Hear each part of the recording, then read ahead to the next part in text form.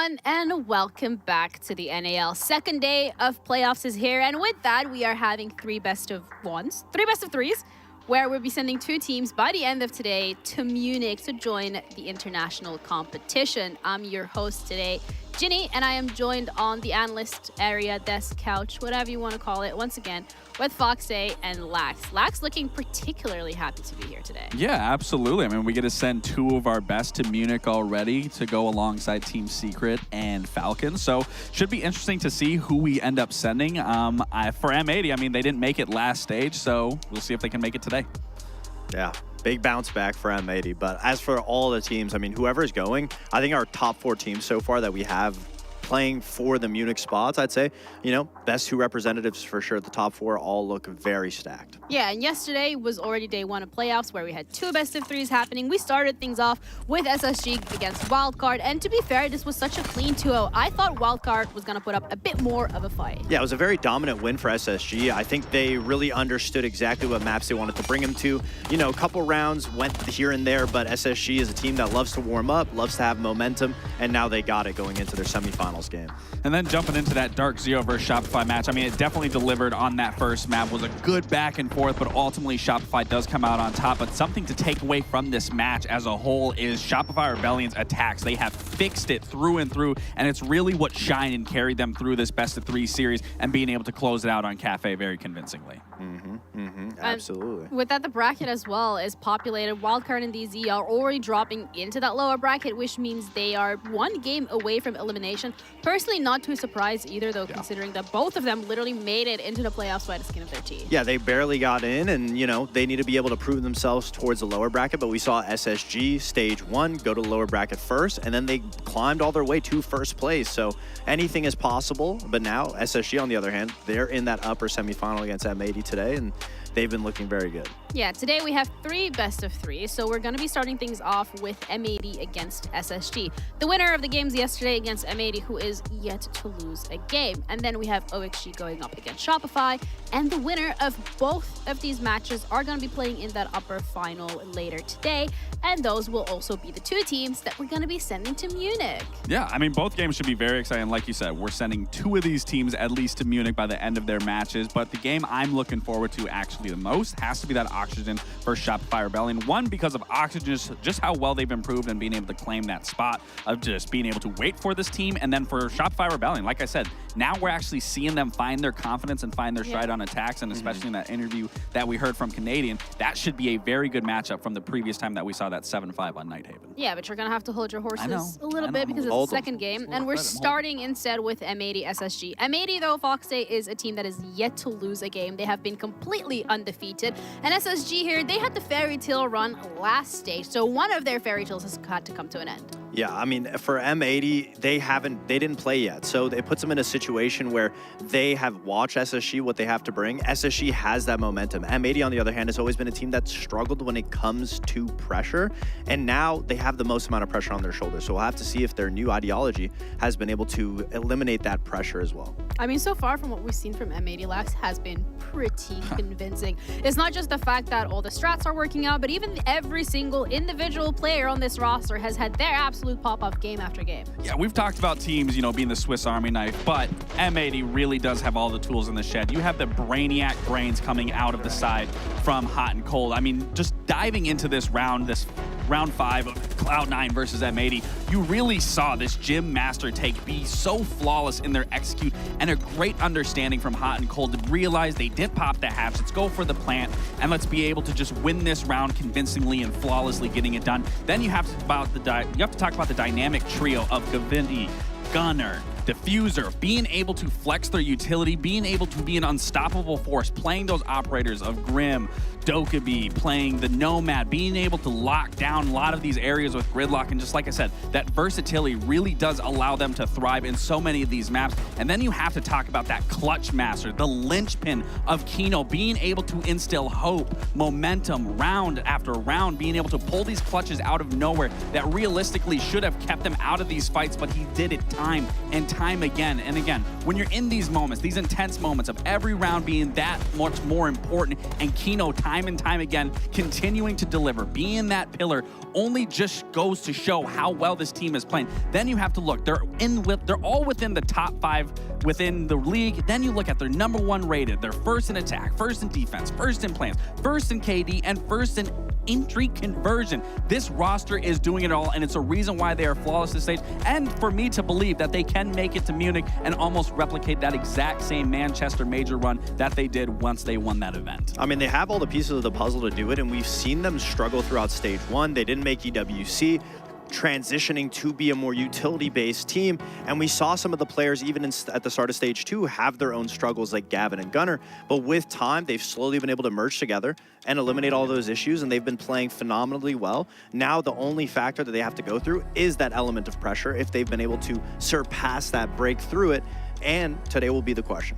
Yeah, you already touched upon as well the fact that they didn't qualify for EWC last time around when it came to stage 1. That means that currently they're sitting on 0 SI points. Yeah. And you need those SI points if you want to go to SI. So making it here to the Munich major is absolutely crucial. Yeah, I know. That's kind of like how it works. Maybe one day your little brain will wrap around that. But either way, SSG, on the other hand, is a team that has come into the stage a little less explosive. Yeah, a little less, but it's not to raise any red flags. I mean, in stage 1, they finished 3rd, and then they lost their first round, go down to the lower bracket in playoffs, and then they have an unlosable streak to claim first. So now they finished in a similar area. Now as playoffs, they've already started off better by getting a win yesterday against Wildcard, and it puts them in a position where they can easily make Munich today. The biggest question for SSG, the biggest issue, was the maps choices. And now I believe in playoffs, they understand the stylistic map choices that they need to go for. Already against Wildcard, banning Labs, banning Lair, those were the biggest 2 factors of what they would lose to against Wildcard. They correct those mistakes. And then the other biggest issue was the supporting staff. Fultz and J9O were 2 of the lowest rated players on SSG, and it was a very big disparity when it came to the supports on the team versus Ashen and Newer's the entry. Now, from yesterday's matchup, Fultz and J9O were 2 of the best players on the team. They were so pivotal for that win against Wildcard. So not only was the map choices, the structure, and everything going into the match great, but also we have Fultz and J9O following up the entries, being able to be there for the trades, being able to clutch the important rounds when they're put in those 1vx's, those 2vx's. So now seeing these players find success, it looks as well the same way as M80 that the whole team of SSG is understanding and playing well together inside of the server, but also with the map bans in the first place. Yeah, it also feels like M80 has really taken the fact that they didn't go to the international as like fuel to be able to bounce back as harder as they did in stage 1. And I think for them, I guess the fact that they're undefeated maybe gives me a little bit more confidence in their performance today rather than SSG, because yes, SSG did climb through that lower bracket during stage 1 lags, but still like M80 are absolutely undefeated. Oh, they are. And even in their last 2 games, I mean, they had 2 7-0s back to back, one of them being on SSG. So if you're SSG, you can't feel too comfortable going into this matchup. Sure, it was a good game versus Wildcard, but I don't really think they got limit tested. I mean, even you could go back and contribute to that that Skyscraper game. Sure, they went up 5-1, but it's a Skyscraper defense, and that game got really close. It's not like it was a shutout performance on that last map. Whereas again, M80 has gone through their trials. They've gone through their hurdles. They missed an entire event, and then to be able to come through this stage, look this flawless. And we talk about fixing issues, the utility style siege that they have. They've been working on it and perfecting it all the way up until this point. And sure, it is a little bit of a double-edged sword that you do find yourself waiting here, being able to just watch your opponent and not getting that game day rep. But I really don't think M80 needs that game day rep, just given how well they were performing even in the last 2 playdays. Yeah, you're touching up on game day rep specifically, and I do think that's very pivotal when we're looking at the regular stage, because during those times, you only had best of 1. Yes. So it was like you show up, you do well, or you don't, there's no way. But now that it's a best of 3, yes, you might not necessarily have that game day rep, but you can play that first map. You can be like, oh, we made a mistake, oopsies, we'll just go bounce back, second map, third map. Speaking of maps, I think the map veto as well is going to be such a pivotal point here today, because we saw some great things from SSG yesterday against Wildcard, but is the prep there for them to be able to replicate that against M80? I mean, I think Clubhouse, SSG picking Clubhouse is a good safety net. I mean, we know that M80, we highlighted hot and cold, and his calling abilities on that map, being able to adapt on it on the fly is very smart. I love that SSG banned Skyscraper, obviously got 7-0'd by M80 when they played during the regular stage. So already off the bat, going to a very default map for both teams puts them in a situation where regardless win or lose, it's going to be a good testament in a limit test. Like you said, SSG wasn't limit tested in the wildcard game. That will be a good start. The Consulate is actually an interesting one for me. I mean, we haven't seen M80 play it since the last time they played SSG and did beat them. And if you remember that match, that was really a good back and forth, very good at adapting. But what made M80 come through there was being able to dial it back, being able to let SSG make that first move and make that first mistake and capitalize off of it. And then further Consulate, you know, SSG's the last time they played it was at Oxygen, I believe, in EWC, knocking them out. So again, comfortable map for both these teams, but I do think these first two maps do favor M80 very well. And then it ends on that Nighthaven Labs where, again, SSG, I mean, they do a very good job at trying to, you know, move pieces of the puzzle around, especially on their attacks. But M80 is such a force to be reckoned with on their defensive half. So it's going to be a very strong, it needs to be a very strong performance on any attacking side for SSG, given how strong the players are on their defensive end on M80. Yeah, from what we've seen, though, from SSG, I do feel like their attacking side has gotten better, and they've improved on that side of things. But the question then remains, is it good enough to go up against a team like M80, who necessarily hasn't, like, tasted defeat at all? I think it's absolutely very doable for SSG. Clubhouse is a good default map. So at the end of the day, whoever's going to be the better team on the day will win Clubhouse. So that's a very good default to start it out, see how everyone's going to be playing out. Consulate, on the other hand, both of these teams, you're right, they haven't played it in a while, and the last time they did, we saw a different version of M80. They were slower paced, they were going for executes, so if M80 plays the same way, SSG will be ready for it. So that'll be on M80's shoulders. As for Labs, that can be another stylistic matchup where SSG would not play it against a team like Wildcard, but play it against a very hyper-aggressive team. And the last time that M80 played Labs, I wouldn't necessarily say I was too confident in the way they played. 2 to 3 of those rounds were clutched up by Kino having to go out of his way to essentially win the rounds for his team. So it's very doable for SSG to top them on. I'd also kind of like to touch upon the fact that when we're looking at both of these rosters, they now have every single one of their players in the same vicinity. We were seeing earlier the stage, Laxfolds wasn't even with the rest of the team. He was staying at his own place, but now they're all here. That should as well be a bit of a morale and a confidence boost for both of them going into the games. Absolutely. Being able to fist bump your teammates, being able to not only fist bump, but look at your players' screens and look what they're seeing and being able to just feed your own information to yourself in a lot of these rounds. It's definitely crucial, but as you're talking about, just for the camaraderie, just for the vibes, it is important to have everyone together. It treats it like a LAN almost experience, but that doesn't take away, especially from this first game where I'm looking at it. Sure, we've talked about Clubhouse being a very default map, just on your fundamentals, making the least amount of mistakes, but when it comes to these two teams in particular, I think it's momentum based. I think it's about being in the right mentality and being able to carry that momentum from one round to the next while also doing the basics, being able to play into your fundamentals, playing your trades, playing, you know, retakes, whatever that looks like. But for both these teams, like I said, I think it comes more down to a mental state and being able to just carry momentum from round to round and try to really control that tempo and not let the other team take a hold of it. I think we're going to see a 2-0 regardless of how it goes. I agree. I think whichever team wins the first map is just going to have that momentum and steamroll through map 2. Who do you think is most likely then to win that first map? Honestly, I predicted M80 to win the series, but I think I'm going to switch to SSG. I think it's fair switch. Yeah, I think I'm going to switch. I feel like M80 is very adapt-heavy on Clubhouse. SSG did a really good job against Wildcard, and they're a very sporadic team, so you really don't know what you're going to get when it comes to SSG. Both teams are very similar, but I really do think the pressure and the fact that M80 hasn't played yesterday, they're coming in cold. In my opinion, SSG has that momentum of the first match. I believe SSG could win. For me, I got to stick with M80 just for the simple fact when you were looking at how SSG just recently played their last matchup against Wildcard and being able to flush out the roamers or understand that the roamers are up top, they can hit a site fast. You're not going to be able to have those same executes and that same plan with M80 because they are so cut and clean in how they want to approach their defenses, being one of the first rated teams on defense. So you're going to really have to dissect your attacks here and pick possibly like the best alternative route, not just going for rushes, because M80 is going to be expecting that and also ready for it just based off the utility that they bring. I mean, this has the potential of being probably the closest but also the most exciting series that we're going to be seeing maybe this whole week, maybe all of playoffs, maybe just today. But either way, we're also ready to head into our first map of this series with Clubhouse, going to be covered by Intero and Jesse. Guys, maybe you can give us a bit of an insight into who you think has the opportunity to win this one. Oh, thank you very much. What's on the line here, Jesse, is a spot of the Munich Major. We're finally going to get to see North American teams qualifying for the Major in about a month's time. And it's very exciting. M80 has looked like an incredibly dominant team. Almost almost harkening back to the run that when they were known as Beast Coast, 4 of these 5 players went on, and then there was something magical in another M-titled major, the Manchester Major. But hold on a second here, because M80 has not punched their ticket just yet, and Space Station seems to be getting hot at just the right time, similar to what we saw in Stage 1. Yeah, Parker, we got 2 teams today who are really hoping to punch their ticket, head out to Germany, go to the Munich Major. A lot of history on both these rosters. You already mentioned that incredible Manchester run that most of these M80 players were on last year. Space Station as well, though. I mean, they have been at every event over the last 2 years. They currently hold the record for the longest active S-tier event streak at 8.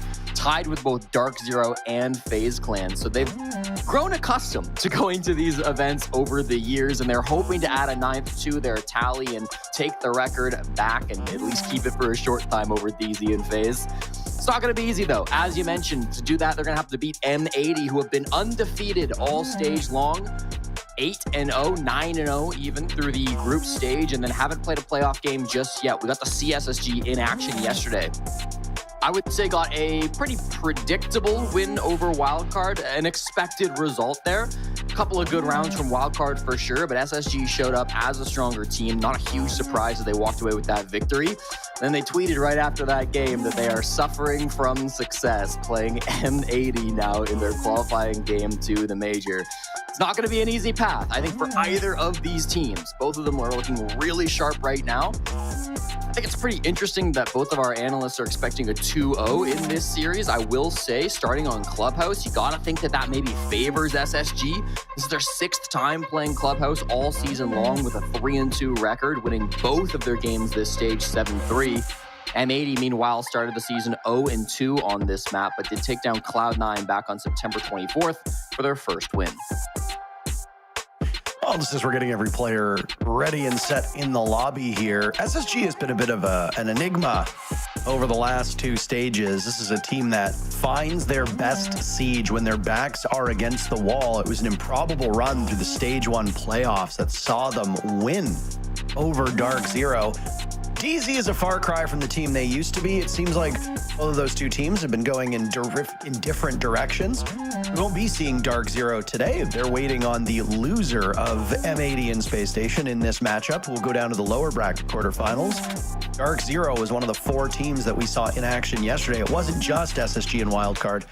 DZ and Shopify Rebellion was our final match of the day. SR took that in a bit of a nail-biter, going almost the full distance, which pushes DZ down to the lower bracket. But Jesse, we do tend to see teams go on these miracle runs through the lower bracket. If you're a fan of SSG, you're probably a bit tired of it. So you're hoping that the boys can get it done here today. But they will have their hands full. M80, the best team in the region, 7 regulation wins, 2 overtime wins, undefeated. So yeah, it'll be a tough one. And just while we're looking at all the player cams here, our second match of the day, which will be coming up at the conclusion of this best of 3, because if you haven't tuned in, we are in best of 3 territory now. OXG and Shopify Rebellion will be up later today. You and I will be covering that. And then there is a 3rd match today, if memory serves correctly. Or is it just 2 today? I always forget the schedule. It's 3. It's 3 games, and the last game will be the winner bracket finals, which will have the winners of both series playing for the 2nd time today. It's not that big of a deal because they will have both already qualified to the major, but there's still a lot on the line in terms of prize pool and especially SI points. Getting 1st or 2nd provides a lot more 6 invitational points than 3rd or 4th. It's 50 points flat if you get top 4, and then once you get top 2, it jumps to 150, 300 SI points if you finish 1st overall. So that'll kind of be what's on the line for the final game, but I definitely think these first 2 matches, Parker, will be the key ones to watch, as they will be deciding who represents North America on the biggest stage. Yesterday's match, Newers, as we have come to expect, was the standout performer, though it took him some time to get going on that first map. Ended up finishing 12-4. Fultz was sensational on the second map. It pulled his numbers up, but Fultz is a big game player. You know, we like to keep tabs on what the community is saying, and we spent some time reading through the game threads that we saw yesterday, and there was a lot of commentary about the former world champion here, who's on your screen. Fultz plays probably one of the toughest roles in the game, a hard support player who can sometimes flex onto that flex support, so not dedicated support, but he's going to be dying more often than he's getting kills. That stands to reason. And his numbers for this stage completely back it up. Fultz enters the day in dead last on the team in terms of numbers, a little bit behind J90, who also plays that flex support style of role. Fultz is not the guy you want to be getting kills. He's going to be calling for the team. He's going to be helping strategically push the team into the building, or if he's defending, make sure that they're dealing with the aggressors as they try to breach into the building. And then Fultz will spend most of it doing utility work, discovery work through the drones, and then if he wants to walk in with the diffuser, he will, and he leads the team with 12 diffuser plants. That means he's got 12 out of 16.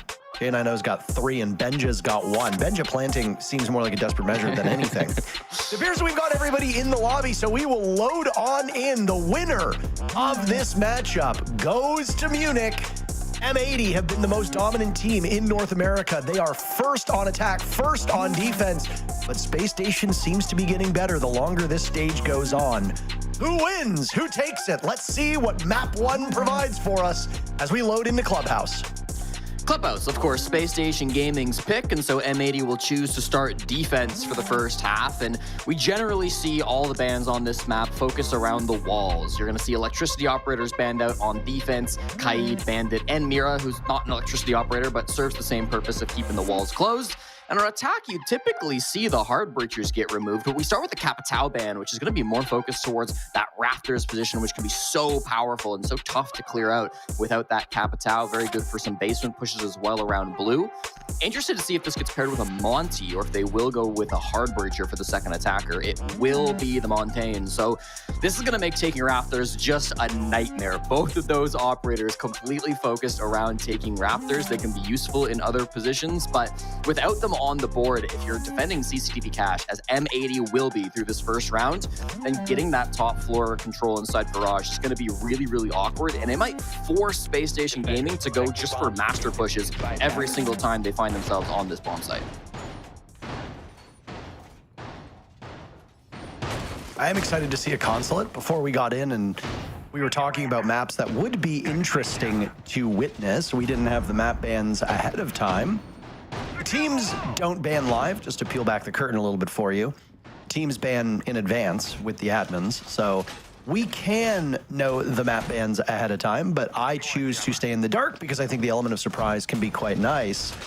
On Clubhouse, during the group stages, it was towards the bottom of pick rates. It did skew towards the attackers. Consulate, our second map, only saw 21 rounds played, the second fewest, only ahead of Chalet, which we did see yesterday in the playoffs, so that will push those numbers up a little bit.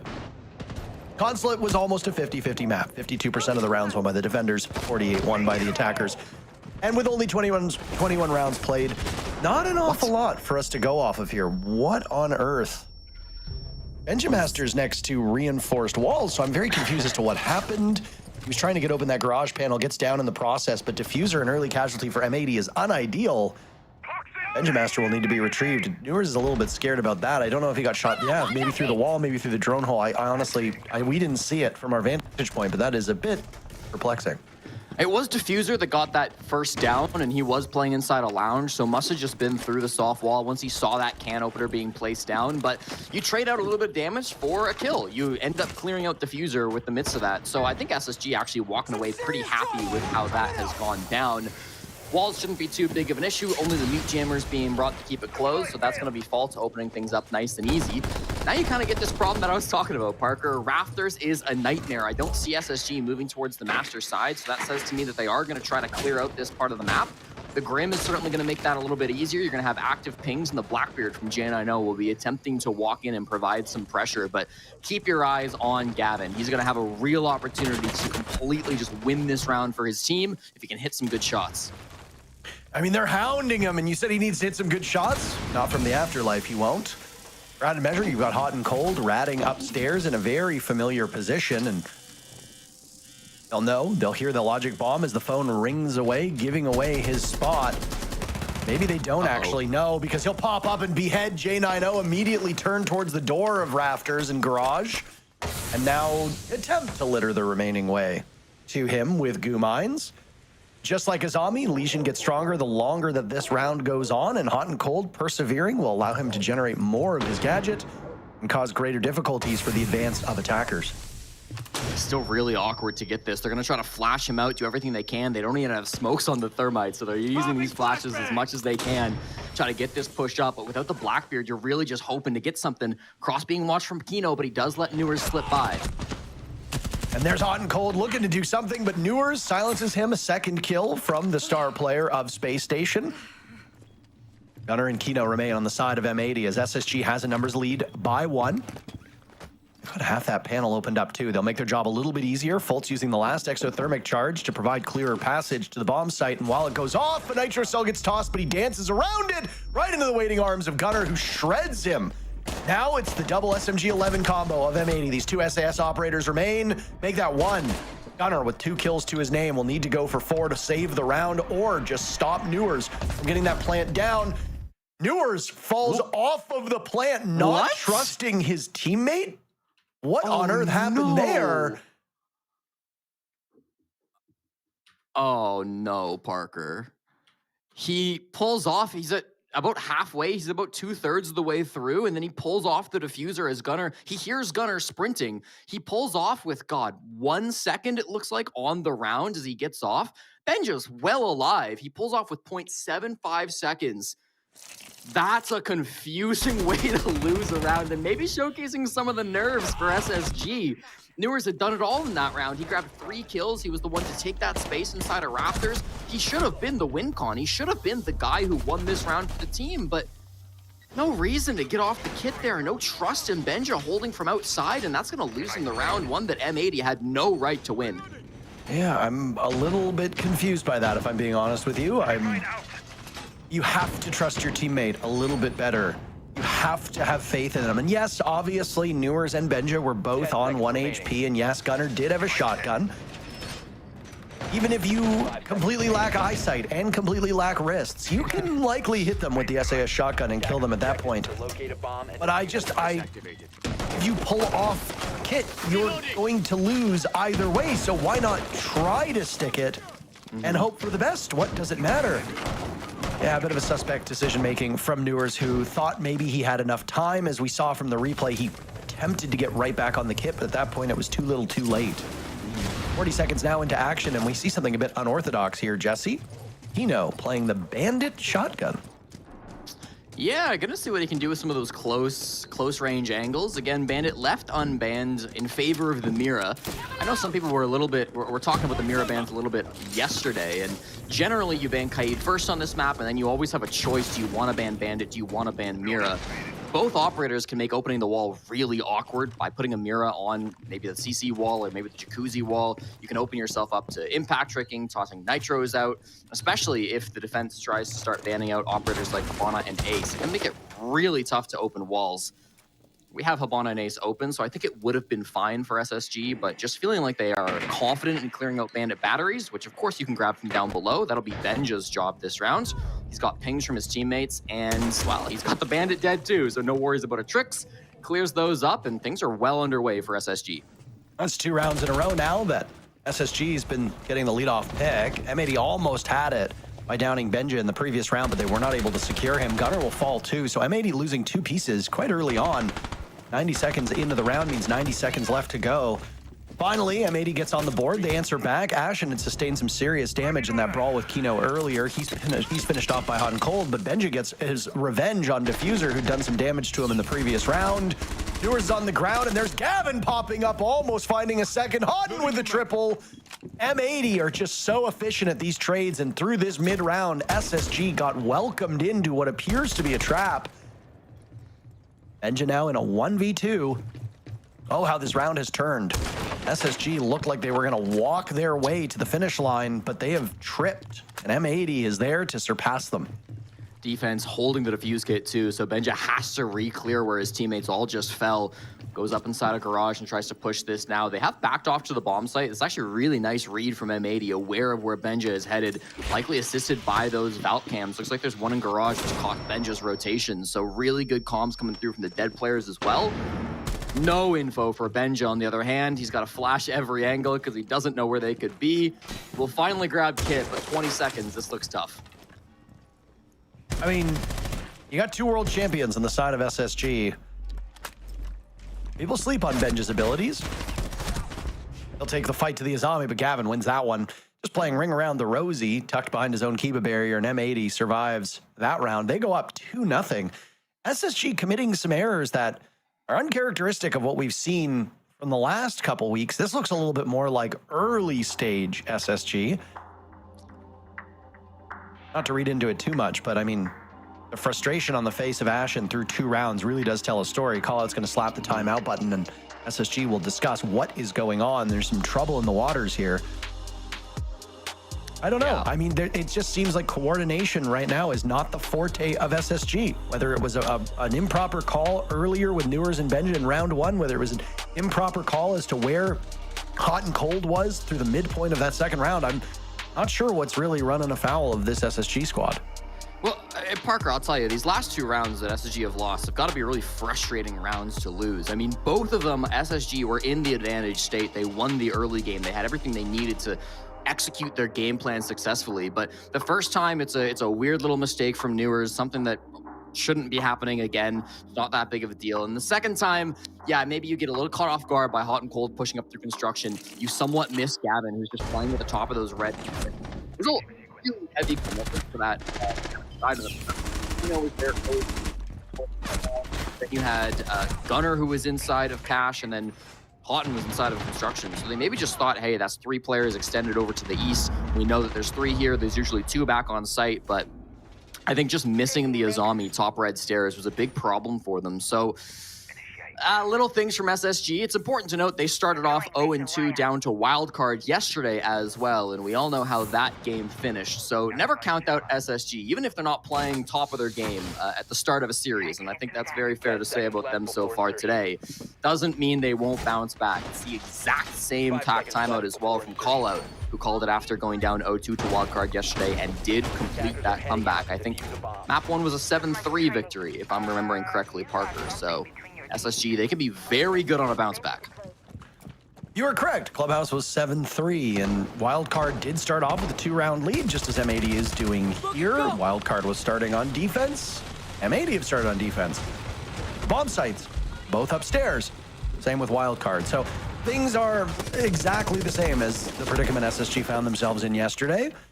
Now, while Wildcard were only able to muster a single round after jumping out to a 2-0 lead versus SSG, I don't think M80 is a team that will only win a single round. M80 has been really efficient in their matches so far. They've only played 95 rounds through their 9 group stage matches. That's averaging just a little over 10 rounds a match. That's a 7-3 scoreline in most of their games. That is incredibly efficient. M80's already 2 rounds on the way there, and it doesn't matter whose map it is. They're a tremendous team that needs to be feared at all times. Despite the scoreline, though, this is the 3rd round in a row that they have given up first blood. Space Station have excelled in the opening moments of rounds. They will continue to do so. Hot and Cold, who was the hero of the previous round, is in the ground. You'll remember the desk made quite a show of going over every single statistic where M80 are first. Entries was not one of them, but they've still been strong this season with 58% of the opening gunfights going M80's way. Even though they have this opening pick on SSG, they're not out of the clear just yet. Gunner is going to be a huge problem for them late into this round. He's just sitting top rafters at the moment. Can rotate back to site if he needs to, and it does seem like that's going to be what he investigates. With this logic bomb, SSG might have some kind of an idea, and Gunner certainly thinks he's been found out. I'm not convinced that's true. Okay, now he's fighting players. Absolutely, it is. They clean up Benjamaster, and Gunner has to rotate back to the site, feeling happy with the 4v4. I feel like rotate doesn't really do Scopos a service here. He'll find another immediately swapping over this bottom floor bomb site. working out effectively for M80. They might have sacrificed Hot and Cold, the altar of success early, but Benja and Ashen are gone. Fultz and J9O having very slow starts, which on their roll, again, is understandable. 0 kills between the two of them. That leaves an awful lot on Newers, but this is the time when your supports start to get frags. 2 of your main gunners are done. You need Fultz, you need J9O to find some of these targets. It's a target-rich environment. There's still 4 left. A smoke and flames will hit, and oh my goodness, Fultz gets down. Gunner continues his reign of terror, killing everybody in his sight. Suddenly, it's all Jack, who's swatted away by Diffuser. No opportunity for SSG to get even close to thinking of an execute. Troubling signs. SSG used their timeout. They were hoping that maybe this was a rerun of yesterday, lose the first 2, pick up the pieces after that. Not the case. M80 screaming out to a 3-0 start, and that's a perfect site rotation. And perfect play coming out from Gunner as well in that round, of course, up on the scope host. Insane to me that he insta-rotates back to the basement and kills Ashen on the main stairs, swing on the church breach. I mean, ridiculous how quickly after he teleported, he got that first pick. 2 more swing in the breach as well. Looked really, really nice from Gunner. So I really enjoyed seeing that coming out from him. Ended up with a big 3K. That Scopo strategy on Clubhouse Basement has been popular. We didn't see it from Gunner in their last Clubhouse game against Cloud9 back on the 24th of September, but he did play it back in Stage 1. So we have seen Gunner go for a play like that in the past, but it's relatively rare. So maybe not something that was front of mind of SSG, as it didn't seem like they were aware of the Scopo's position until a good ways through that round, eventually once they called him out with the logic bomb inside of Rafters. So I really feel like SSG through this game have been playing quite well. I think their early game has been really good. You mentioned the opening picks, 3-0 for Space Station so far, and even beyond that, the control they're getting in the early rounds, the objectives that they're securing, right? Taking Rafters control, clearing cache control. They're doing these relatively well, but then something happens in the mid-round, something happens that really throws them off guard, and it just feels like they haven't been able to recover these late rounds. This tech timeout may be a good chance for them to reset the mental a little bit, just get back out of their heads, because these first 3 rounds haven't looked like SSG. While we were doing some stats before the game today, I wanted to talk about efficiency regarding these teams. I already referenced that of the winning teams, M80 has been the most efficient. Only played 95 rounds across those 9 group stage games. I have to add that caveat because there are 2 teams that are technically more efficient than them, but that's Cruelty and Standby. And they've only been efficient in the sense that they've played fewer rounds, but they haven't seen any success for it. So it has to obviously be winning rounds. OXG's also been tremendously efficient themselves, sitting at 99 rounds. Prior to yesterday's match, SSG was quite efficient themselves. 86 rounds played by SSG prior to us getting into this series. But I will caution that and again say that SSG came in 4th place. You know, like 5 regulation wins, 4 regulation losses. The fact that M80 has won so few rounds without losing is what's really most impressive.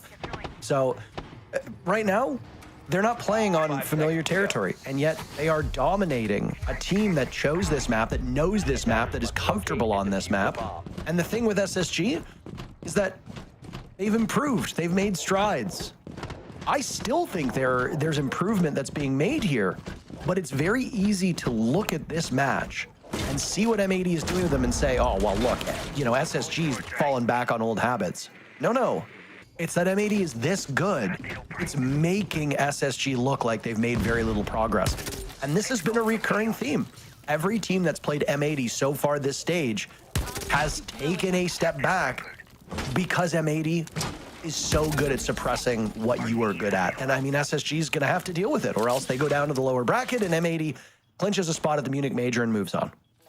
Oh, this is smart with the mute jammers. They've backed them up, so you can't actually get them with EMPs. You might have an angle on them, but they're going to be really tough. Does mean that you can open the top for free, which might be able to get you an angle on those EMPs just on repel or something. Not EMPs, jammers, I should say. But definitely an interesting little setup from M80. We'll see if Space Station can open the wall. They're, of course, using that tech with the Habana where you open the very top, very bottom of the wall, and then it becomes fully soft for your teammates to open up. Definitely not the easiest tech, so if Faults was able to pull that off, then it's something that newer players, like for instance, JJ Blast, could try to copy and replicate in his games.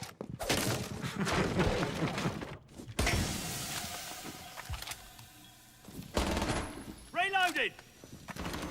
At some point, it begins to be a critical round here for Space Station. And then, you know, the term that we like to trot out is a failure to launch. And at this present point in time, that's what SSG is experiencing. You know, right now, they've only got 8 kills through 4 rounds, averaging 2 kills a round. Really not good enough, but this is what M80 does. They are a suffocating team. They will hold you under, and SSG needs to figure out how to deal with that.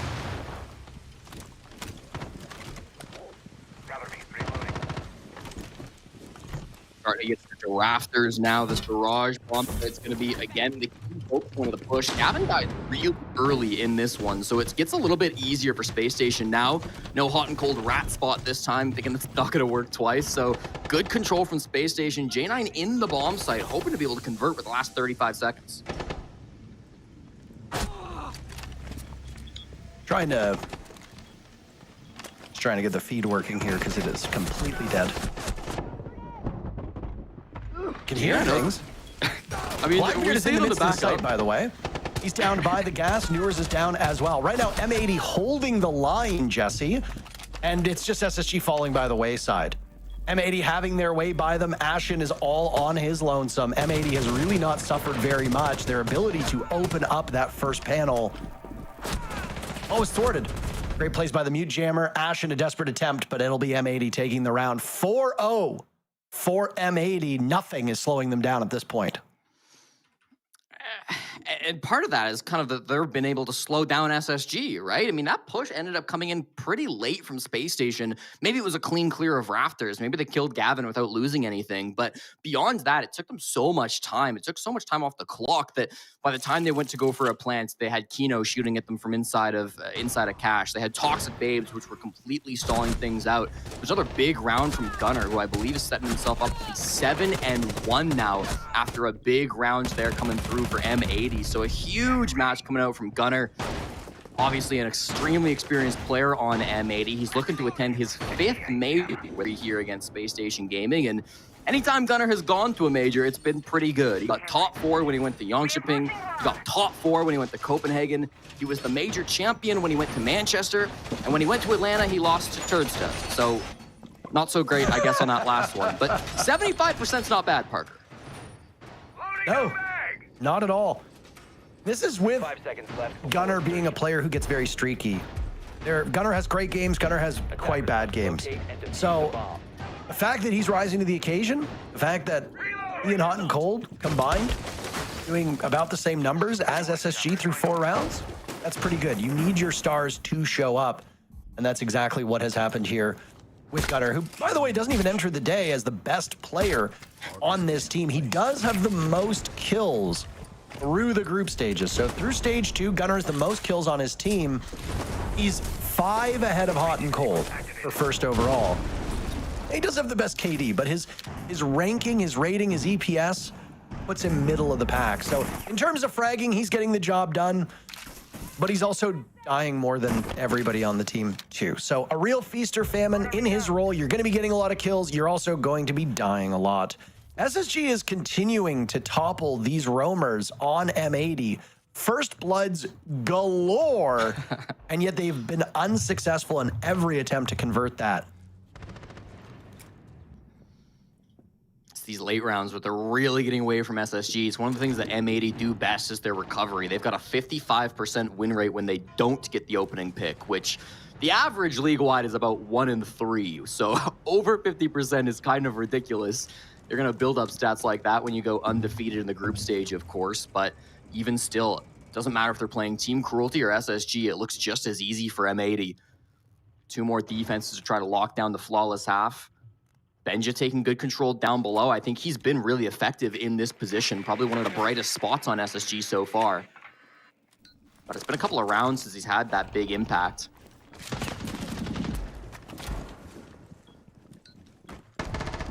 No bomb site being friendly to SSG at this point. They lose Ashen, but J90 trades it back immediately. So, okay, J90 is on the board. He and Fultz getting 4 kills through the last 2 rounds. Diffuser just narrowly evading the sight of J90 as Benja gets 1, but Diffuser trades it right back. M80 in a bit of a unique spot. They're trailing in numbers with under a minute to go. So SSG have been in this position before. They have failed to capitalize, but they won't fail this time. Newers comes through and sweeps through the final 2 players on M80. Space Station get on the board with a win in the 5th round. Never too late to start a comeback. Not much joy on the side of SSG. There hasn't been a lot for them to be happy about in this performance, but the tides can turn when the side swap comes in. It's mostly about trying to cauterize the wound and stop the bleeding as much as humanly possible. Pretty good, though, by SSG. They got that first pick. They swept through. They were much quicker through the mid-round. I don't know if M80 were expecting such aggression, but could not handle the Gunners, and SSG gets 1 on the board. Yeah, it was a big round from J90, honestly, getting that opening pick on a Gunner and then expecting that push-up from Hot and Cold. That was what really screwed them back in round 2 when they had a seemingly successful cash clear and then Hot and Cold pushes up through construction and ends their day effectively. He tried to do that same thing, but was a beauty shot from J90 to shut down that same aggression. So SSG, if nothing else, seemingly are learning from those last rounds, learning from their past mistakes. They weren't able to make that recovery happen on CCTV Cash, but they bounce back now, Gym Bedroom, and hoping to bounce back on the basement as well. Diffuser, this time going to pick up the Scopos, and Gunner will jump onto the Vigil. I gotta say, I have loved Gunner on Vigil all stage long. I'm not sure if he's Boss G. I would expect him to be there, but it's his most played defender through the stage, and he has a 91% win rate when M80 are on Vigil, or when he's on Vigil. Hot and Cold dies to Benjamaster. Guess what happens again?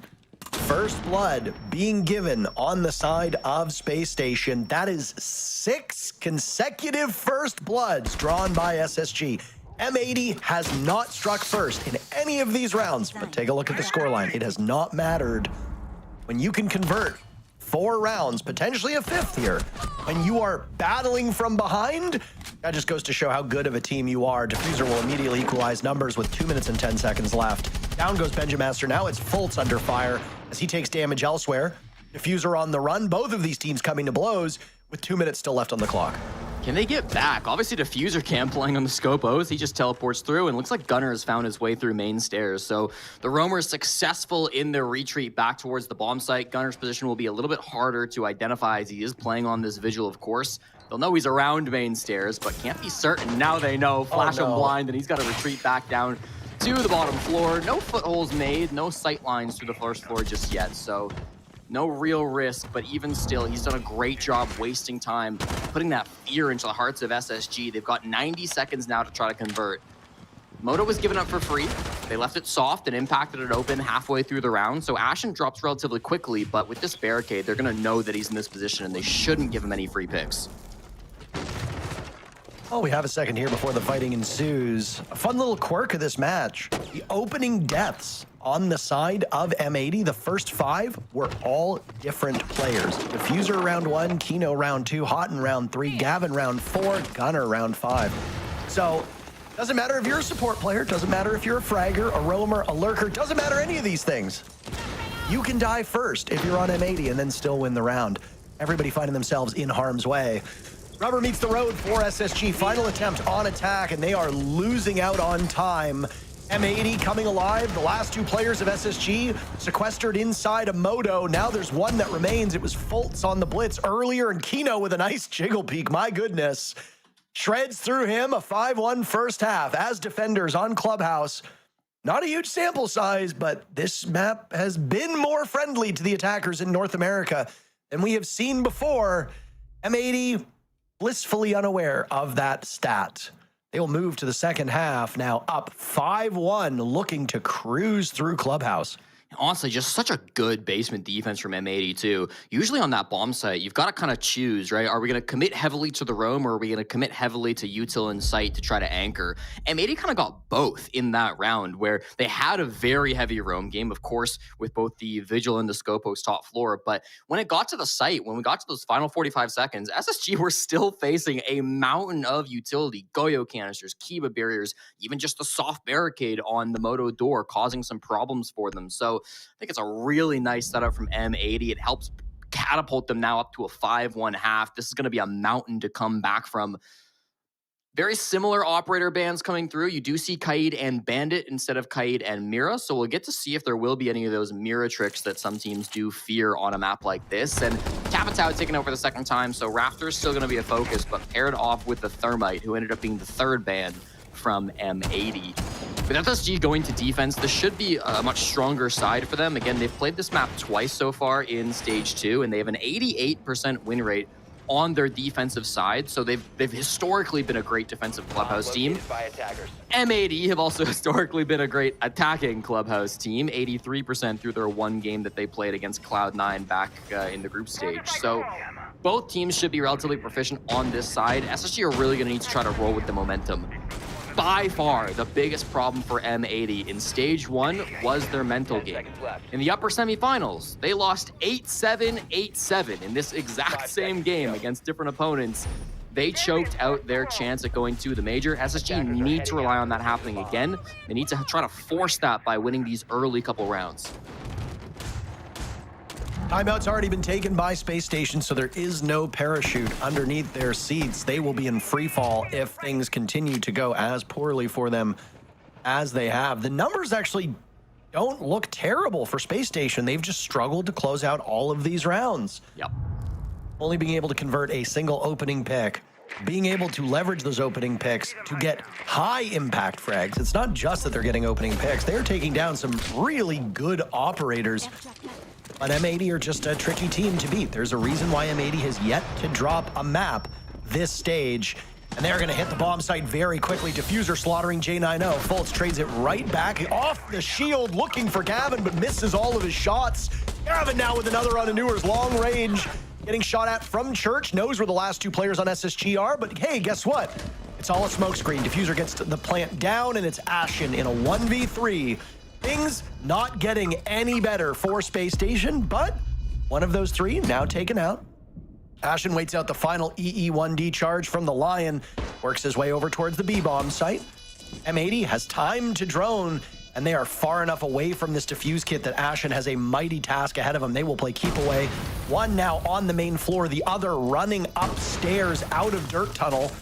M80 getting closer to the defuse kit. Now Ashen will hop on it, and nade will go down. It flushes the mute out of his position. He'll attempt another time, but he's living on borrowed time. Hot and Cold seals the deal in that round. A quick one.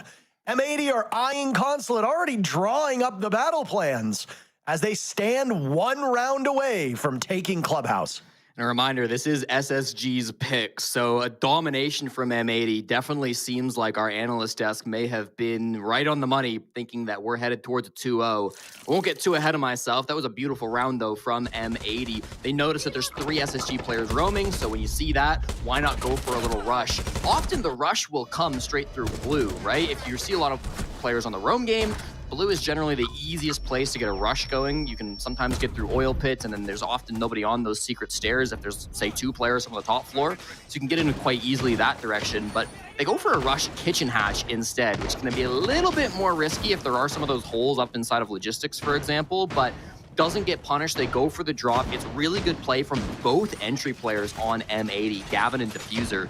They weren't playing together. Gavin did actually go blue side, and he got the majority of those kills. But Diffuser, despite not fragging out to the very end, in fact, not even getting a kill that round, was able to pick up the defuse kit after his shield player died, committed to the plant, I think at really good timing once he realized the basement was safe, and then had that really smart nade in the post plant too. So maybe not getting a ton of stats in that round, but I thought had a big impact for the team.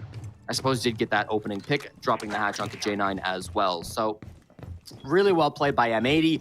6-1 now for SSG. I mean, you are living on a hope and a prayer. They will potentially, for the final time, choose to go to the top floor, Parker. We'll see what they can do up here. Consulate is one of 2 maps not seen by Space Station this stage, the other being Lair. So we don't really have much data as to how SSG will tackle this.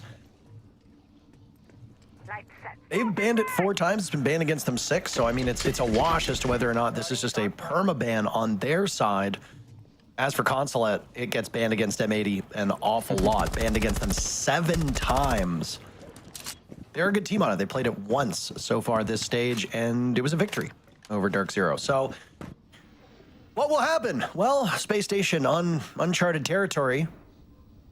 When you get to this point in the playoffs, you are one of the top 4 teams. Yes, there are still 6 teams in the fight, but 2 of them are in the lower bracket. Wildcard and DZ, statistically, are below the remaining teams that are up top. You should be better than a single round. And again, the mid to late round has been so dominant by M80, it's really just papering over how good the opening rounds have been for SSG, at least on attack. The opening round for SSG was not particularly good in the previous round. It's the first time that M80 was able to get a first blood, and it was Diffuser barging through the bomb site, falling through the hatch in Kitchen. Now they're going to blind out these remaining defenders, Jesse, and oh my, there goes Hot and Cold. SSG looking for first blood for the 7th time in this map. Yeah, it's going to be a win con, too. I'm not sure if they realize that he has been down. They likely do. Ashen getting into a really tight corner now, expecting his Kiva to be blown open. He actually has an angle. Could find somebody as well. His Kiva's about to be exploded, so this will be the rat spot that he's trying to play in. It's not a commitment to the plant, though. Hot and Cold is actually rotated down onto the ground, and this is really just trying to support their pickup of him. They'll get it done, but they only have 45 seconds. Not a ton of map control. Down below, Benja does still lurk with the C4, so watch out for him late rounds. They need to make something happen with these Candelas. Hot and Cold was living on borrowed time. Down goes Kino as well. SSG finding their stride in this round. Slowing down this entry point for M80. Gavin will go too. SSG doesn't just win a flawless round, but a flawless round. Not a single point of damage done to Space Station that round. By my eyes, unless something happened in the very final second and I just missed it, every single member of SSG looks like they left that round with the same HP they spawned in with. Again, you can't really be too animated and happy about the results. But as we say, as the desk says, every comeback starts with a single round. The defenders have had their way with this map. Rather, M80 defending have had their way with this map. SSG are hopeful that that's a trend line and that it continues because it will give them a greater advantage as we move on. And note, there we go. Everybody did survive with full HP, so my thought was correct. SSG holding on for dear life, though, Jesse. Things are mighty tough on the side of the Astronauts. I do want to say, though, I think it's good to see them getting active in these rounds. You know, you're down 6-1. You can't sit back and be too afraid to play on your defense. You've got to get a little bit aggressive. It's what SSG are known for. It's their play style that they're famous for. Getting aggressive, getting active on the defense, taking the fight to the attackers. I think it's something they did really well against Wildcard yesterday, and it's something that we have to see from them here against M80. They did that in the last game, downing Hot and Cold through the windows, tossing the Nitro Cell up through the gym hatch to get the opening pick. It was SSG taking a lot of that initiative, even if they weren't maybe holding so much map control. They weren't committing that heavily to attach extension, for example. I'm gonna keep things interesting with a Miro window from rafters into CC. I've seen this a few times, Parker. This is not new tech, but it's certainly not a common strategy. Means that you're gonna have an angle if you're playing inside of rafters, but also means that that's not soft. It's gonna be a little bit more difficult for the attacking teams if they get this to make a push through and try to get into the bomb site. Do or die for SSG for the next 4 rounds. A 7-1 would have been devastating. A 7-2 isn't much better. So if you're SSG, just for mental health's sake, you got to close this gap as best as you can. I mean, we're at the point now where an SSG victory seems about as likely as you or I ever going pro. But crazy things have happened. We've seen comebacks, but against a team like M80, they've yet to drop a map this entire stage. Are we about to see SSG put 5 rounds in a row to go to overtime and then potentially 2, maybe 3 rounds in OT to pull out a victory against a squad that's only gone to overtime twice and never lost this stage? be one hell of a story, especially setting us up for that second map, a map that M80 are quite proficient on. M80 still has their timeout as well. SSG used it after the second round. So there is a saving grace here, but Ashen gets caught between a rock and a hard place inside the lounge, relaxing, and Diffuser will take advantage of that. M80 with an early pick. It took a long time, though, and there's still 2 guys in Rafters you've got to clear out without a Capitao. This is not a free round by any means just because you got the opening pick. M80 with this Monty will be doing their best to try to create space and open up a gap for somebody else to walk in and take the play, but Vault is also retaken Lounge, so there's a lot to deal with if you're M80. This is still very active from SSG. J90 needs double coverage now as he's flashed out on Rafters. He's got the Warden up there. The Wamai and the Warden both putting in some serious work, and Kino's trying to distract him. A beautiful opportunity for Diffuser to take up space in Lounge, but hold on, SSG finds 3 kills just like that. Diffuser out of nowhere on 10 frags. Kino on a single point of HP, finished off by Benjamaster, and there we go. SSG allows them to walk right in, and it's the mid-round for the defenders yet again. So a pattern we're witnessing, Jesse. You can get that first pick and establish a foothold, but then you immediately begin the slide downwards. It happened to SSG when they were attacking, and now it's happened to M80 2 rounds in a row. How do you fix that? That's the question. You've got to get a handle on this aggression. We didn't quite catch it on the Observer, but Newers went for a run out the main breach. He was playing just inside of CC. He said, screw it. My teammates are struggling a little bit inside a garage. We've got 1 down inside a lounge. Let me go for the play. He runs out the main breach. He kills Gavin, who of course was playing on that ace, trying to use that Overwatch to help his teammates, and also kills Hot and Cold. 2 absolutely critical kills to come through from Newers in the midst of that round that really turned the tides. Felt like we saw M80 taking some good space. It was a difficult round for them to capture, as I mentioned. Still a lot of pressure in Rafters, but I think if they had been left alone, if SSG didn't get active like that, M80 probably could have solved that puzzle. They probably could have gotten their problem solving underway and made it happen, but SSG just didn't allow that. They didn't give M80 that space. And this is what I'm saying. We need to continue to see this aggression from Space Station. We need to continue to see them do what they do best. They're starting to mount this comeback, and I think it's still a long ways off. They're down 6-3, but they are on the road there. Both times that SSG have played this map, this stage, they won it 7-3. Losing 7-3 against M80 would be not what they're hoping for, but maybe a little poetic. Attackers are moving out to locate a bomb and defuse it. 2 rounds now in a row for a team that has improved as the stage has gone on, is now improving as the match has gone on. Got off to a slow start on Clubhouse, this very map yesterday against Wildcard, but that was only 2 rounds before SSG answered back with 4 of their own. That streak of 7 rounds broken up by 1 victory for Wildcard in round number 7, but beyond that, it was Space Station very firmly in the driver's seat. They have been the passenger here against this M80 team. Opening kills, by the way, still very much skewing in favor of this SSG squad. Only 2 opening kills that have been done by M80, but it hasn't really mattered. Whoever dies first, conversion rate's been very poor. Only 3 successful first blood conversions through 9 rounds. That's way below the standard that we usually see. The way these teams match up against each other, proving that the opening pick, not really quite as consequential. SSG are a little bit quicker to draw first blood in the first half. M80's, well, maybe a bit more practiced. Gunner goes for a dive as Benjamaster throws out a Nitro cell, and SSG once again draws first blood. It was a Nitro opening pick from Benja that started this comeback, Parker, back when they won on Gym and Bedroom. Hoping to continue that trend now as these Nitros have been so deadly in the hands of the Dane. 1 player down. They'll still have good soft breach in the pocket of Gavin, who can use that secondary shotgun to try to do some work, and Diffuser as well, who will get to work on the floorboards now. So not the end of the world to lose your buck, but it never feels great going down in the man count early. SSG still very safe inside the bomb site. It's a 5-man anchor, nothing too aggressive. So getting these walls open is going to be critical. Only 6x Kairos being held by Hot and Cold, so he can only really make 1 window, plus the can opener from Diffuser, but I'm not sure if he'll have the opportunity to use that. It's a little risky, and they still need the kitchen hatch as well, which is going to be the next focus. So we'll see how it goes for M80. Not the most entry points right now into sight, but at least they trade back a kill.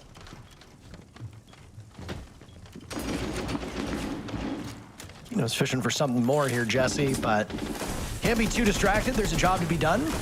Kino's holding on to that diffuser. Finally, the kitchen hatch will get open, a much slower tempo than the last time this was attacked by M80. Kino finding some salvation over in what was once known as Pulse Spot, taking some damage through the walls, and he needs to reposition. Benjamaster reversing things. 2 kills for SSG. M80 will join with 2 of their own. Benjamaster now on double digits. He stands against Hot and Cold, who's pinned down at the bottom of main stairs. Benja doesn't want to flirt with danger too much, so he goes over towards Church. Diffuser the drop. He's got Newers pinned down. Newers playing around this, and he's just a bit too slow. They trade. It's going to be Houghton and Benja in a 1v1, running out of time. Benja doesn't know the diffuser is going down amidst the melee. The sound of that case concealed. Hot and Cold 7 kills. Benja the Dane. He's won a world championship. He's been here before. Hot and Cold, though, a major champ in his own right. Incredibly experienced. Houghton looking to seal the deal, but dropped by Benjamaster. 13 kills for Benja as he gets on the case. 3 rounds in a row from Space Station. They're about to blast off. I wonder if this will be a timeout called by M80. Benjamin Darelli stepped up to be the hero that SSG have been looking for, been waiting for in this game. He didn't really have the best start to the stage. If you remember, Parker, after the role swaps went down, after Newers joined the team, it really felt like Benja was struggling to find his place, no longer part of that core entry duo alongside Ashen. But in these last couple of weeks, and yesterday and today especially, I think he has really stepped up his game and is having a massive impact for SSG. Enters this game with a -10 KDR. He actually has the lowest average time alive in the entire North America League. He has frequently been dying this stage, and he's been frequently dying early. But what are we seeing now? Both yesterday and today, he's been in late round positions. He's been clutching up. He's been having huge moments to propel SSG through these games. They will indeed force attack timeout to come through from Fabi and try to get M80 off of this roller coaster. This is really starting to look like a game that is competitive. SSG bringing it back, and nightmares flashing back from M80 of stage 1 upper semifinals, where again, they choked out 2 8-7 losses to miss the first top 4 of the year. Oh boy, this is getting fun. It's about as close as we could have possibly expected. M80 looked to be running away with it, but it really just was victim of circumstances. SSG starting on now what we know is the harder side, which honestly stands to reason. You pick the map, your opponents are going to make you pay for that, and they're going to pick the preferred side. I didn't think a 5-1 was what was in the cards, though, and it wasn't even just that it was a 5-1. SSG fine in the beginning, but then it was just utter domination by the defenders from basically the 90-second mark onward. Now it's M80 grappling with a really troubling defense by Space Station, no matter the bomb site. They'll retreat upstairs to the gym and bedroom site. Yesterday, this was the first bomb site that was won by Wildcard, but then was a perfect site for SSG from that point onwards. SSG's only win on attack came here, but they won their first and only defense of this site, so yeah, they lost it in round 2, just as they did against Wildcard, but it's proving to be a bit of a fortress for them. They need to hang on, again, on the razor's edge. Every single round is a must-win for Space Station if they want to win this map, because M80 sits on map point and will do so until we get an OT. Back to gym and bedroom we go for Space Station. This was the round where we saw things go really slowly for the most part. Space Station didn't get too active early, nor did M80, but then in the last 45, 60 seconds, we saw some action. Bit of a different look, though. Fault's actually running up red stairs as we speak, was playing inside a lounge for a little bit, and they had the read on it on the side of M80, but haven't been able to lock down that kill. Still playing inside of Cash now is Fault's. He's got Benja somewhat with him inside of construction, but it's not a very heavy commitment to this Cash side. Hoping to see some drones, shoot them out, pop those Goyos, and then most importantly, get out alive. It seems like they've successfully done just that. SSG doing a really good job so far of wasting time without losing too much resources, losing of any of their HP or bodies. It's exactly how they played it the last time they were here, and it looks like they're going to repeat the exact same thing. M80 need to find some solution to this, whether it's working with the construction power that you're going to have or something else. They need to find some way to break this 5v5 execute. Halfway point of the round just eclipsed and no action yet. Construction being a big pressure point for SSG, and my Ashen thought he saw ahead. He did, but impervious to damage behind that Blackbeard shield. Kino gets to survive. After Gunner started off 7-1, he's come back down to earth now. An 8-6 tally for him. Diffuser has picked up the torch and ran with it. On the side of SSG, Newers is finally getting his feet under him, as Benjamaster's been leading the way from a kills perspective. Again, Newers entered the day as the best player on this team statistically. Benjamaster actually a -10, which on his roll is less than ideal, but he's making up for it today. And hey, if you can down Kino like that, if your Fultz and the support start to get active, Ashen now as well with the run out. He claims 2. He's shut down by Gunner. Fultz finally gets it, and Kino bleeding out will need to be retrieved by Gunner, who smokes and is in a very vulnerable position. If you go negative in the group stages, that's fine, by the way. Oh my goodness. Fultz just puts together 2. Clutch Minister is a word that we have used many times, and a former player on SSG, Bosco, used to hold that title.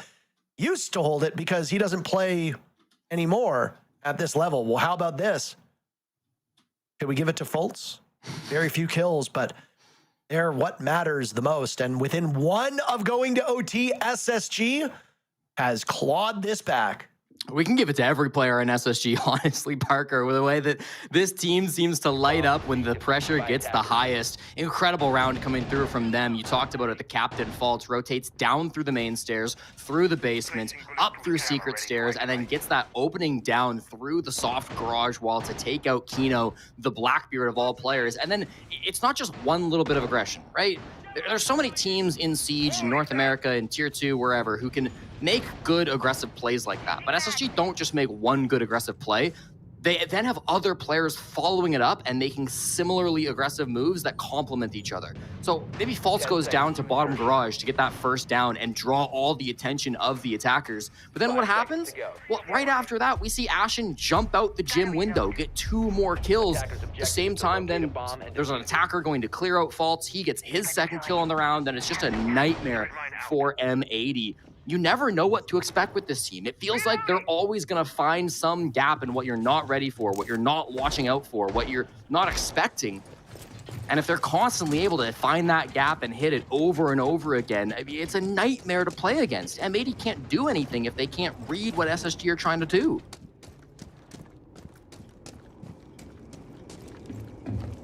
Defenders just having their day on this map.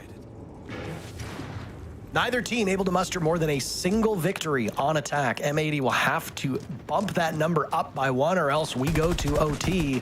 And what could have been a quick 2-0, it was, as was theorized by the desk, and certainly seemed like it was going to come to fruition when it was 6-1 for M80. Well, will become a dogfight in overtime. 3 rounds to determine who wins, and what was M80's will have slipped through their fingers. M80's been a bit slower than SSG in terms of timing on these attacks. They'll find themselves coming to blows pretty quickly. SSG, oh no, bogged down inside of bedroom, and 2 of them fall. Ashen and Benjamaster, 2 of the anchor players. There goes J90. M80 has really not lost much. My. It was so close to a comeback. Newers in a 1v5. M80 about to take this. SSG had everything going for them, and they collapse at the final second. Newers will stare down 2 shields as he hears them barreling through construction towards the A-bomb site. Is back against the wall, quite literally, and he gets 1 before being traded out. Not a flawless round for M80, but we'll give it to them anyway. They win the first round of the second half, and they win the last round of the second half. Some enthusiasm will be dashed, and momentum was given up. Uncole did all that fragging in a pair of jeans? What a psychopath.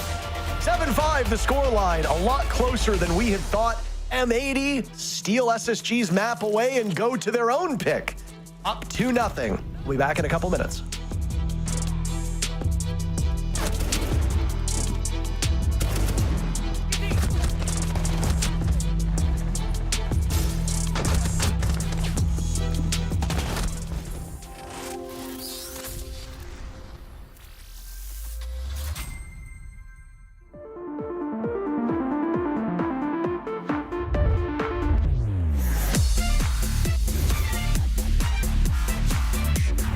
scissors and dash together. Unbelievable. Can he get there in time? Cameraman's going to complete. Big ET finds a huge 4K and give throw their first. There's only 4 seconds left. There's no way. Whilst not easy, is potentially winnable. No. They've given him a 1v1 and they've given him both down. They find the down as well. Yesterday they took the crown from LA. Today they take their kingdom from Blacktown.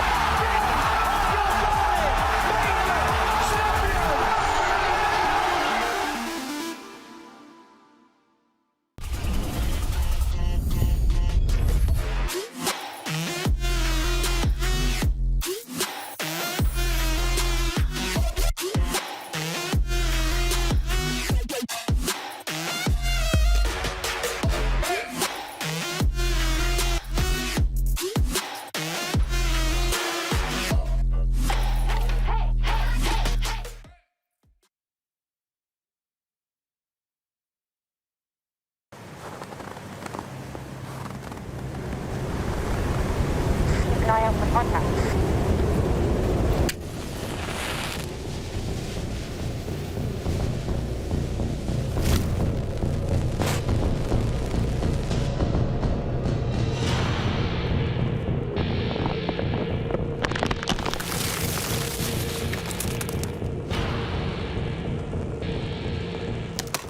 Available now.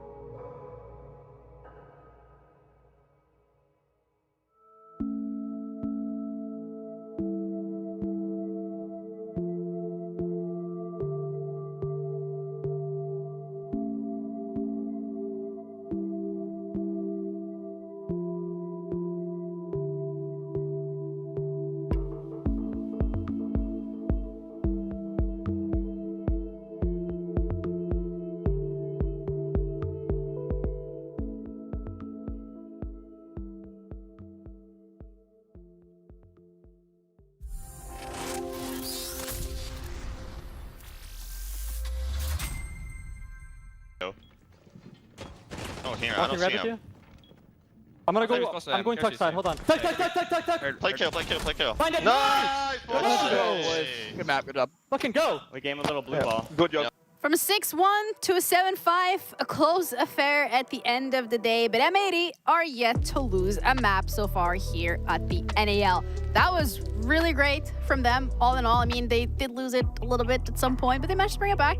Yeah, I mean, they looked really good at the start. I will say, it feels unfortunate for SSG with how close they brought it back, because those first 3 rounds easily could have been in SSG's favor, but M80 was able to just close it out. I mean, they played very confidently. They were able to clutch out a lot of these rounds and bring it back, despite them feeling like they didn't have control of the map or control of the rounds. They just individually were able to get so many multi-kills and bring rounds back. I mean, even for the simple fact, you know, we talk about opening engagements, and Jesse highlighted that M80 certainly is not a team that was first in terms of being able to get those opening kills. Oh, yeah. But losing 3 out of the 12 opening engagements and still being able to win those rounds every single time for throughout the majority of it. 3 of those. I mean, getting 50, I think Jesse said like 51% they can be able to win those rounds when they lose the man advantage. I mean, it clearly spoke true into this matchup, which then goes back to SSG of just being able to tighten up, just being able to play a better trade game once it gets to the late round. We possibly see SSG walk away with this game, which is, I think, a fair point with you going and choosing them for this matchup. I don't think either of us, when we said this was going to be a 2-0, it was going to be a clean sweep. I believe we think it's going to be a close game overall, but it's these small, minute details that if either one of these teams is just taking advantage of, they're going to be the ones walking away with. Yeah, I think round number 1 as well is a really good highlight in terms of some of the mistakes that we were seeing out of the side of SSG and how those were capitalized off of by M80. Yeah, and this is definitely going to be a situation for Fultz that he's going to beat himself up over. I mean, this was a round that could have went in their favor. I do understand getting off, but just even trying to stick it out, the player coming up, trying to go for that coverage, it's just unfortunate that no one was there in time to be able to recover, and then the round just falls apart from here when it falls into this 2v1 and not trusting the crossfire here and hopping off. I mean, it's definitely unfortunate, but these are the small mistakes that I talk about in a map like Clubhouse. These things start to manifest and they build upon. Hey, I will say, that was a really good play with the C4, the coordination from M80 to throw the C4, and then Smoke just peeks up from top red, just in case someone were to run like that. Really well played, but that being said, I mean, you should never be getting off of the diffuser in that situation, especially in a 2v1. The first guy makes sense. Second guy doesn't make sense. It is what it is. Sometimes that's just how the cookie crumbles. But again, this is a best of 3. So they have that opportunity to kind of like look at this and go, okay, well, Clubhouse didn't go our way. That's done and dusted. Let's jump into Consulate, because they need to kind of like mentally reset here. Both of you said this was going to be a 2-0, regardless of whoever wins that map 1. But considering how close it was, there is a world for SSG to come back on Consulate. Of course. I mean, SSG can easily bring it back on Consulate, get the second map. I mean, arguably, they should have won Clubhouse. I mean, at the end of the day, they're dominating in the opening kills. Out of all of those rounds, I think M80 only got 3 of the opening kills. So that being said, SSG is really doing well at getting that first pick. They just need to make sure that they're tightening up in the later half, not overextending, not giving those free bodies away. But when we talk about their supportive staff that you were highlighting going into this matchup of J90, of Fultz, they're the least performing players on SSG right now. And that's on a map like Clubhouse where support players really should thrive, especially on a defensive side. Now you find yourself here on Consulate, being able to defend, being able to be more comfortable. But again, this is where we saw these two duke it out last stage. And it really came down to who was controlling whose aggression better. And that's where M80 pivoted in the late round of understanding, you know what, SSG, we're going to let you play over aggressive. We're going to take advantage of it. We're going to keep the man advantage going in our favor. And I talked about in this matchup in particular, it comes down to the fundamentals and the mentality and just being able to keep that momentum. Now M80 has that momentum and shut down that hope of SSG being able to bring that game back, even pushing it into an OT. Either way, a spot for Munich is on the line here. If M80 wins this, they're going straight through. For SSG, they are looking to hold on to fight another day. There's a lower bracket that they can be knocked into, but there is the hope of making this to the third mapper. But does SSG have what it takes to push M80 to that third one? We're finding out as we're going over to Consulate with Intero and Jesse. Well, a map that we don't know what SSG looks like on, at least through this stage, versus a map that we know M80 is very good on. And while M80 is going to enter it up 1-0. Are these troubling signs for Space Station? Are you ready to write them off? Or is there some secret sauce that SSG can find to make this not just competitive, but maybe an unexpected victory, Jesse? Parker, I'm never going to write off a team before they play their game, okay? I'm very open-minded to what SSG will bring in. But I think there's a very strong argument to be made that M80 are the best Consulate team in the world. They are currently on an 11-game win streak on Consulate, including a 4-0 record with this particular roster. The last time M80 lost a map on Consulate was the Atlanta Major, which was a few years ago at this point. So there's no doubt in anyone's mind that this is M80's best map. They are maybe the best team on this map in the entire world, and SSG have a tall task ahead of them. For their records, I mean, you said it, they haven't played it all stage long. They played it a few times this season, back in previous stages. They have a 1-3 record, so not great. They did win their most recent game. That was at the Esports World Cup, taking out Oxygen 7-4, but I mean, pretty much nothing compared to the record that M80 is showing. The one silver lining for Space Station, the only real good thing I can say coming into this game, is that they're starting on the defensive side. And this map has been incredibly defender-sided. Even M80, and the one time that they played this game, this stage, they were not able to get a positive attacking win rate. They went 2-3 on their attacks. So there should be an opportunity here for Space Station to start off strong early. If they can get a couple of these round wins, maybe with some of that signature aggressive play we saw working for them on Clubhouse, and they've got a chance.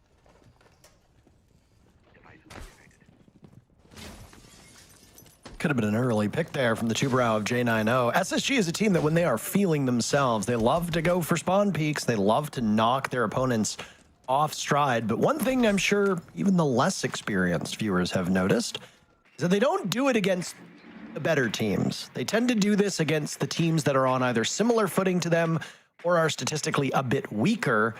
So yeah, if you're not feeling particularly confident on the map, you don't match up well against them and you think that they've got your number, SSG is going to be a bit more restrained with how they take potential spawn peaks or early fights. M80 is quick to hop in the building now, Jesse, as they'll sweep through this top floor, discovering that there are very little roamers to deal with at this point in time.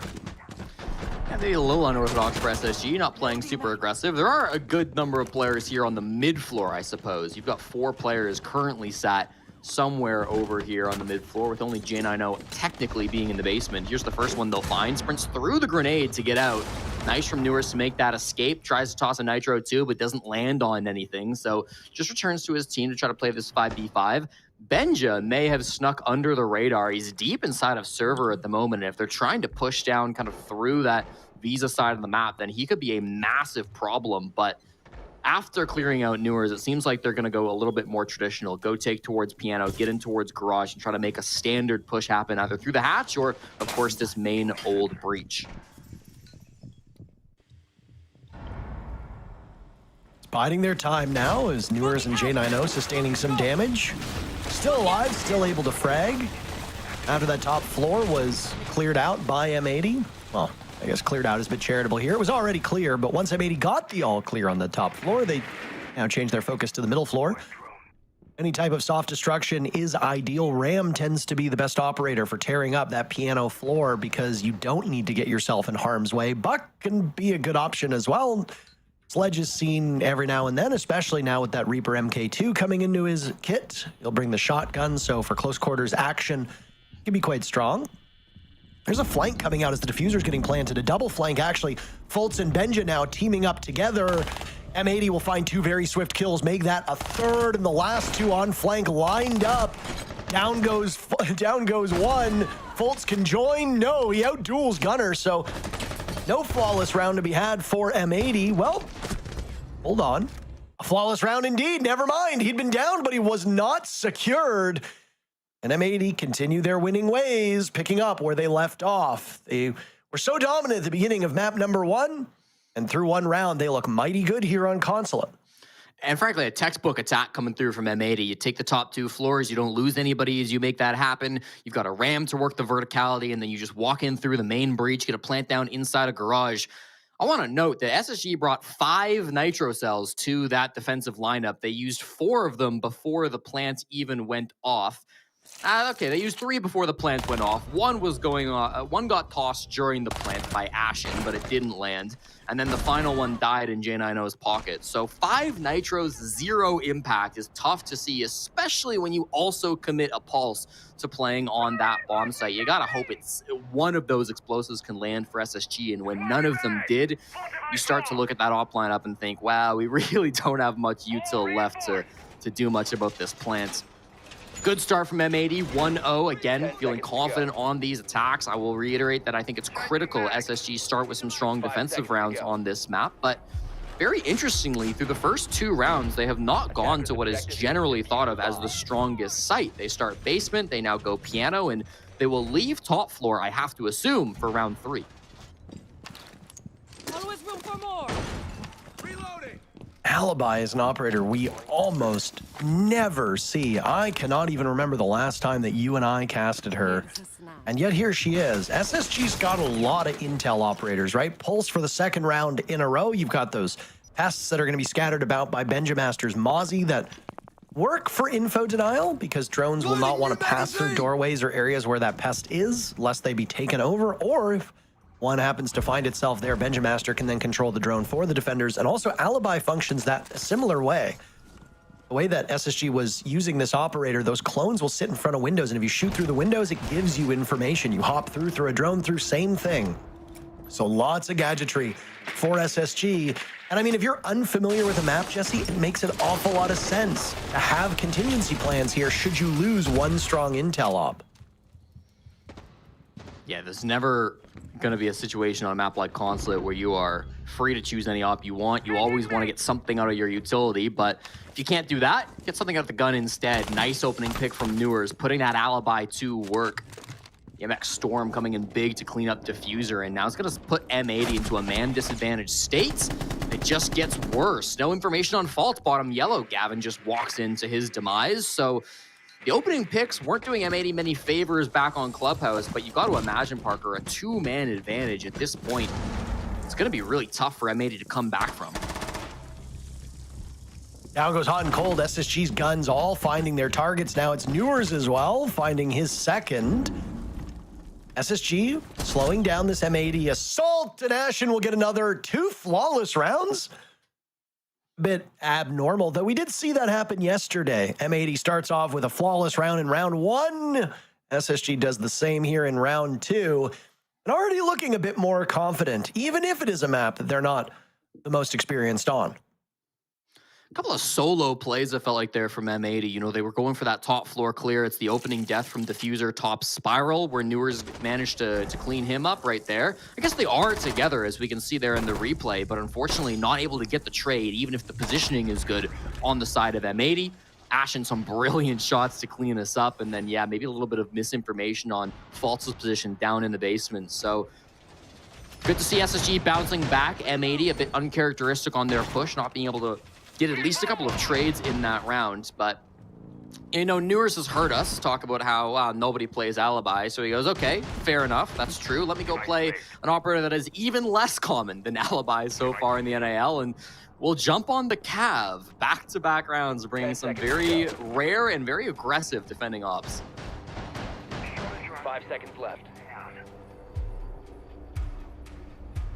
If your goal here is to knock them off stride, I mean, you're doing a pretty good job. Unorthodox and niche operators are certainly available for your disposal. M80 themselves will double up on hard destruction or soft destruction. We talked a little bit about how RAM is the preferred op and why, but I mean, if you're looking for some quick destruction, you can bring the sledge. Diffuser will run the L85 instead of the shotgun, so not quite as close range as the operator can do. I assume he still has the side machine pistol of the Reaper in pocket. It's the 3rd round in a row now that we've seen a pulse on the board for Space Station. It was instrumental in gaining intel in both rounds. They just were a little bit too slow using it in round number 1. If you recall, Benja and Fultz both retook the top floor, well, the middle floor above the bomb site, using the Pulse's heartbeat sensor. 2 nitro cells for the trouble. Gavin is double dead. I don't think that's the way it works, Jesse, but I mean, there's no putting him back together. They traded immediately out as Ashen does not live much longer inside of that cubby position. Benjamaster now under fire as SSG's top floor roam has been somewhat effective. They wasted time and they got a pick. Next up, Newers on the Cav, ready to strike over by Yellow. This is what they were hoping for in round one, using that pulse with the nitro cells to get some picks. Trading out Ashen is totally fine. You expected him to die at some point, and he was doing a good job gaining you information through the early round with that captured drone that he had. But as Newer's looking for more. I mean, as the Cav, there's not a whole lot else that you can do with this operator other than flank, so let's see how it goes. Shoots a drone, but he's found his target, Parker. That'll be the interrogation. Diffuser gives up his teammates. Oh my. Immediate response with the logic bomb, but I mean, the Cav is on the hunt, and two more over towards Visa side, up an admin. Newers will track them down. That's the last of the logic bombs. Premonition is all you've really got at this point. No drones can save you, no gadgetry can save you. Newers could have another lined up. Takes down Kino, fires away, a valiant effort to eliminate Gunner, but ultimately loses the plot. SSG cracked this round wide open, and they've got time to kill now, leaving Gunner and Hot and Cold in a pretty rough spot. You can tell SSG haven't lost their mental. They are furiously typing away in chat. Ashen had plenty of opportunity to do so as he's riding the bench. Now Newers can join him in the afterlife, both of them being some chatty Cathys should they choose to do so. M80 with 20 seconds left, and SSG will just play with their food. Hot and Cold yet to find a kill, and it will remain that way. Benjamaster seals the deal on that round. SSG take the lead on M80's map. SSG's got to be the most annoying team to play against in all of Siege. I swear, Newers, not only the interrogation, but then gets a second kill. He's laughing because he knows there's no universe he should be allowed to get a second kill. They knew his exact position. They knew he was in the room thanks to the logic bomb. They went for a pinch. One was an admin, one was in break room. They had him dead to rights, and still Newers gets a second kill up there. That's just disgusting. He is SSG's highest rated player, going 12-4 on map 1 versus wildcard yesterday, and positive in map 2 as well. So despite some, sometimes making mistakes, every player does, and we saw that round 1, map 1 today. He is an extremely talented young fragger, of course, was on that OXG squad for the majority of his career, came to SSG this season, and I mean, it's just been a huge nightmare to deal with. I think he's playing so well, and actually forced the attack timeout from M80. Significantly earlier than map number 1. It's not just that M80 is losing, it's they're on their own map. Now, they do have the tricky part of starting on the harder side, but there is very clearly something that Fabian has heard or seen that he does not like, and he is eager to course correct or try to course correct as quickly as possible. SSG have kind of thrown everything at M80. Very unorthodox strats, bringing an alibi, now bringing a Cav. Newers has been playing these unconventional pocket ops and has been doing so to great success. Round number 1 was, well, outside of the double retake, pretty standard consulate. SSG did not thrive in that environment. The moment that they pulled their brains out of their head and went with goofier picks, it started working. And there's something to be said for that. Sometimes just fragging it out is all you need.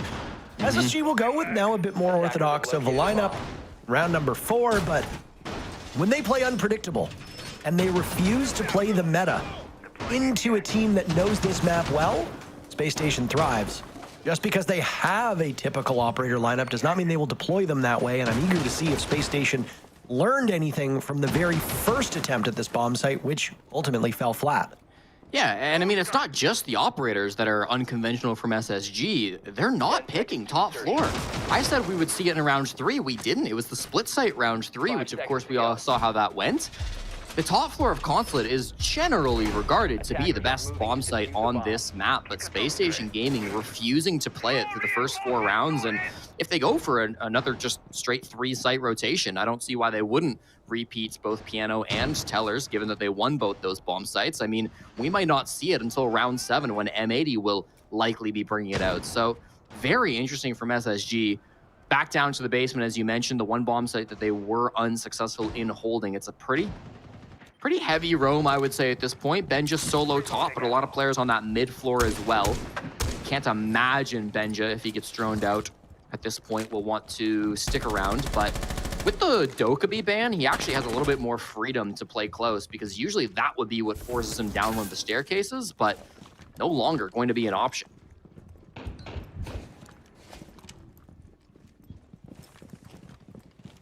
I see this Ram probably for much of this first half. I suspect it will stick around. I mean, they've got double sock breach, which is really nice with Gavin and Diffuser, so even if it doesn't, you know, in this round, if it gets blown up by a Nitro, for example, they'll be okay. This is a weird push so far. They haven't cleared out the roamers. They're just kind of slightly dipping their toes into admin and Visa. It's awkward. Yeah, they're vibing here. Ram has been brought every single round. This is the first round without a pulse on the side of Space Station. Benja ran it in round number 1, and then Fultz ran it in the 2 rounds after. So far less intel. Far more of a turtle defense for Space Station. They can fortify this bomb site and bring the tools that make it challenging for M80 to get in. Again, Space Station have not invested very much off-site, but Benjamaster going for a flank might change that. Flashes now as they, on the side of M80, look to get in towards servers. Fultz starting things off, catching Gavin off guard. Kino as well will fall at the hands of Newers. SSG finding 2 very fast kills with just about a minute to go. M80 could lose yet another, and they will. Diffuser slogged off by J90, and it's Gunner to get the only kill this round. Taking out Benjamaster on the flank. He and Hot and Cold are now going to need to turn their attention to the bomb site. 40 seconds remaining, Jesse. Gunner sustaining some serious damage. All of that work to open up the floors now goes against M80. A sluggish start for Hot and Cold as he's desperate to find anything. Looking for 1 kill, finished off by a Nitro Cell. Space Station in full control of this map. 3 rounds. Honestly, are beating my expectations. Yeah, I think this has been a great start for SSG. Momentum firmly now in their control, back to back to back. Still constant defense, so don't count M80 out yet, but you can't knock how SSG are playing so far. Because Benja was alive for so long up on that roam game, you know, he didn't actually get any kills. He was eventually cleaned up by Gunner, but he held so much map control just by himself. It wasn't a heavy commitment to the roam by any means. He was realistically the only player roaming once we got to the mid and late round. You can see his position now spiral stairs. Like, he doesn't get a kill on this flank, but the entire time he's holding down top floor, he knows there's nobody inside piano. He can tell his team, guys, they're not pushing the front side of the bomb site. All they're going to be pushing is server. So whilst Benja maybe didn't get any kills in that round, he was able to feed information to his teammates, so all 4 of his anchors knew exactly where to look. SSG, as always, had no fear in terms of swinging out and grabbing those picks when they felt the moment was right. Confidence in each other, confidence in themselves to make those little swings, and really M80 just caught off guard. Not a great many dimensions to that push. Not really a potential for them to make a big play, and so they end up just going down stuffed on that push where SSG knew exactly where they wanted to come from. And oh no.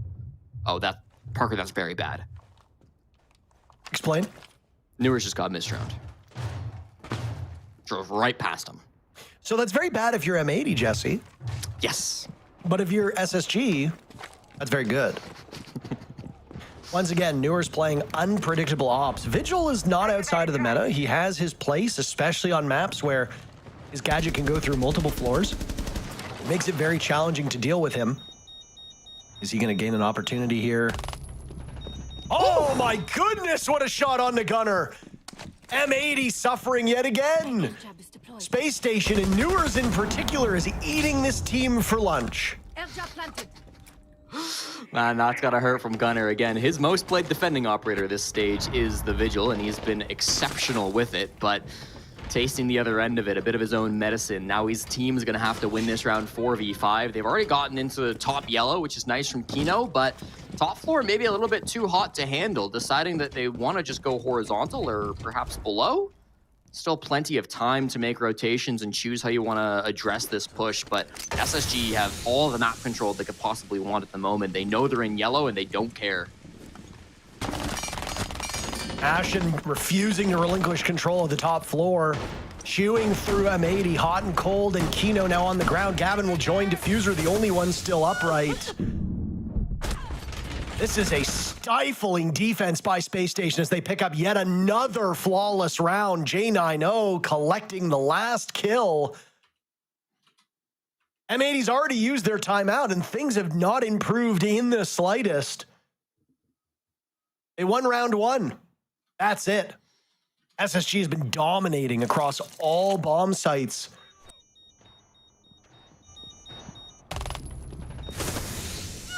That was a great shot.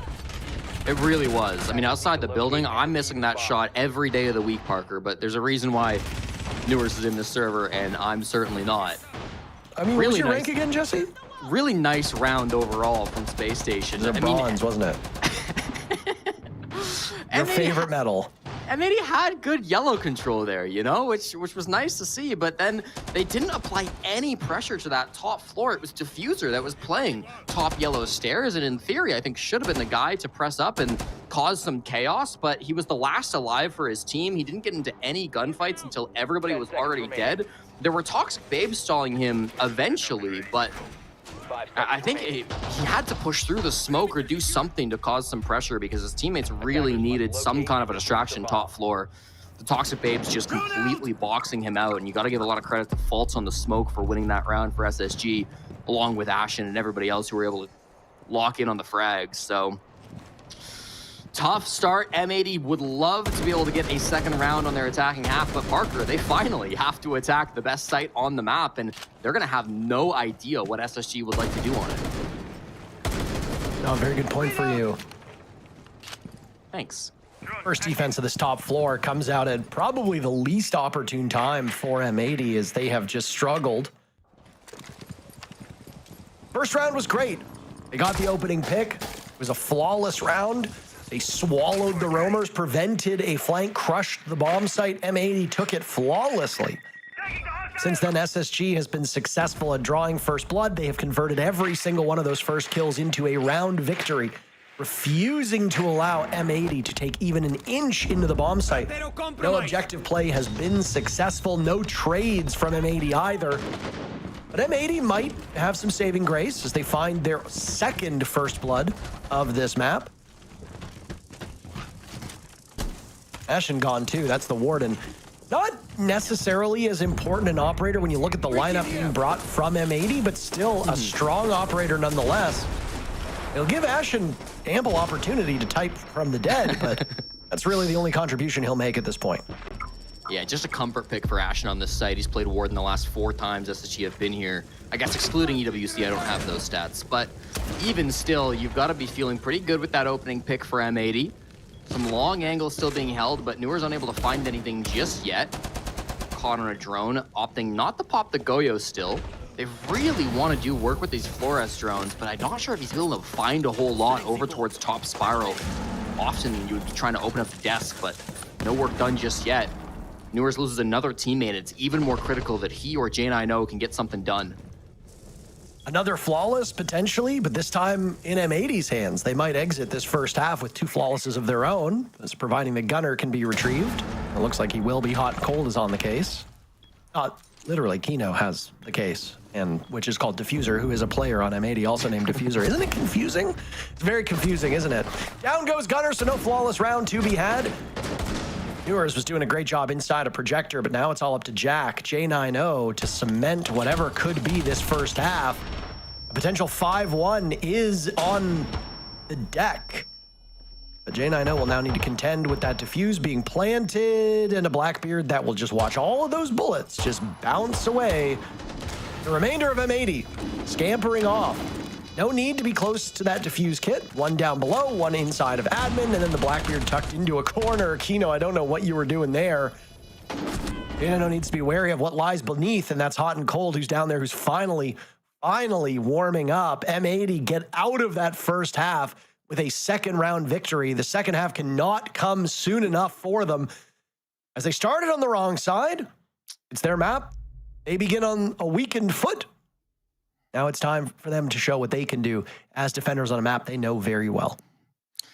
And I guess that kind of answers the question as to why SSG didn't bring top floor until the final bomb site, because they sure got torn apart, nearly flawless, as you mentioned. I think you hit the nail on the head. It was a big kind of comeback round from Hot and Cold, who has been really starting to fire things up over these last couple of rounds. It's been excellent seeing his play for M80 over the last couple of weeks. He's been fantastic, even as a fragger for this team. support flex IGL. You don't always expect that, but Hot and Cold can absolutely bring it, and the wealth of experience he brings to the squad. Operator bans, I didn't touch on much in the first half. There's not a huge meta on Consulate. We see a wide variety of bans from all different teams. Mute is, I will say, one of the most common, probably the most commonly banned defender on this map. Can make it really powerful if you're going for some Deimos plays, if you're going for some Grim plays, if you want to play Dokkaebi. Clearing out that top floor is often very difficult, and it becomes a lot easier if you can use those ops, and especially without a mute jammer up there, it can make your life nice and simple.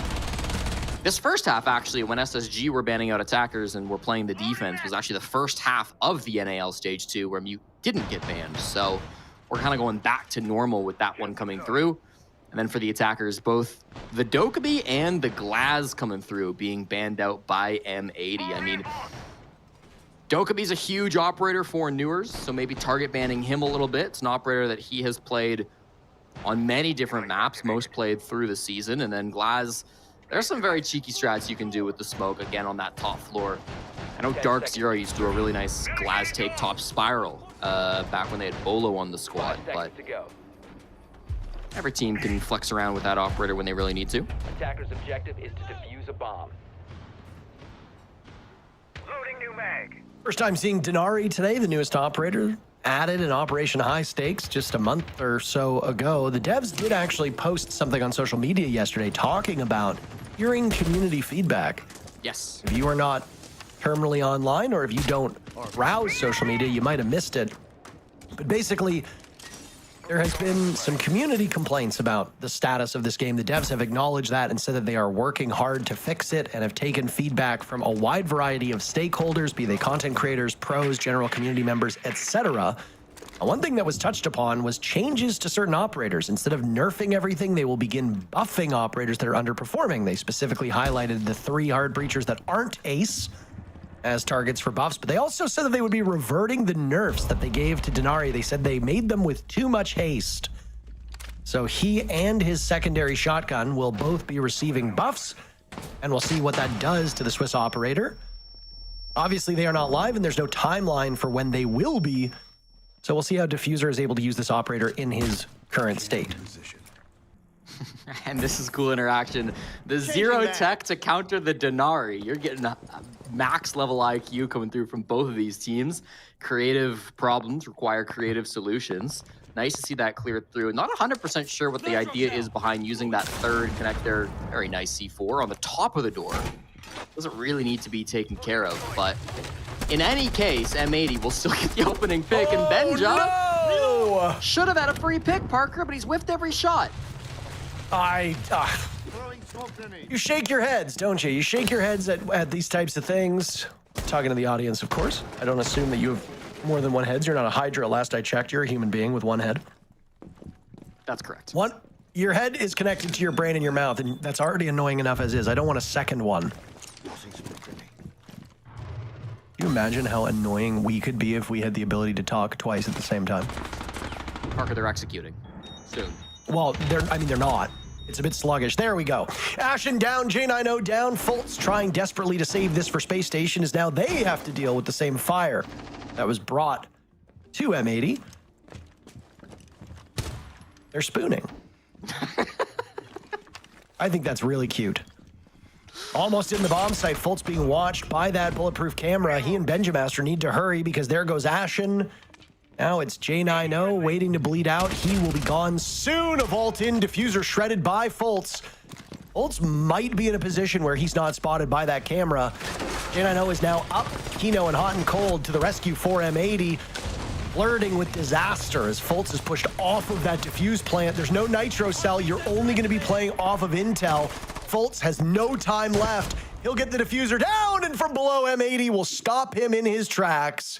You don't need an explosive when you got a shotgun in your back pocket. There was really nowhere for SSG to go there. They were in a tough spot, and M80 demonstrate just how tough it was. First round as defenders, first victory for M80. The gap is now 1 round between these two teams. It's a fantastic entry into the site from Faults, I thought, with that secondary on Habana, able to make that space. He started the first plant with about 14 seconds to go, but at that point, there was a Nitro cell still down below, and they really did a great job on M80, just threatening the Nitro without actually tossing it, forced Faults to get off it, then he got back on it, then the Nitro actually got tossed, so then he had to get off of it. It's a huge disaster of a round, frankly, where Faults never knew if he was safe to plant or not. A little bit rude to play this one back in slow-mo, but I guess it's what you get when you're throwing shots like that. Nicely played in the end there, of course, the shotgun too, to just deny that plant. A real chaotic round that eventually goes in favor of the defense to claw closer and closer to that tied game. Part of the reason you can run that shotgun on Pulse these days, Parker, is with the addition of the Reaper NK12, that new secondary weapon that so many pros are running on so many operators these days. I mean, it's completely changed up how operators play. You have the Reaper on the Pulse. Now, all of a sudden, Pulse is not just viable, but is now meta on a lot of bomb sites. He's been in quite a number of these rounds. He was ran in the first 3 rounds of Space Station when they defended. He was then banned out because they didn't want to have to deal with it. We saw him in round 1 of this second half. Still remains to be seen whether he'll get banned out or not, but M80 not running him this time around might change that calculus. Instead, we've got a Tachanka. That top floor bomb site, the Lord will prove to be very valuable as he'll be bouncing those Molotovs off of the wall into the very common plant spot that is becoming less common as teams try to find new places that are maybe a bit less predictable. Just becomes challenging because this is a big bomb site with lots of soft destruction that can open up walls and floors, and there really isn't much safe harbor for these teams. I say that, by the way, as Benjamaster just sprints into his own demise. Down goes Ashen as well. It's a rush strat, 1 minute and 10 off the clock. Fultz will pull off a successful defuse, but they've lost Newers now too. A Pyrrhic victory, perhaps, for Space Station, as Fultz, just as he did in map number 2 yesterday against Wildcard, is leading the way for his team yet again. Kino will hop on the defuse kit, though. Half of the server still alive. M80 wins it and ties the game, as SSG was a little bit too slow to get into position in the post plant. Oh my God, Kino, what a round, man. That, first and foremost, a crazy creative strategy from SSG. I've never seen that running in with the Sens blocking off the sight line. Usually you think, okay, Sens wall, they're going to be planting. I know your game. No, it's a Sens wall into a blitz, sprinting right through, trying to find some deep pick in towards meeting, but wasn't aware of Kino's position. 2 quick pumps with the shotgun, and Kino got 2 quick kills to start that round so strongly. Benja and Ashen both dying. Once he dealt with those players and popped a couple of those Goyos as well, now he can turn his attention towards the diffuser. It seemed like an unfortunate spot after the fire wasn't able to deny the plants, but part of the reason why the fire wasn't denying the plant was because Fultz was not tucked into the corner as is expected. It's what you were talking about right as the round was beginning. Usually you expect the plant to go down right under the window frame, and that's where Hot and Cold was shooting those fire grenades at, but Fultz had planted a little bit deeper into sight, a place that's a lot harder to cover. You can't actually get a great angle on that from outside the building, and the second Kino saw that, man, he was licking his lips, excited to jump on for the disable. Really well played, really quick thinking from the support player on M80, and they will tie this up, Parker. Only 3 rounds away from locking in their spot at the Munich Major. We will send 2 teams to our final major of the year. First one will emerge from this bout, and then immediately following it, you and I will be casting OXG versus Shopify Rebellion. And then the 2 winners of that series will be casted by Lynx and XR Troika later tonight. That has the potential of being a very late evening for those that are watching outside of North America, or those with early bedtimes on the East Coast of North America. Well, you might have to watch back the VOD, but we are in a super week to determine who goes and who does not. It'll be exciting either way. I don't really have any favorite picks here. I think obviously just based on their group stage results, M80 and OXG are the favorites to get 2 of those spots, even if they, as the presumptive favorites, lose their matches today, which for M80 seems unlikely. We don't know for OXG until we see what happens against the Rebellion. There's a lower bracket, which right now Wildcard and Dark Zero are sitting in. M80, you said 3 rounds away, by the way, Jesse? maybe a little bit tough here. Hold on. Never mind. Gavin gets one kill before being immediately traded out. SSG doubling up on M80. And a win would give M80 the lead on their own map, something that they've been looking for since round number 1. They have only had the lead for 1 round. Since then, it's been SSG either tied or leading. I don't know if we're going to see the bomb site in this round, Parker. Houghton will fall back down, so perhaps he's going to play from below to try to deny the plant, but he's left his smoke player, Kino, top floor. Was the MVP last round. He's going to have to do it again up above. 3 attackers lurk on this top floor, and they seem to know where he's at. Easy kill from Benja. It's his 3rd on the round, and Hot and Cold is left to do it all 1v3 to save his team and get the first lead that they've had on Consulate. Nope. Benja Master crushes him. And with that, SSG regains the lead. It's been a long road to parity for this M80 squad. They will have to wait at least 1 to 2 more rounds for them to approach the point of closing this out. M80 will tie with a win on the next round. It will send us to a spot where either team goes to map point. Right now, the only way M80 wins this map, it looks like it would be through overtime, but we don't need to get ahead of ourselves. Pulse was banned out in this 3rd spot. Will we see it again? No, it's Vigil and Deimos taking off the board. No mask operators, not allowed.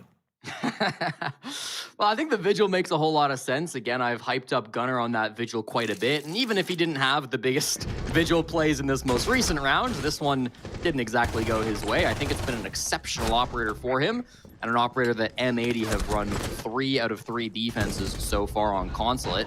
The Deimos a little bit more surprising, I'd say. It was played for the first time by SSG in that previous round by Ashen, so you did see a little bit of Deimos play, but it wasn't the most popular. I think just trying to double up with that Dokkaebi ban, make sure your roamers have the easiest time possible. Could be telegraphing to SSG that M80 are going to want to be playing off-site more often than not. I think on Piano, that's certainly likely to hold true, as you can get some really strong top floor defenses on this bomb site.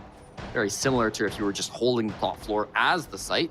10 seconds to go. So we'll see how it goes. SSG, as you mentioned, I mean, they are closing the gap now. 2 more for them to force that 3rd map, but defender-sided map, don't forget. And that first quarter, the 3rd quarter, I should say, went M80's ways. So time will tell. Appreciate how hard you're trying to make this a thing. I'm not trying to make it a thing. It just is a thing. I don't invent the fractions, Parker. Math has been there since the dawn of time. It's not quite about that. It's that it's parlance that's not used in this game, but you are insistent on using it. What do you mean it's not used? If it's not used, then how could I use it? Think on that, because that was actually pretty deep by me. Is the story true that the reason why like the triple pounder didn't take off but the quarter pounder did is because Americans thought that a 1/3 was smaller than a quarter because 3 is a smaller number than 4? I remember reading that one time. I know how easy it is to dunk on America and their education system, even though all 50 states have a different education system. We as Canadians get to smugly sit up here and tell ourselves, well, we're slightly better than the people south of us. I just remember hearing that story. So point being, sometimes fractions are hard. Sometimes math is hard.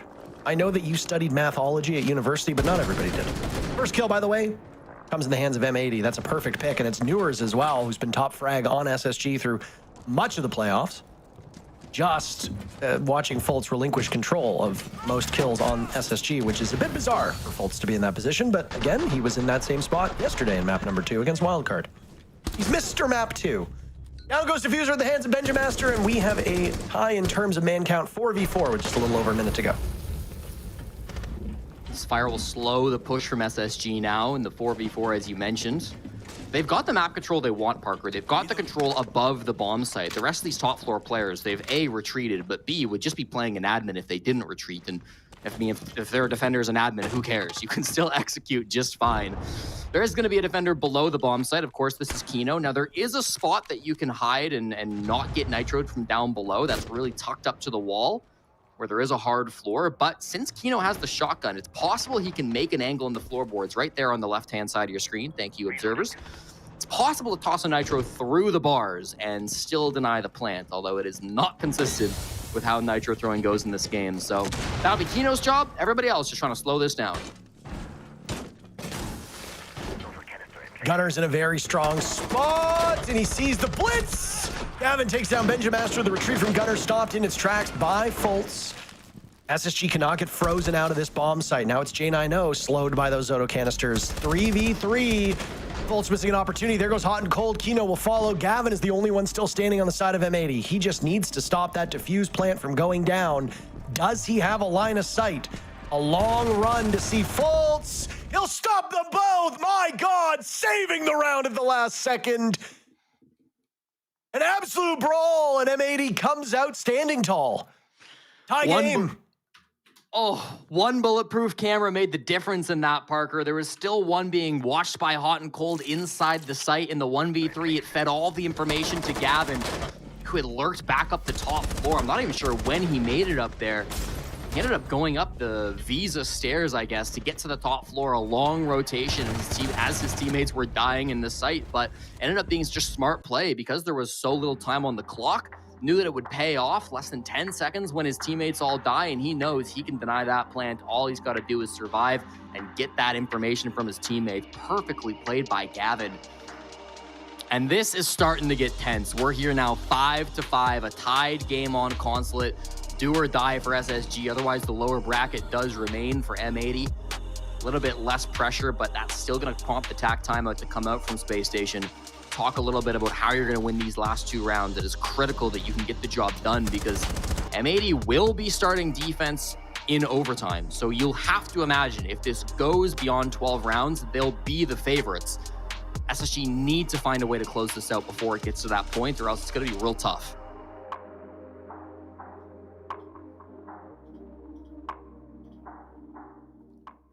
I have appreciated how close this match has been. For those that did not watch our very first map, Clubhouse took all 12 rounds. M80 survived a comeback from Space Station that looked like it would be enough to tip the scales to go to overtime. After a 5-1 start, SSG closed that gap in the second half, only for M80 to break their hearts and the hearts of the fans in round number 12, denying overtime and ultimately putting Space Station's map in M80's win column.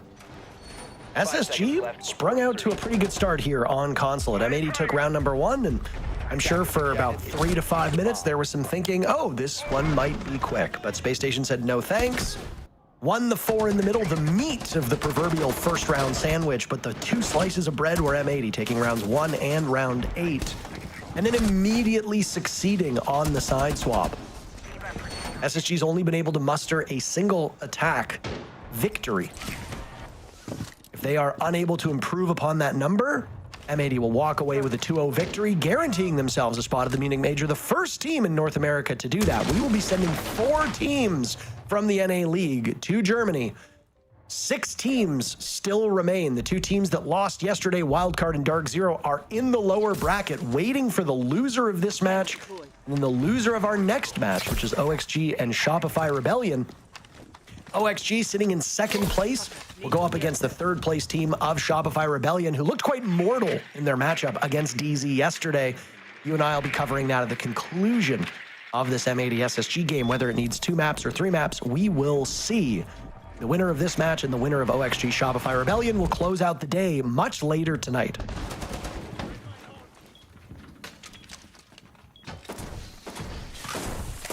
Calm before the storm, Parker. This is the top floor. Oh, this is a great bandit trick coming through from Gunner. You have Benja down below playing on the Buck, whose job it is to stop that, but not able to make anything happen, unfortunately. So this is going to be a little bit slow of an execute. They do still have one more can opener in the pocket of Ashen, but you need to be sure that this one does not get tricked as well. Benja from down below really needs to be sharp. He was fantastic in this position down below on Clubhouse, but now we'll be hoping to get things even more powerful for his team, get even more of an advantage. Losing the opening, but traded right back. I mean, Gavin gone as the Azami with a minute left is not the end of the world.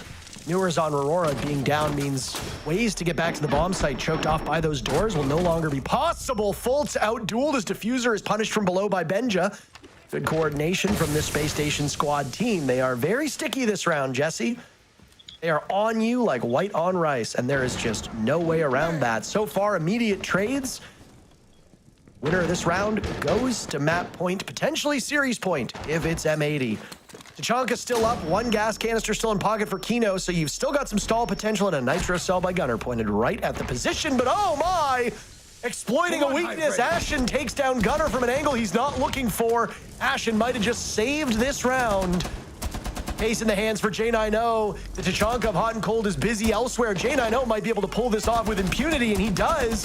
He pops up. Benjamaster gets shredded. J90 absorbing some damage, but Space Station finds the final 2 picks. They move to map point.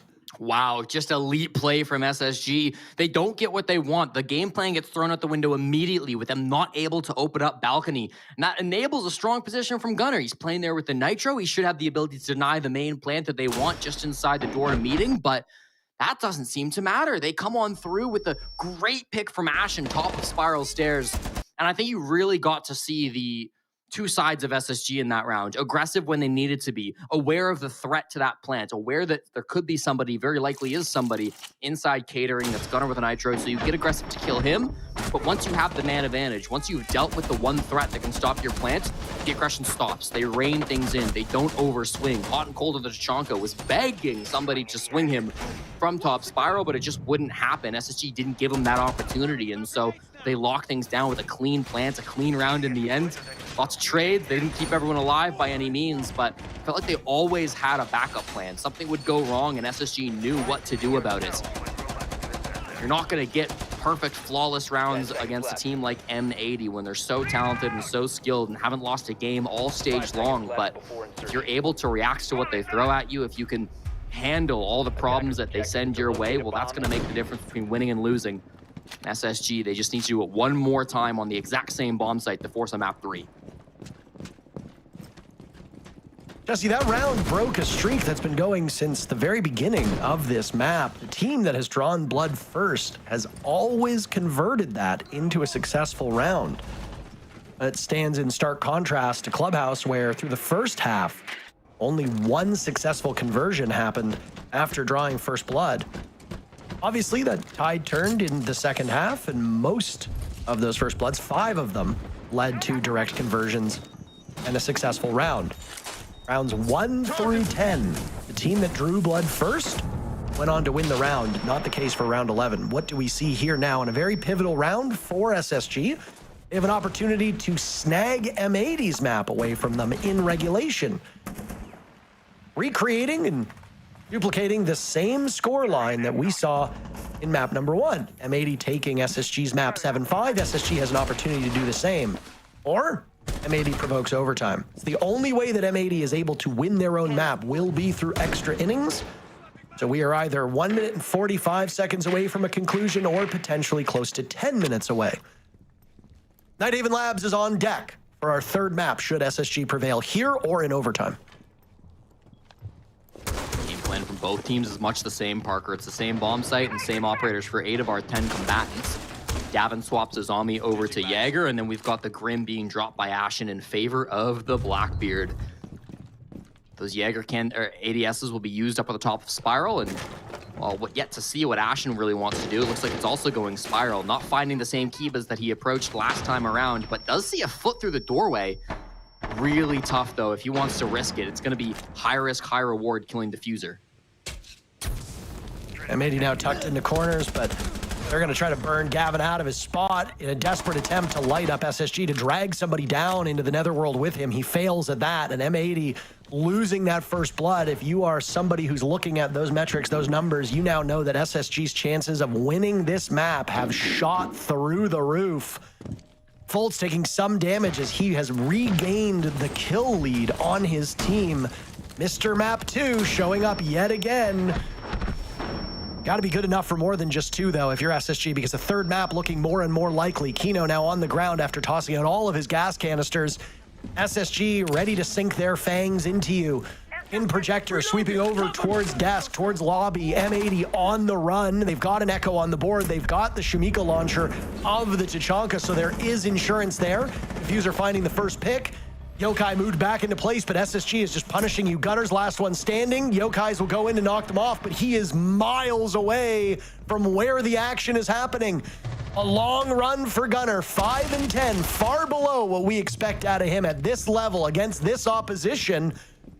4 players on SSG, only 1 kill to be found between them.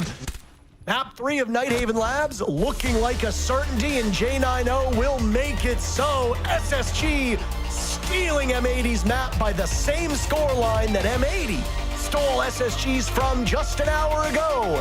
Neither of these teams able to win on familiar territory, so now they go to a 1-map shootout on Nighthaven Labs. An 11-game win streak shattered, Parker. That's devastating for M80. They thought they had it in the bag. Their defenses were looking good, but just at the end, the Yokai didn't connect. Excellently played by them, and the final map is bound to be a good one.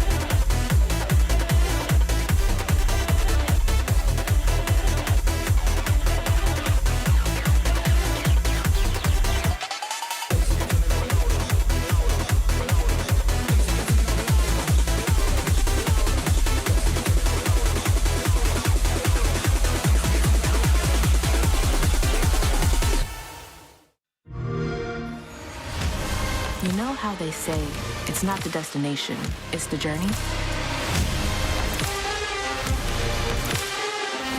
And the journey of 1,000 miles begins with a single step. And you know what? They're right.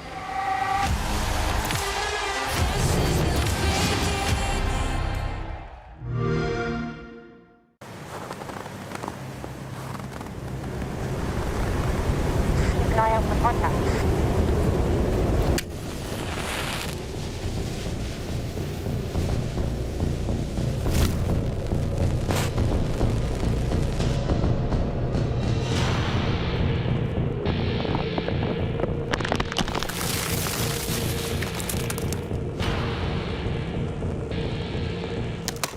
Available now.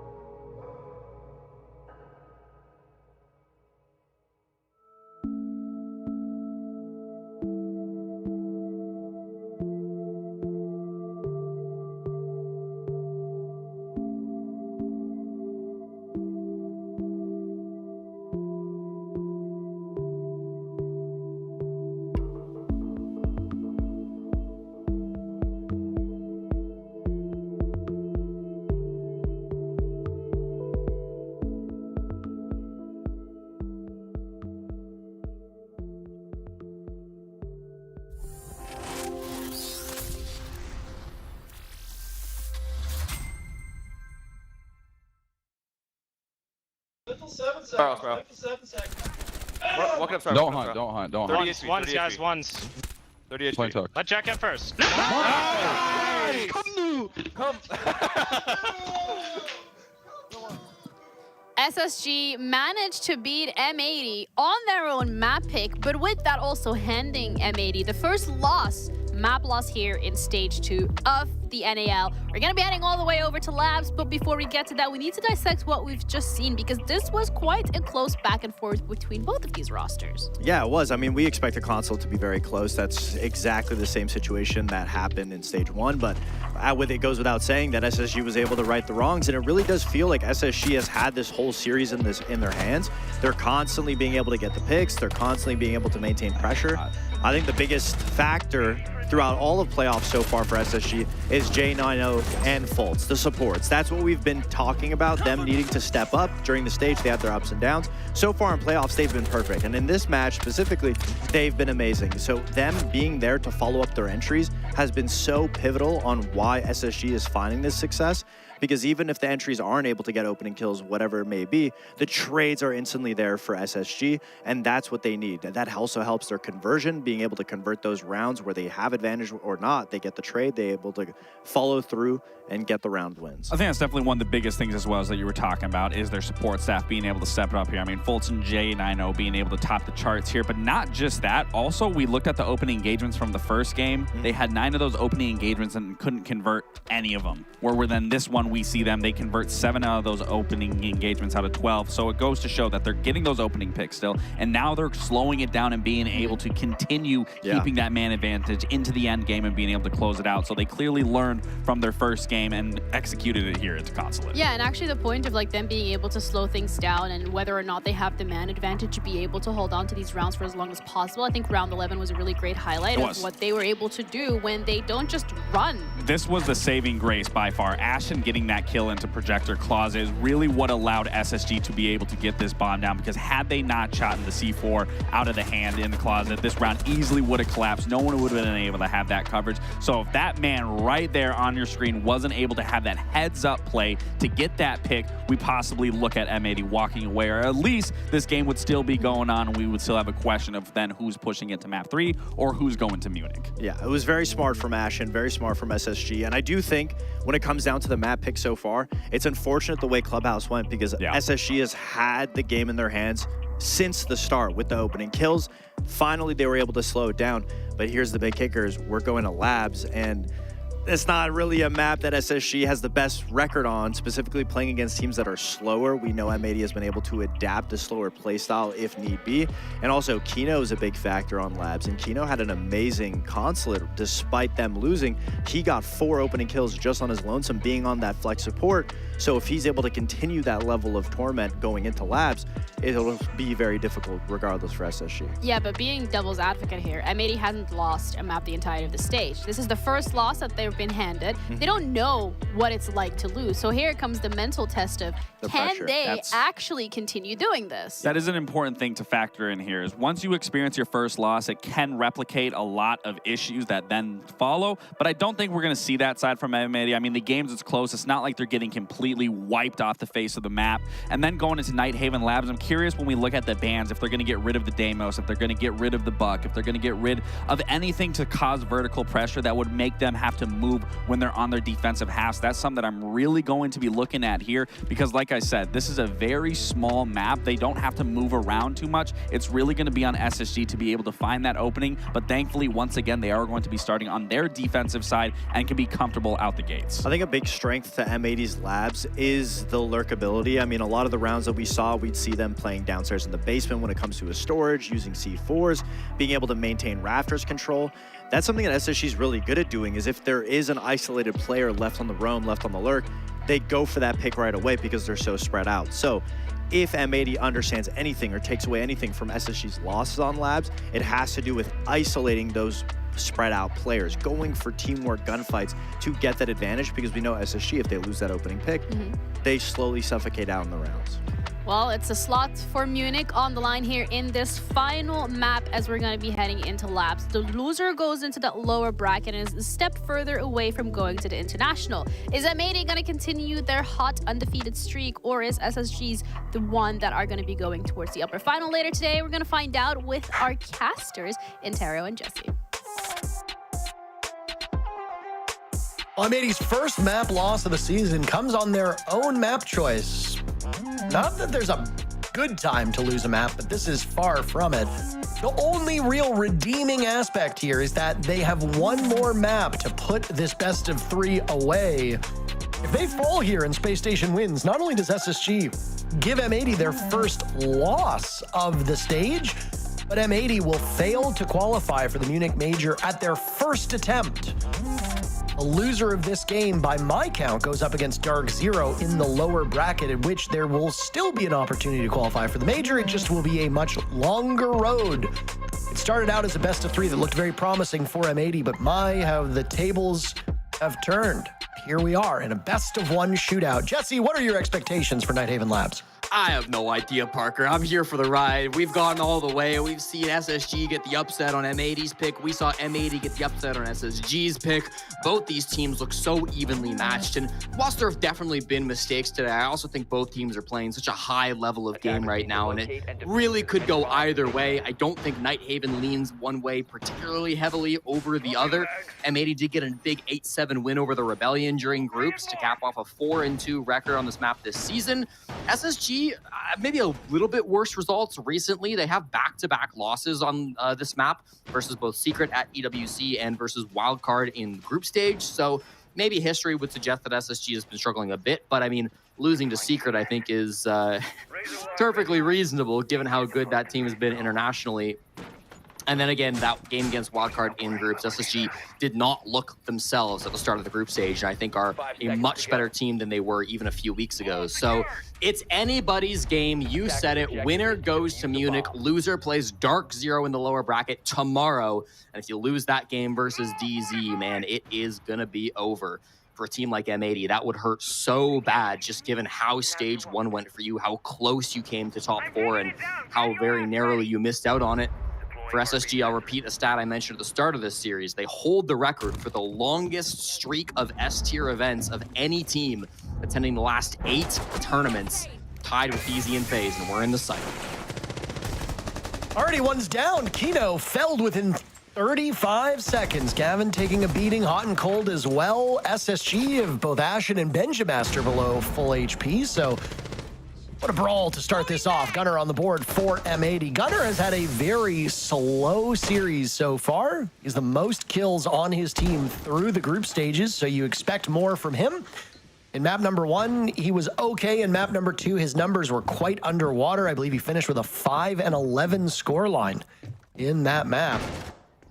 If Gunner's going 5-11, the team's chances of winning will go down significantly. M80 was still able to muster 5 of the 12 rounds, so as close as they could get without overtime. Frankly, quite impressive given Gunner's play, but it's not the be-all and end-all if Gunner does poorly.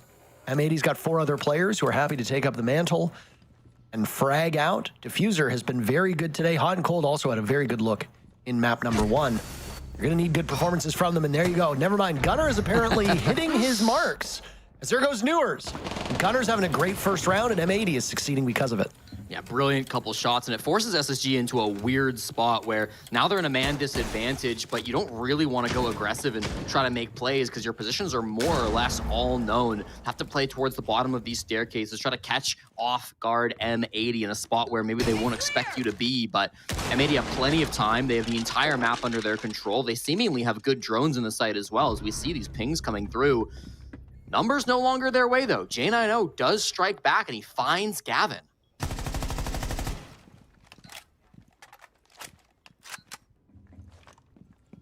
A bit of calm now with 40 seconds left. So much of the action occurring in the first 30 seconds that there must be some downtime as these two teams sort out next steps. Gunner's in the site. Shame he doesn't hold the defuse kit. Cotton does. These bulletproof cameras giving ample opportunity for SSG to act off of this information.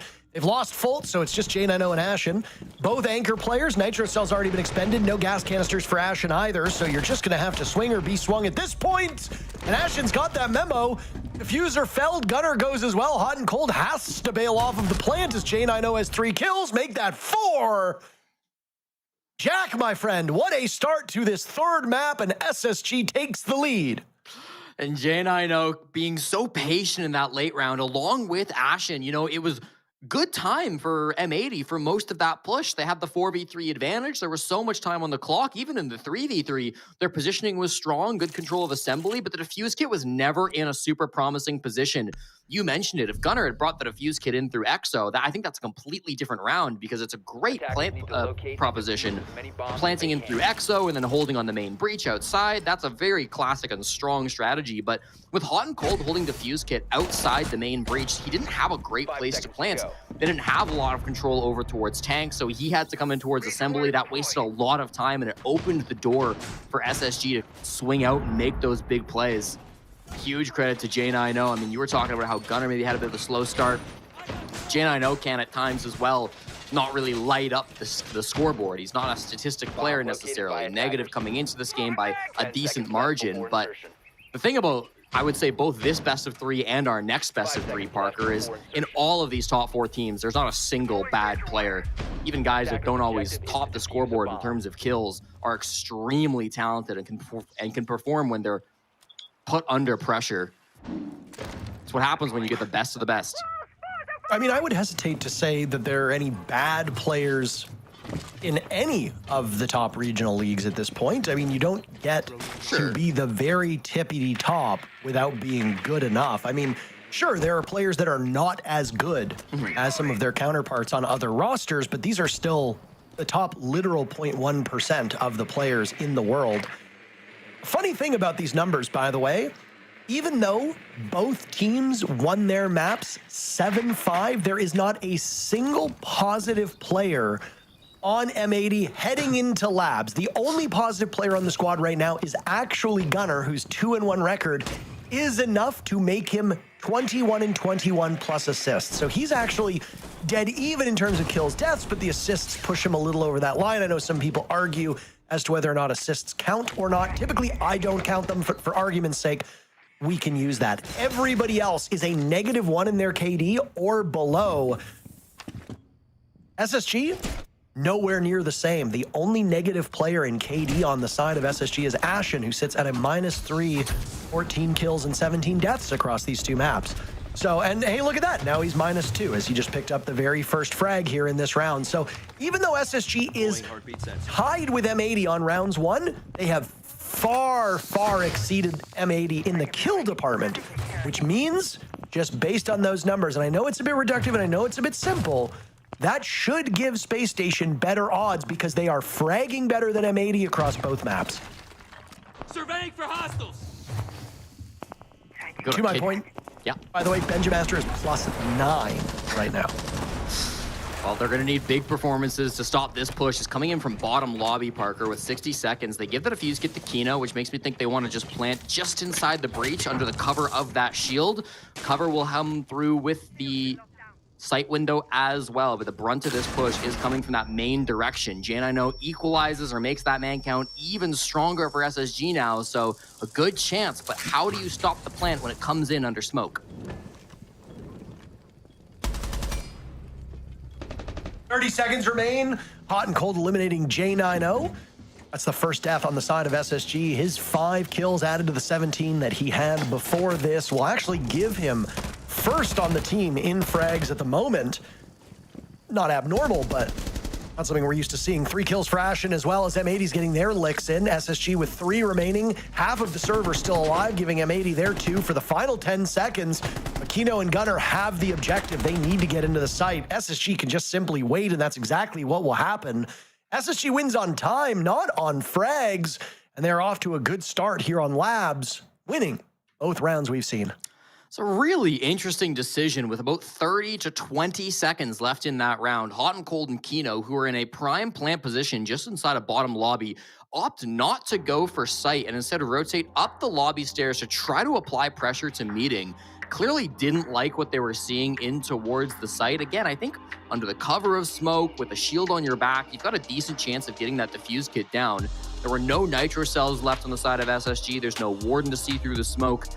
There was a clash lurking around somewhere, but it felt like maybe they had a chance to go for a plant. They choose not to instead, and as they're making that decision, Ashen also gets a kill, so it kind of falls apart from that point. I feel like in back-to-back rounds now, we're seeing the late round here really cluttered for M80. Both times, they don't seem to know what they want to be doing, even changing their minds in the dying seconds of the round. The rounds are going quite late. They're not getting a massive man advantage in the early game. And so when we get to this late game, if they combine that with the fact that they maybe don't know what their plan's going to be, I don't know. It just doesn't feel like the classic M80 we're used to seeing. I like this tack timeout from Fabian. Usually you go down 0-2 on your attacks. You're like, whatever. It's our attacks. It's Nighthaven. It's like, it's only a 2-round deficit. But just with the way these rounds have been going, I do feel like something is needed to change things up, to get things back on track for M80, because they've looked very odd in the late rounds of both 1 and 2. SSG is an unpredictable team. You've got two good coaches right now in a coaching battle, Fabian and Callout. Fabian hasn't really had as much success as a coach as I think people expected when he first announced the change from active roster to coaching. But that's also been because Fabian's coached teams that have had some serious work needed. His time spent in APAC dealing with PSG Talon in a region that historically is the weakest of the 4 main means that he had his work cut out for him, and a team as well that has never really dominated their region. But now he comes over to an M80 squad that has seen a resurgence.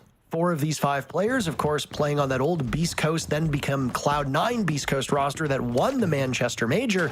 But that was a blip. That was really it. It was more of an outlier performance than the norm. That roster didn't really find much success beyond that single major. They're now in peak form. And I think you have to credit Fabian's contributions as coach, but Kino has also been fitting this roster like a glove. Spirits, the other player that had won the major with them, seeing new life on DZ. He's a staple of that team too. But Fabian is now starting to realize what it takes to be a coach at the top. Callout is one of the longest tenured coaches in the NA League at this point, and his teams, while not winning any hardware, have always been consistent, and I don't think anybody is doubting his ability. So how these coaches will handle each other and their teams, it's fascinating to watch. SSG still with their timeout, but they were able to speak when M80 had to break that ice a lot earlier than I think they'd hoped. All right, I don't know if this is just Fabian, world champion coach erasure, or what this is, Parker, but he did coach G2 to be the best team in the world back in Montreal a couple years back. So he's had some successes as a coach. I will say, while he did win a world championship as a coach, I think you could have coached that team to a world championship. I don't know about that. That team had some problems in that run. I think Fabian gets a lot of credit some problems, yes, for getting them back on track. I just like to make fun of Fabian on the broadcast, and I have to ignore his successes to make my point stronger, okay? To quote the great Jim Carrey, objection, why? Because it's devastating for my argument. So... Understandable, I see. Well, thankfully, while we've been yapping about Fabian's successes, not a whole lot's gone down. M80 with really not a ton of map control even. They do have top rafters at the moment, so they've worked their way into garage, and I mean, that is quite close to the bomb site, but the top floor is still somewhat being held by SSG. Retreating now as we pass the 60-second mark. Pulse goes down the Aqua stairs and leaves Ashen alone up top, but you've got to imagine that SSG like the spot they're in. Still plenty of opportunities to make moves. Just like that, we've approached the execute. Everybody's still alive. No damage has been done to any player on any team. Shields upright for both squads. Kino walking the Monty, and Fultz might not have the shield in front of him. He might just be playing freely. A Nitro Cell goes out. It'll knock Kino aside, but keep the Monty still on his feet. Damage done, but no kill yet. Gunner, the first casualty. He'll die on the side of M80. Ashen has another one lined up, looking for kill number 6. He's yet to die. Monty standing in the corner menacingly. Ashen will get fed to the meat grinder. Benjamaster with the kill 2. The Monty moved aside. Ashen struggling with the shotgun. He gets the knife onto Kino. M80 no better this round. They've only found a single kill. A second will perish before Ashen shuts the door on the round. You didn't need to have the kill. The timer was about to give it to you, but why not go 8-0 for the youngster on the side of Space Station? A perfect rotation for the defenders. SSG having their way with M80's attacks and are very quickly approaching a point where M80 might not have what's in them to crawl back to the top. SSG 4 rounds away from NA's first spot at the Munich Major. And it looks so easy, Parker. I mean, that is because SSG have played so incredibly well. Don't get me wrong. I think their restraint in this map has been incredible. Both the last 2 rounds, they've not been the classic SSG, making jump outs, going for aggressive swings. They've known when to rein it in, and I think it's really paid off. This kill's insane to me. I was about to touch on it. Ashen kills Hot and Cold, sprinting past the window straight into bottom garage. Meanwhile, that position of Ashen has been known for ages, it feels like at that point. You've got the Monty staring at the kid in the corner for multiple tens of seconds at that moment. It's a confusing way to lose that player. For Ashen going 8-0, part of that is undoubtedly his ridiculous mechanical skill and how good Ashen is, but part of that is a complete inability from M80 to problem solve. I mean, they had all the information in the world. Kino was giving them all of the info they could have wanted, but it didn't seem to matter, and nobody could come up with a solution. And despite the TAC timeout, Parker, it's the 3rd round now where I feel like we're getting to the late game, and M80 are just falling apart a little bit. It doesn't feel like we've got a really strong plan. Maybe Fabian is a horrible coach. He can't fix these problems. Thank you. I just was waiting for you to agree with me. I appreciate that. My mom made a tweet. She still tweets from time to time. My mom made a tweet the other day about how, she jokingly said something about the current political climate and said, my son still turned out very smart and whatever and blah, blah, blah. And Fabian responded to the tweet saying, I didn't know Parker had a brother, which was very hurtful because my mom meant me, but Fabian was making a joke that I'm not actually those things for people who don't understand the joke. Yep. So now I have to get my licks in on the broadcast. I have to be as mean to him as he was to me on social media. That's just the way it works. By the way, Fabian and I, both 30-something-year-old men. So this is what happens when you get to our age. Setting hard breach. That's tough. I'm sorry to hear that. Thank you. It really hurt my feelings. I spent several seconds being very upset. Becoming 30? Oh, is that what you're apologizing for? Yeah. We're back in the basement, Parker, and I will note again, SSG avoiding the best bomb site of the map, top floor. A second time they've done that. Would be very interested to hear in an interview, if we get it, why they don't seem to like the top floor of both Consulate and Nighthaven, but clearly it's working out for them, so I won't question it.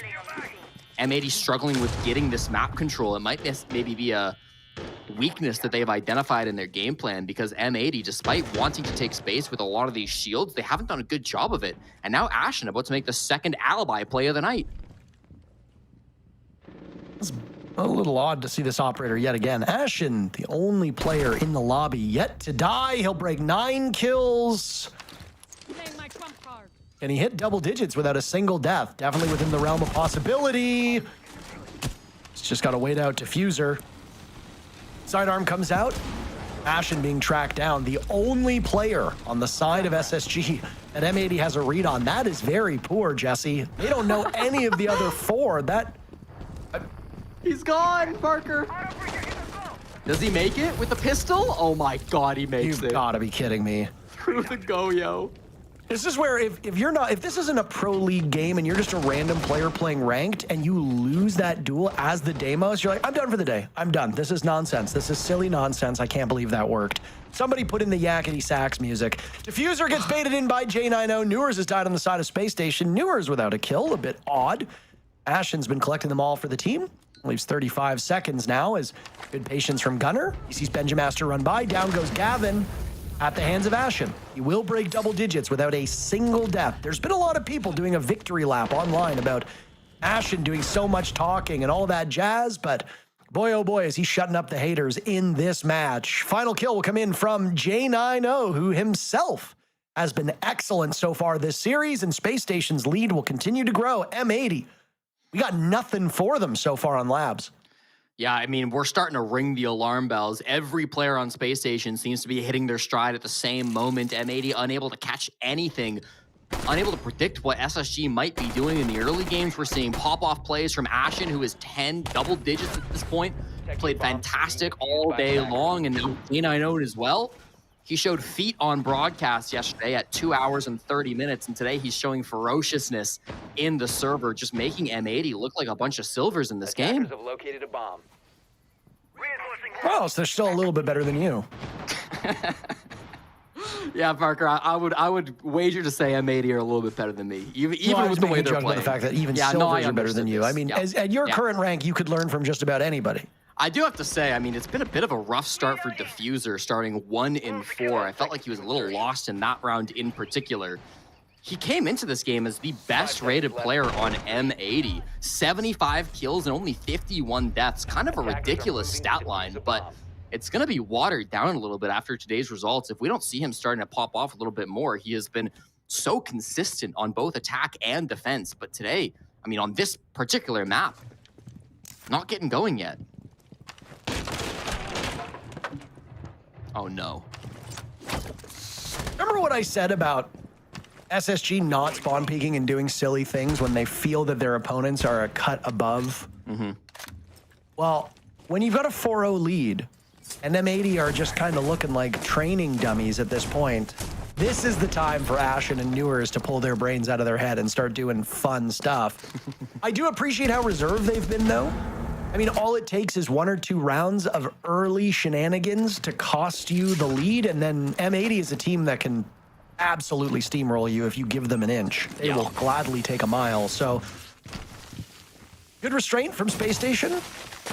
Very poised in the way that they're going about this, and that patience has been rewarded so far. 4 rounds in a row for Space Station. M80 yet to get on the board. You don't have that happen by just dumb luck.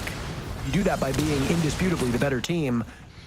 They were hoping, by the way, to use that black mirror to destroy the thermite charge. If a thermite charge is on the wall and a black mirror gets put down, when the black mirror opens, it actually breaks the thermite charge.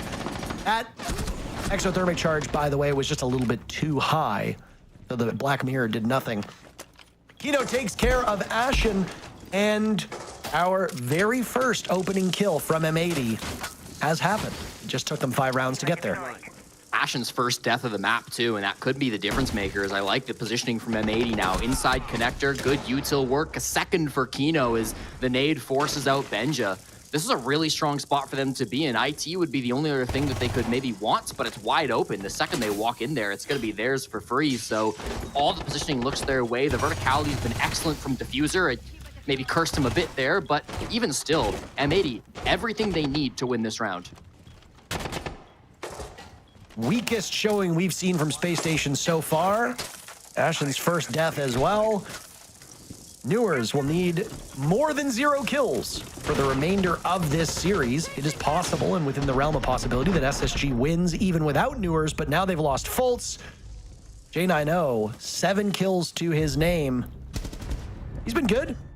No, M80 will sweep through what little remains. SSG barely putting up much of a fight there, and because of it, M80 gets on the board. A good time for them to do so. They are running out of runway. Their first round victory in 5 rounds. You want an exciting third map that goes back and forth. We have not seen that just yet, but there is still time for M80 to bring the heat.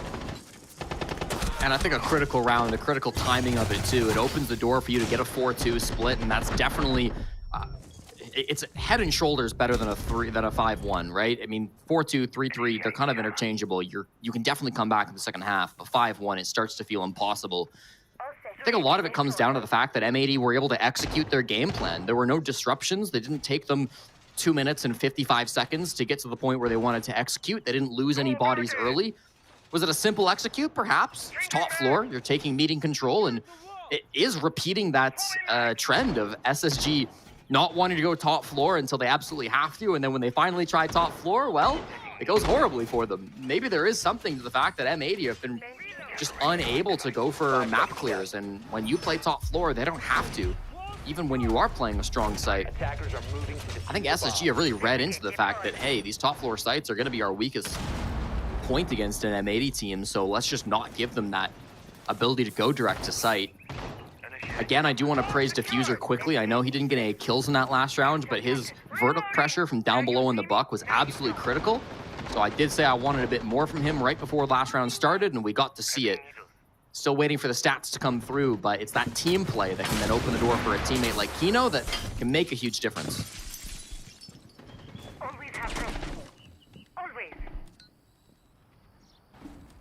Now, one of the most common comebacks we tend to see in Rainbow Six Siege, Jesse, is where a team wins the first 4 and then you win 2 on your way out and then you win your 2 on the side swap and suddenly it's a 4-4. Not sure if Nighthaven Labs is that kind of map, but I mean, the moment M80 gets their head in a game, they can turn things on very quickly, at least through this stage. Do keep in mind that M80 is still very much on the upswing. This was a team that finished 4th in the groups all the way back in stage 1 and didn't make top 4. So this team is still growing, is still learning. They're in an excellent spot to make top 4 in stage 2, something that failed them in stage 1, but you got to get there first. If they lose, they go down to the lower bracket and play Dark Zero in a match that I think is tomorrow, but I'd have to check the schedule on that one. It is. There you go. They don't want to lose, though. Fultz will be the first casualty of this round. Gunner having a very good map 3. M80 desperately needs it. They need more of it. They need more than just Gunner to do well. After Gunner's 7 kills, next in line is Kino at 3. That is just simply not good enough. M80's numbers underwater through this entire best of 3 series, but especially here.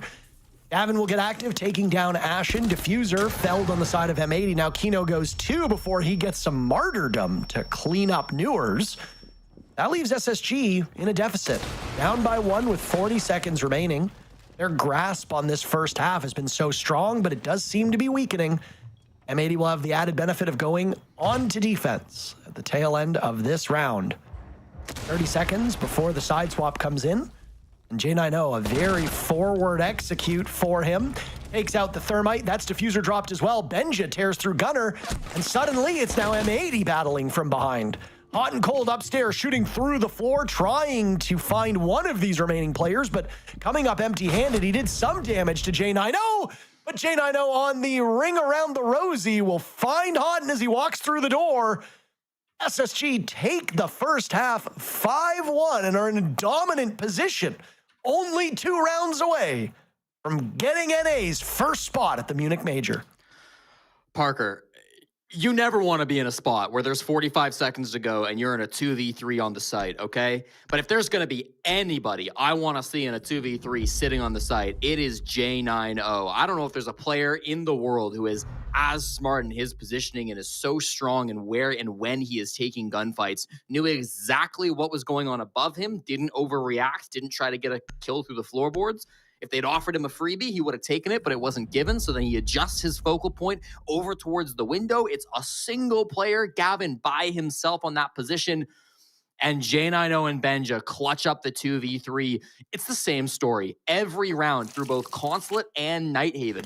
Unless SSG are playing the top floor, where map control is not as important, they allow M80 to take some map control, but it takes a whole lot of time. M80 are stalling out in these late rounds, and even if they have an advantage going into the final 30 seconds, it just doesn't matter, because SSG can take the rat spots, they can disrupt the plan in one way or another, and they can tell that in the chaos, without their full squad alive and without the full time on the clock, they aren't going to succeed.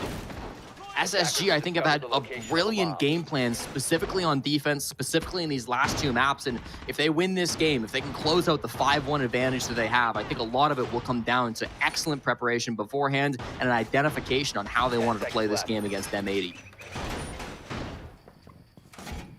5 seconds left before Preparation is often over half of the battle. And if you go in with all the knowledge and all the tools needed to deal with your foes, well, even if some of your players are having a rough day, which can be said of players on both teams, you're still in a better spot than if you go in just winging it. As of this current round, Gunner is dead even. Everybody else on M80 still in the negatives. The scoreline should suggest that that has not changed. J90 has vaulted all the way up to the top in terms of rating. Benjamaster, still the highest rated player on SSG for this best of 3. Listen to these kill totals. Benjamaster and Newers are tied with 24 kills apiece. They are at the top of SSG. Fultz is at the bottom with 20. 4 kills separating the most kills and the fewest kills on the side of SSG. That is consistency. That is depth. Ashen has 10 kills. That's how he's currently in this position. J90 has 9 kills. That's how he's here. Ashen's 10 kills all kind of came in a hurry. Since then, he's 0-3. But again, that depth for SSG, all of them within arm's reach of each other in terms of frags. The same cannot be said of M80. Gunner sits at the top with 24 kills, so matching the tally of the highest fragger on SSG. But Hot and Cold and Kino are at the bottom with 14 and 15 kills respectively. So a bit of a gulf on the side of M80. That's a team that's usually consistent. Their support players have not been given a chance to shine. Hot and Cold had a very good first game, but that was really just it. M80 needs to be more consistent with their fragging, or this game is going to be over in a hurry. An IT wall, I believe, still closed. Hot and Cold has done an exceptional job at keeping that shut. With the mute jammers, they were able to stall out just 2 of the X-Kairos. It's not much, but it's enough to stop the wall from becoming soft, and that could make a massive difference with Hot and Cold both frying Ashen on a rappel angle and then also keeping the X-Kairos shut for the most part.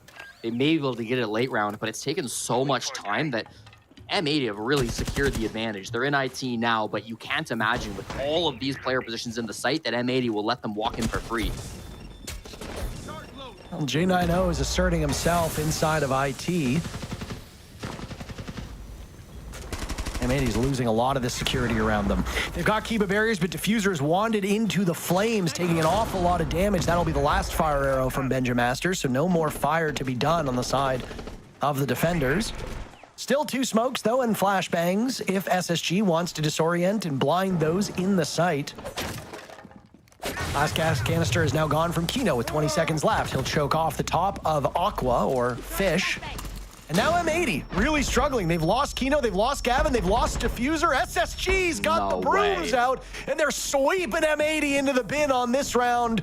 Gunner on the flank, himself ascending the spot that SSG had used to break open the site. He'll catch Fultz looking the wrong direction, but now 3 sets of eyes on Space Station turned in his direction. Nitro Cell goes off. Gunner desperately in the site looking for any of these players, but they are all gone. Newers, the last man standing in the site. He takes down M80, and SSG moves to series point. I'm at a loss for words at how SSG won that round, Parker. They're in a 4v5, which isn't a massive man disadvantage, but there's 20 seconds left to go, and SSG's positions are all known. They're in Warehouse, they're in IT, and most importantly, they're walking inside of Aqua. That's the late dimension that gets added to this push, and it's an important one. But again, it's well known. Kino's smoking that off with Toxic Babes. He's aware that there are going to be 2 players from SSG pushing in through top Aqua. But Fault says, I don't give a damn. Walks through the Toxic Babe, finds 2 picks, opens up the door for SSG to somehow win this round. Benja hits some nutty kills, and then it's just all over. M80 in the 1v4. What are you supposed to do from that position? That push in right through Aqua was exactly what they needed. Probably their only win con in that round, where again, I thought Hot and Cold had done enough. They kept the IT wall closed for so long. The time was in the gutter for SSG, but I mean, you break it down. That's the difference between these 2 teams, isn't it? When M80 had 20 seconds to go and very even numbers, they looked lost. They looked scrambled. They didn't know what they wanted to do with their game plan. When SSG have 20 seconds to go, there's a very clear plan. There's a very clear idea of how they're going to win, even from that position. And it really just makes SSG look like all the better team. Incredible play throughout the both defensive and offensive halves on this final map. M80 looking like wet noodles, and they will need to win the next 5 in a row just to force OT.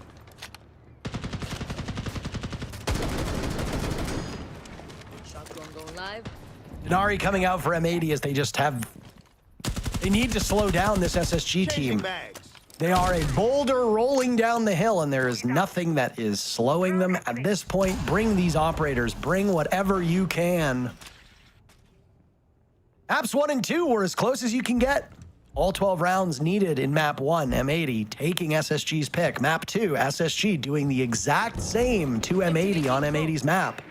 Here in a best of 1, a shootout 12, potentially 15 rounds to determine the first spot to our final major of the year. It's SSG who has just been dog walking this M80 team. And well, Gavin, potentially the first domino. An exit round for M80. Now it's Diffuser taking a big beating. Down goes Hot and Cold. Diffuser to the rescue, crouched down, they'll trade it off. J90 dies because Newers goes for the reload. Diffuser gets 2, a third as well. Suddenly, M80 in the lead, and a quad from Diffuser as Kino blows Ashen and SSG's hopes of closing out that round sky high. Oh my, if Newers had not gone for the reload, got siege timinged, J90 had not died. One guy running roughshod over your team. It's still a long climb for M80, but Diffuser just made it a little bit easier. Match point, series point for SSG for the remainder of regulation, but M80 still showing they got some fight in them. Yeah, M80 needed a hero, and it ended up being the 20-year-old in his second season as a professional player, stepping up for them. Diffuser, a huge couple of kills to come through. I mean, really just an individual menace in that round. There's not a whole lot to break down. Felt like it was going to be all SSG, and Diffuser, the biggest thing is he had good information as where those players were at, right? After a couple of players go down on his side, he can now know those positions, and I mean, that Scorpion is not an easy gun to hit shots like that, man. It is difficult to hit those multiple targets sometimes, switching from head to head, but every single one just looked like it was locked on for Diffuser. Was at 1 kill before that round, was 1 and 7 coming into round 8. But turned that around. I still think had decent impact on the Buck on the attacking side, but was the weakest link in terms of kills up until that point, and now has fired his team into a position where maybe they can force this back.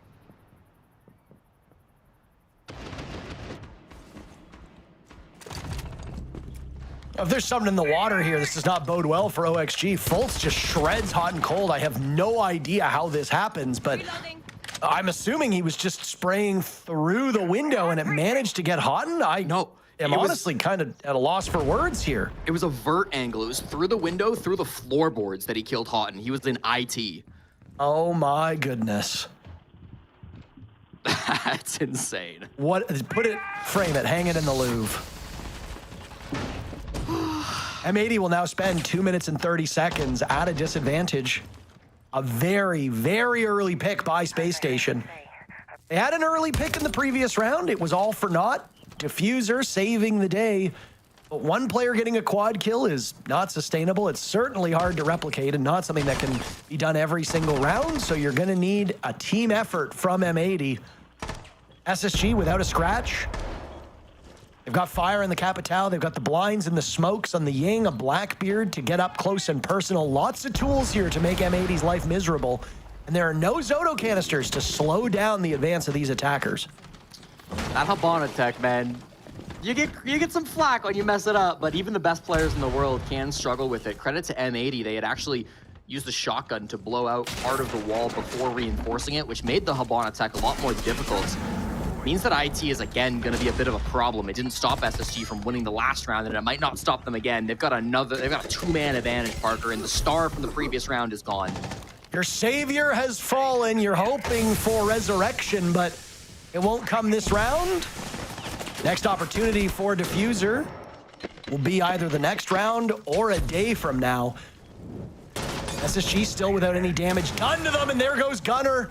M80 sitting inside of the site, just waiting to die. Gavin desperately wants something. Kino with 1 kill, he'll go even. He's down Benjamaster as well. A gas canister will cover his retreat, but Ashen seals the deal. The superstar on SSG. He had an incredible map 3. Every single map dominated by a different player on Space Station. They're the first team to clinch a spot in Munich. As we watch and we see which 4 teams will represent the region, your Stage 1 winners. SSG are the first team to get it done. M80 falling their first loss this stage. Down to the lower bracket they go. They will still have a chance to qualify, but your road has just gotten a lot longer. Congratulations to Space Station as they clinch their spot for the major.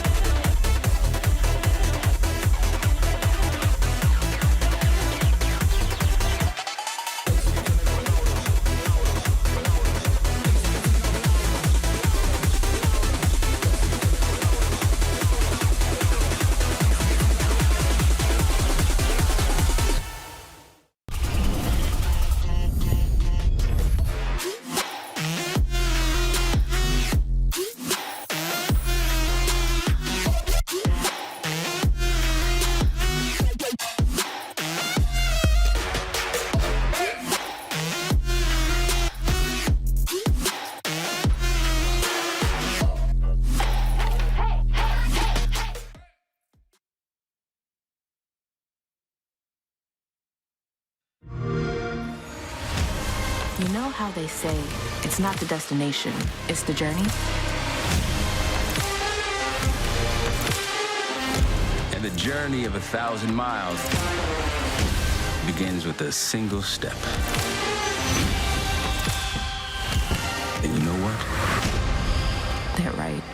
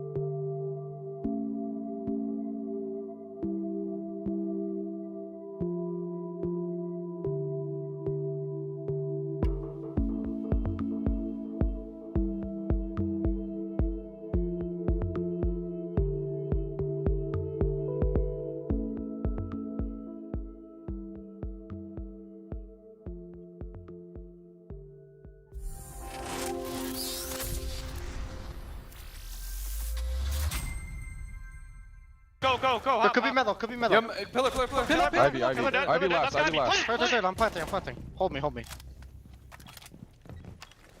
50. Yeah! Shit, boys. Hammered him hard. Nice, caralho. Vamos, porra. All right, SSG has done it. The first team to be heading to Munich to represent NA. And what a fashion to do it with, going up against M80, a team that has been undefeated so far, but this is their first taste at loss handed to him on the silver platter by SSG and Ashen, specifically one of the players who played a very big role in this series. Ashen, man, congratulations. You're going to Munich. How are you feeling right now? Yeah, it feels good, especially after that first map. That map was honestly in our control the whole time. Yeah.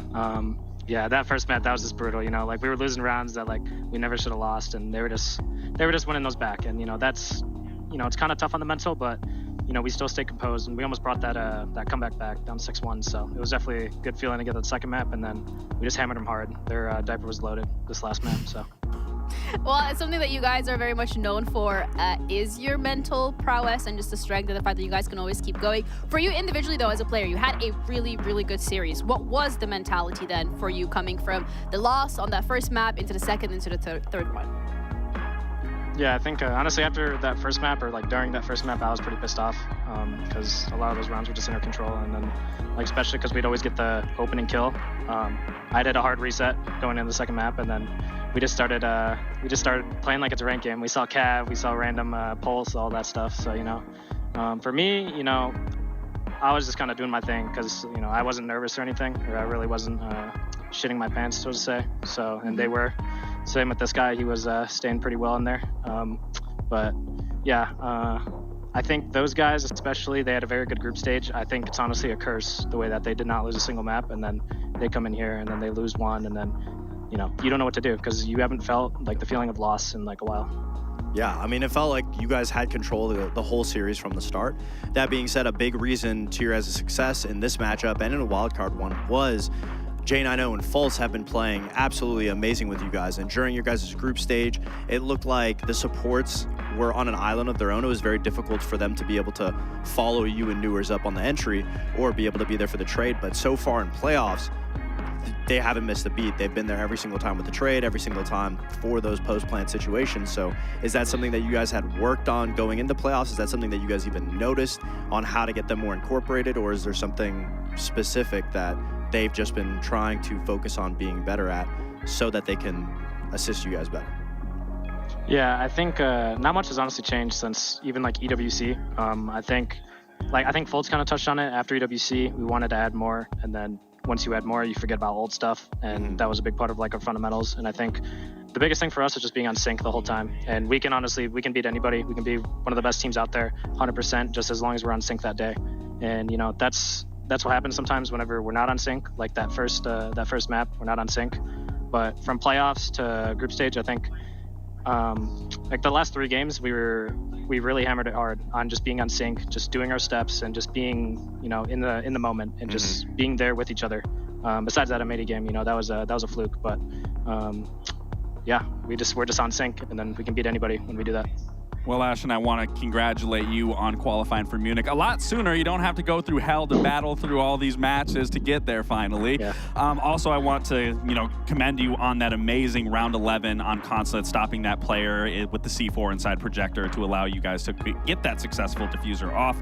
And then also 2 questions. One for Jesse, saying, why don't you guys like playing the top floor, whether that's on Consulate, whether that's on Labs? You guys just avoid the top side, it seems like, compared to the others. And then another follow-up question, is this where you envision yourself in your career when you look back at when you first started getting into competitive? You're now making every single event since joining. I mean, is that kind of where you pictured everything was going to end up?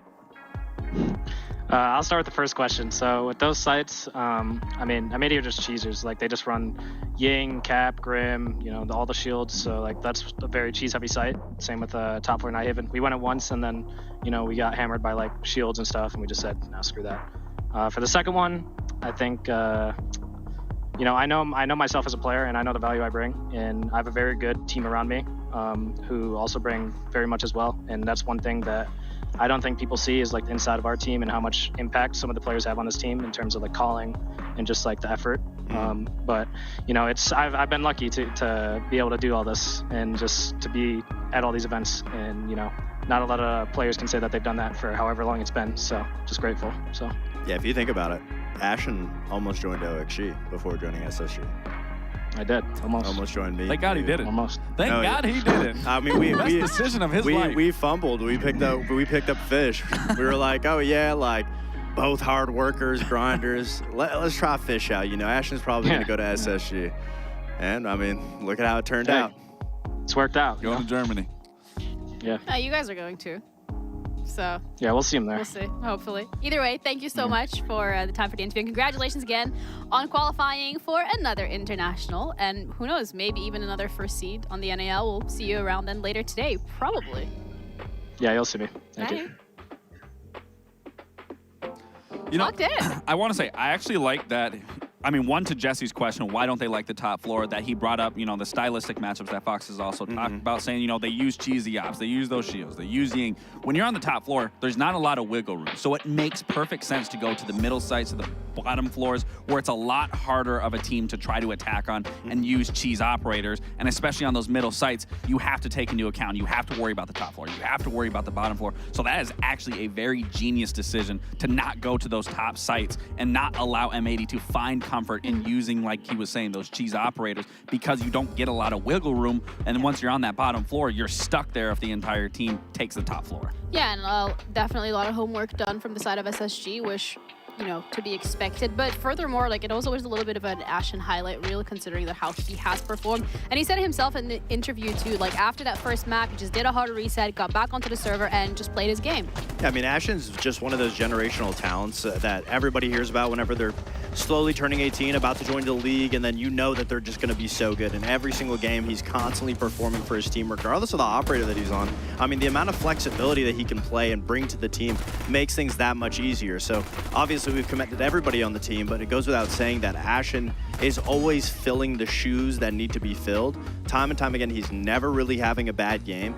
Maybe some games he's doing his job and not necessarily carrying or getting a bunch of kills, but we've never seen Ashen underperform, and he's so consistent. And also, as time goes on, to see him mature and grow as a player, as an individual, I mean, it's nice to see him, you know, do his little back and forth talking in the chat. And that's what I like. You know, he shit talks. Some people don't like it. Fact of the matter is, he backs it up almost every single game. And as you said it, when he has a bad game or he's not at the top of the charts, he's not really performing bad by any means. He's just not on top of the leaderboard. But where we see him, I'd probably say like 95% of the time, he is the one carrying the SSG roster. Yeah, and it's always also really fun to interview players who do well on the server, but also have like a personality outside of it. And I think Ashen is definitely one of those players who's standing out there for sure. Got his own little catchphrase. They shot the pants. Yeah. Great, love it. Diapers were full. Yeah, at this point, yeah. But it's great to hear, and it's really good to see. They still have one more game later today, and that's going to be against the winner of Shopify OXG. That's the second game that'll be coming your way in a little bit after the break. So make sure you stick around, because we'll see who else is going to get sent to Munich.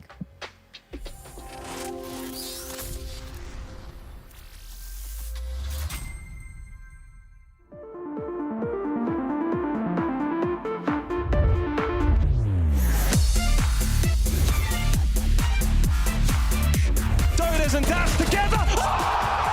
Unbelievable. Can he get there in time? Cameraman's going to complete. Big ET finds a huge 4K and give Road their first. There's only 4 seconds left. There's no way. Whilst not easy, is potentially winnable. No. They've given him a 1v1 and they've given him both down. They find the down as well. Yesterday they took the crown from LA. Today they take the kingdom from Blacktown.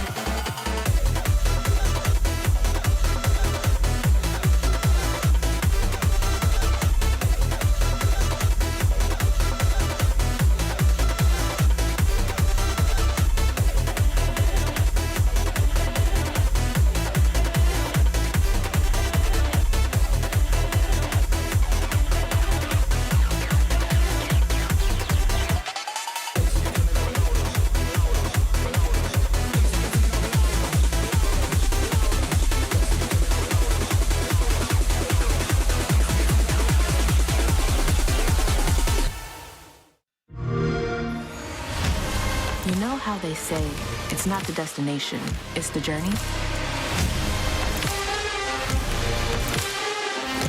And the journey of 1,000 miles begins with a single step. And you know what? They're right.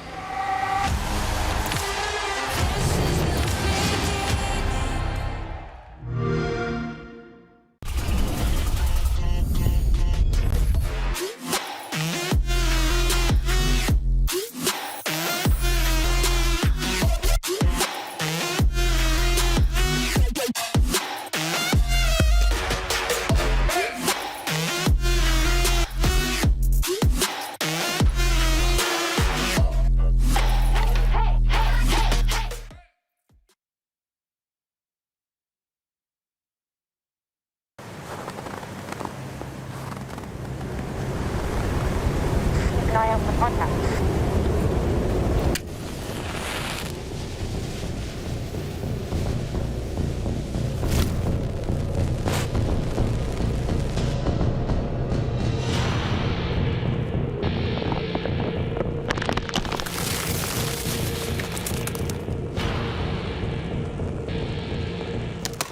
Available now.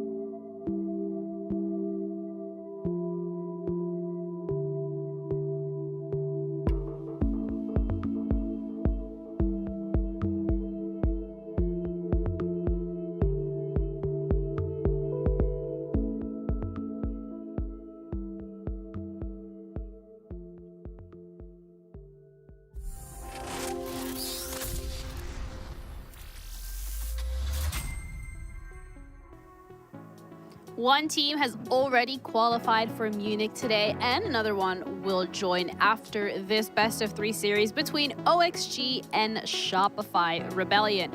Both of these teams have had a good Stage 2 so far, but only one can continue and move on to the international stage, while the other will drop to that lower bracket. I'm Ginny, joined with Foxay and Lax, and we're going to do our best to break this one down, because when we're looking at OXG, besides that first game that they lost at the start of the stage, they haven't lost anything else. But then Shopify, it's been a little bit of a tumbling towards the playoffs. Yesterday, they did quite well, so this should be a pretty equal matchup. Yeah, they've honestly swapped positions and how they were during Stage 1. I mean, OXG has looked absolutely phenomenal, specifically on their entry. As for Shopify Rebellion, had a rough stage, but so far in playoffs, I mean, it looks like the teamwork for them has really been gelling and synchronizing, as well as OXG. Yeah, I mean, we'll start things off with OXG specifically, because this is the roster that, you know, right now, it just really feels like everything is clicking and working from them, and that wasn't necessarily what we were saying about them in Stage 1.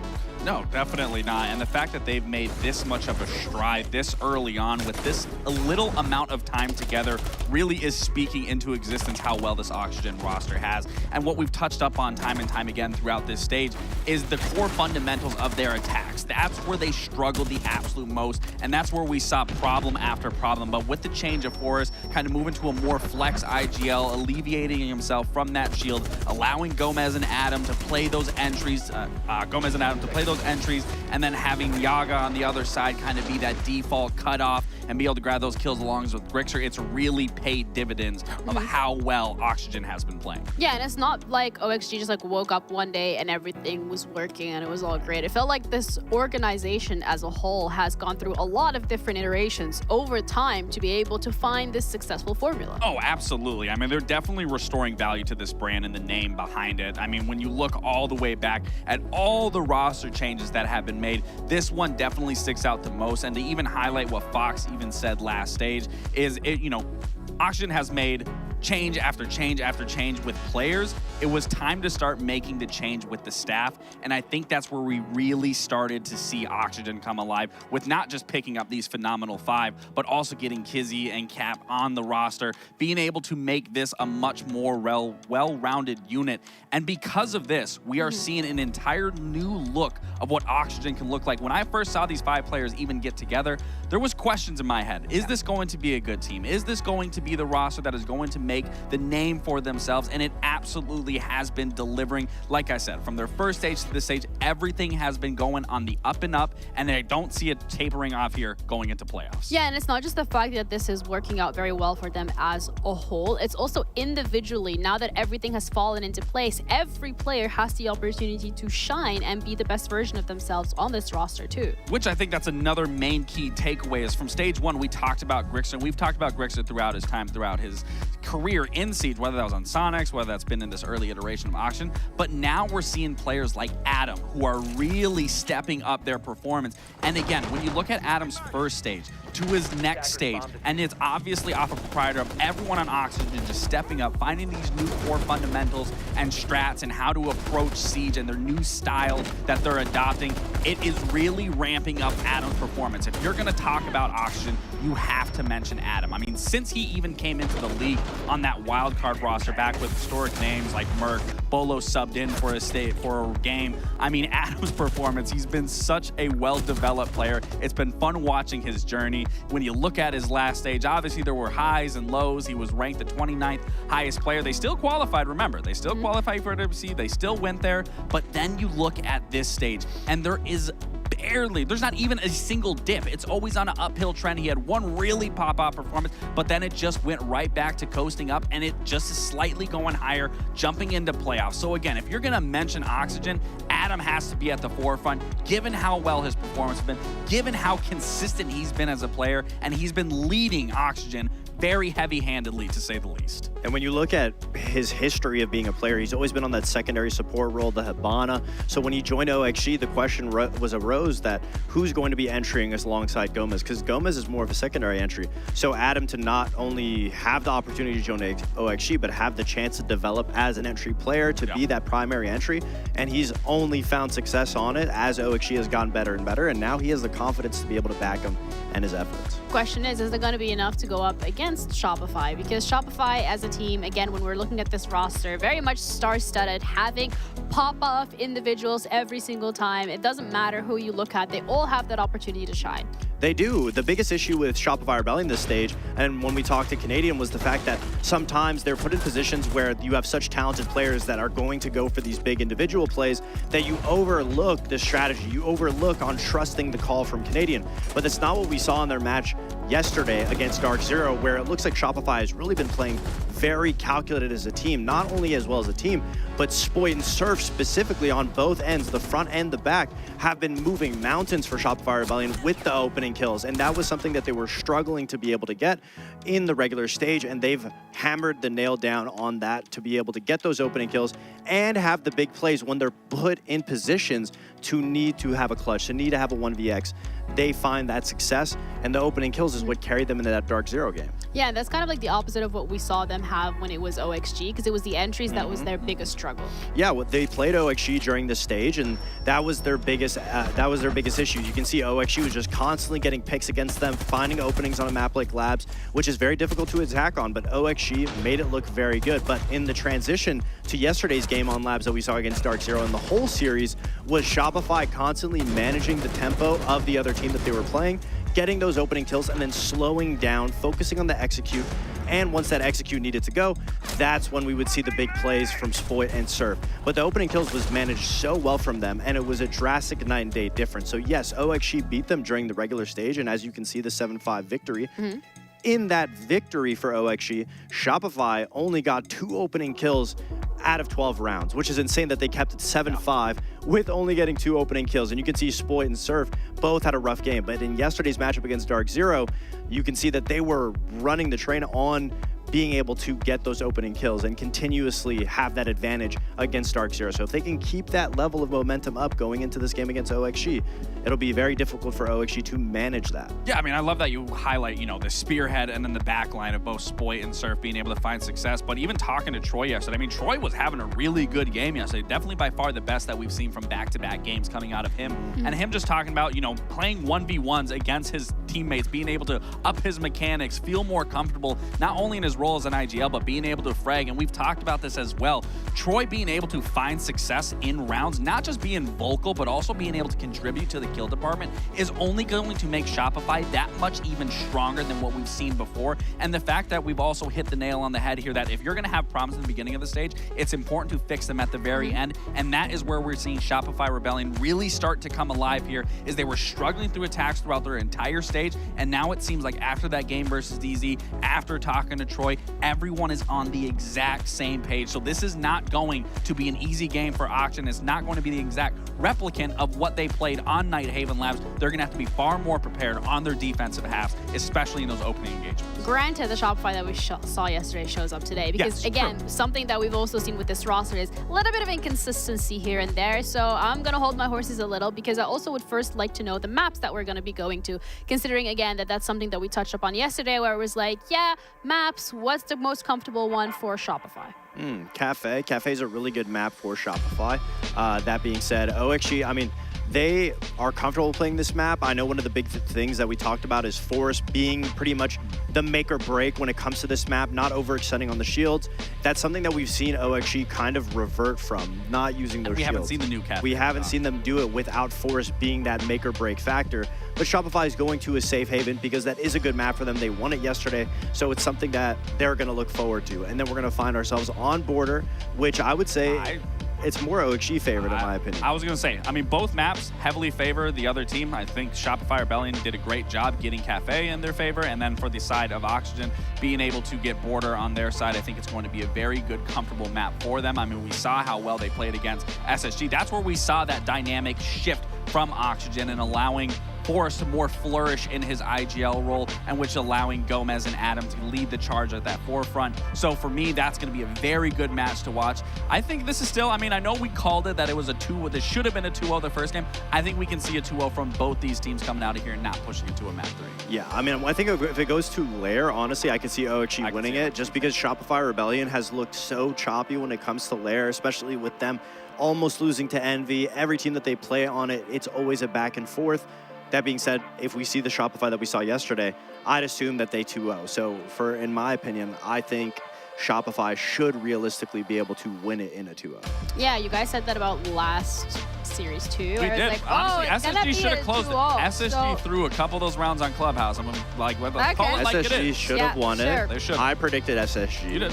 Yeah. He did. You predicted OXG. So far, your predictions have been pretty... No, I'm going to swap. I'm going to swap to Shopify. Are you sticking with Shopify? Yeah, because listen, if we go on the trend that M80 didn't face adversity of losing up until their final game, OXG only lost their first matchup. Shopify is warmed up. They have the pressure on their shoulders, but they can succeed with it. They've been through that gauntlet before. OXG, on the other hand, this is their first time really having this much of a run.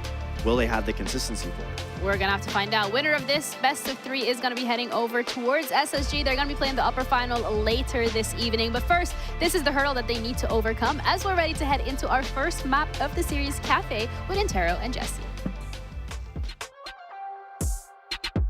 Well, we've already had one surprise today in regards to the Titans getting toppled by, I believe in the biblical sense, his name was David. Versus Goliath. Now we have a slightly smaller Goliath going up against a slightly smaller David, and will the same thing happen? On the line here, Jesse, is our second spot for the Munich Major. Earlier today, we saw SSG overpower the first place team of M80. Now OXG enters after a bye, going up against a Shopify Rebellion squad that definitely showed some areas of improvement in yesterday's matches. Do you think we can see another surprise? Do you think Shopify Rebellion has what it takes to pull it off? Or is OXG just going to be as cool as a cucumber and skate their way to the second spot? Parker, I'm expecting a game to be just as close as the last one. I don't think it's going to be easy to call who wins this one. We saw it. You said it. Game 1, M80 were undefeated. They still managed to fall. They still suffered their first loss. OXG, not technically undefeated, but they haven't lost since the very first playday of groups. They are on an 8-game win streak since then, so they'll be a tough opponent no matter what version of Shopify Rebellion do show up. The community still thinks the Rebellion will win. They've certainly got the experience that some of the players on OXG do not quite have, but I gotta tell you, Parker, the way that this team has been playing, and especially the way Adam has been playing, it's not going to be such an easy task for the Rebellion. We'll get right into Cafe. We have 3 brand new maps compared to our last series in this game, and if you look at operator bans, we're expecting to see an Azami for sure, but it gets paired with a Pulse, which is a little bit interesting to see. You don't see that very often on a map like Cafe. On attack, it's going to be the Dokkaebi and the Yin, 2 common targets on Cafe. Jesse, remind me again, which side bans defenders? The attackers ban defenders. So OXG banned Pulse? Yes. Shopify Rebellion has a particular player on their roster who really loves to play Pulse. Do you happen to know his name? That would be Ambi. No, of course, that is Canadian, Parker. So maybe our second Pulse ban of the day, because there was a Pulse ban on map 1, if you recall correctly. Or was it Consulate? Maybe it was map 2, but either way, in our match 1, there was a Pulse ban. And that's because Pulse saw a small change in the offseason. So there was the introduction a couple operations ago of a new machine pistol, a sidearm called the Reaper MK2. It is a small little machine pistol that functions kind of the same as the SMG-11, the SMG-12, the C75, etc. It has made certain operators more viable, as it was given to more operators at the beginning of Operation High Stakes. One of those operators was Pulse. Pulse has 2 kind of bad guns. That shotgun shoots Nerf darts, and the UMP is fine, but it's nothing particularly special.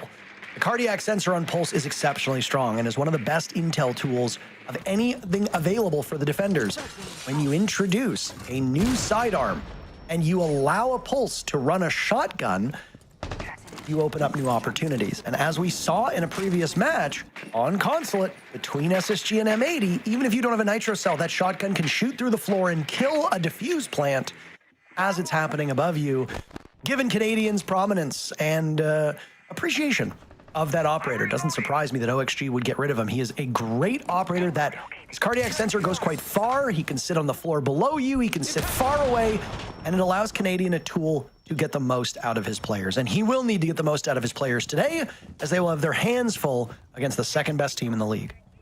Canadian did play Pulse on this very bomb site yesterday in their game against Dark Zero, but has to move over to the Sentry instead this time around. Getting ready for an execute, it seems. The Sens walls are open and Gomez is in. He's trying to melee the castle, but he's not quite as prepped as he had hoped, so he's just going to keep going deeper. Here's the first fight. Loses it to Ambi. A couple of missed shots. Rare from Gomez. It's going to be a 2-man advantage now to Shopify Rebellion, as Yaga had also fallen. Didn't seem like a full commit to that push, Parker, and I guess with a minute 30, they didn't have to full commit, but something's got to go their way soon. Canadian takes out Grixer. It seems like everybody's getting in on the action. Spoit and Surf, the only 2 players from the Rebellion, held off of the score sheet. Still time for them to get a team ace. Don't see team aces much these days. Forrest and Adam now will have to combine together to find the first pick for OXG. Shopify Rebellion has taken a bunch of damage, but not enough to kill any of the players. You see Spoit and will airstrips through him. Down goes Adam at the hands of Surf. Now Spoit just needs the final kill for a team ace. No, Ambi will get it. 2 for Ambi, 0 for Spoit. That's okay, whatever. Shopify Rebellion still get the first round. I don't think they're tracking stuff like that. I don't think they particularly care. The fact that Shopify Rebellion was able to start off so dominantly from a fragging perspective is excellent, because you saw the issues very clearly yesterday in their game against Dark Zero. It took quite some time for Surf, Rexen, and Ambi to all start finding kills. You're going to have a tough matchup. Adam has been one of the best players in NA this entire stage, the first player to break 100 kills in the league. And if OXG can get their offense going, Shopify Rebellion's fraggers will have their hands full. Bit of a strange first round from Oxygen. Didn't quite get that push going, I think, in the way that they wanted it to. We haven't seen Forrest play Sens on this bomb site before, at least not this stage in the games that they have played it. We did see a round where Adam was jumping on the Sens a little while ago, but kind of rare to see that operator be coming out from OXG on that site. It's good answers from the Rebellion to be quite aware of where those players were coming in. I do think if a couple of shots go another direction, then maybe that push works out for OXG, but not to be in round 1. It has been very much a trend so far in these playoffs that the team that starts off winning the first couple rounds does not always lock in and win the next couple.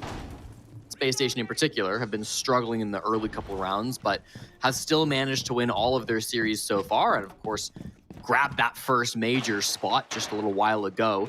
OXG and Shopify now fighting for the second, and we'll go down to Kitchen for their second bomb site, which has been a site that so far SR have felt relatively comfortable on. It's been relatively rare from them. They don't play a lot of Kitchen, but when they do play this bomb site, they tend to win it.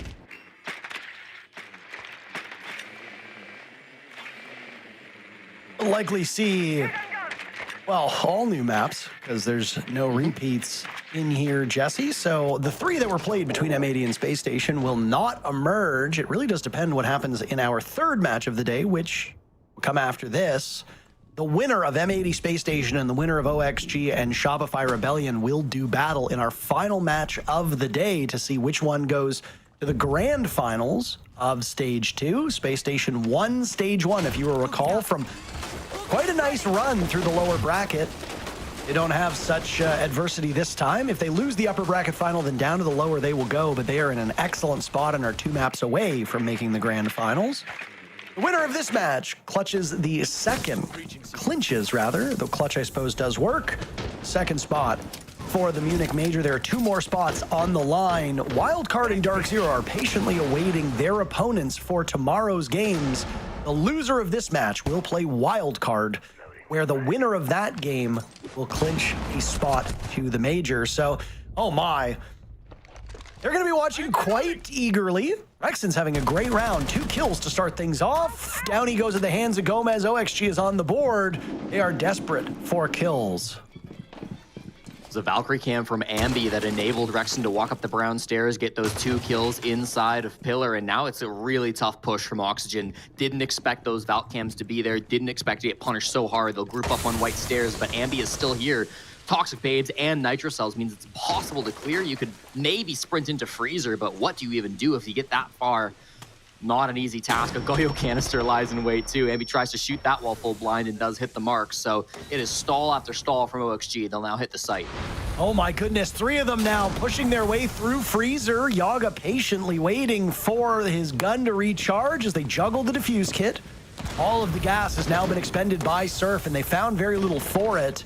OXG suffering early at the hands of Rexen, but since then it's been a bit of a stalemate, a ceasefire between these teams, but it will be broken as Spoit and Ambi get on the board, and OXG's push through the Freezer will be frozen in its tracks. Grixer having to moonwalk his way out of his position, takes down Ambi, but runs out of time, and the Rebellion will go up 2-0. Beautiful little round from SR, and one that every single player has to contribute to. Again, it's that Valkyrie cam from Ambi that provides the initial information for Rexen to get aggressive. It's Canadian, who is, of course, using those Valkyrie cameras, calling for Rexen to make the moves. Surf's got some great toxic babes that stall out the final 3v4 push. Spoit's got some long angles. It's a full team effort, and it really does feel like Shopify Rebellion are looking so comfortable on this map of Cafe. You and I casted that ridiculous game from Surf in the group stage, and then yesterday, Surf had a big Cafe map as well. Definitely feels like this is one of his best maps that we've seen him play. Not been an individually crazy game so far, but I'm sure it's coming. Shopify Rebellion 5-0 when playing Cafe this season, with victories over Envy, Wildcard, Space Station, Cloud9, and of course Dark Zero yesterday. So they should be expecting to win this map. You might be surprised seeing them start on the defense, but Oxygen actually chose to start attacking side on this map, which is not what you'd often expect, but I think maybe just hoping to wake themselves up a little bit. I know some teams prefer to start attack on big games like this just because they feel it gets them more into the game than when they have to start on defense and can sometimes start a little sluggish. That's what Team Liquid actually said when we interviewed them quite some time ago. They said, even if it's the worst side, we prefer to be more active. It keeps us engaged and allows us to feel out how we're playing. I think most teams would agree that attacking is significantly more challenging than defending, and based on success rates of both sides, and given that basically all but 1 or 2 maps are consistently defender-sided, the numbers, the mathology of it would actually line up. So even if you do only win 2 rounds as attackers, you can get a pretty good grasp on how you're playing and coordinating as a team. Shopify Rebellion's been doing an excellent job on these early engagements. They'll lose Spoit after taking down Forest, so the leader of OXG is in the ground. Gomez will die early again too. He was able to get that first pick for OXG in the previous round to keep things close, but OXG will now rely on their traditional fraggers, of which all 3 are still alive, yet through this 3rd round, only have 1 kill between them. Make that 0 now as Adam kills Grixer. Down goes Adam at the hands of Surf as he tries to swing through the window, and OXG is imploding in front of our very eyes. These have been 3 dreadful rounds for Oxygen. A terrible start, and we saw some rough starts in that SSG versus M80 game, and this one might just be worse. Shopify Rebellion, a very different team from what we saw do battle against Dark Zero yesterday. They complete a perfect rotation on Cafe, and OXG have nothing. If somebody can get word to the Oxygen head offices that the game actually did start about 10 minutes ago, that would be important to get their way. Not sure if they've realized at this point. Yeah, weird push again, kind of coming through. Forest all by himself, the captain and IGL down below the site on a buck, cleaned up by Canadian. Bit of a weird opening death, and then another player dying just inside a train. They're quite fast into the map, and it does feel like SR are reading them quite cleanly. Whether that means fighting them early and taking that man advantage as they did in round 3, or whether that means giving them the space and flanking later as they did in round 2. They have different ways to deal with OXG taking map control, but no matter what the plan is, it feels like SR are always coming out on top.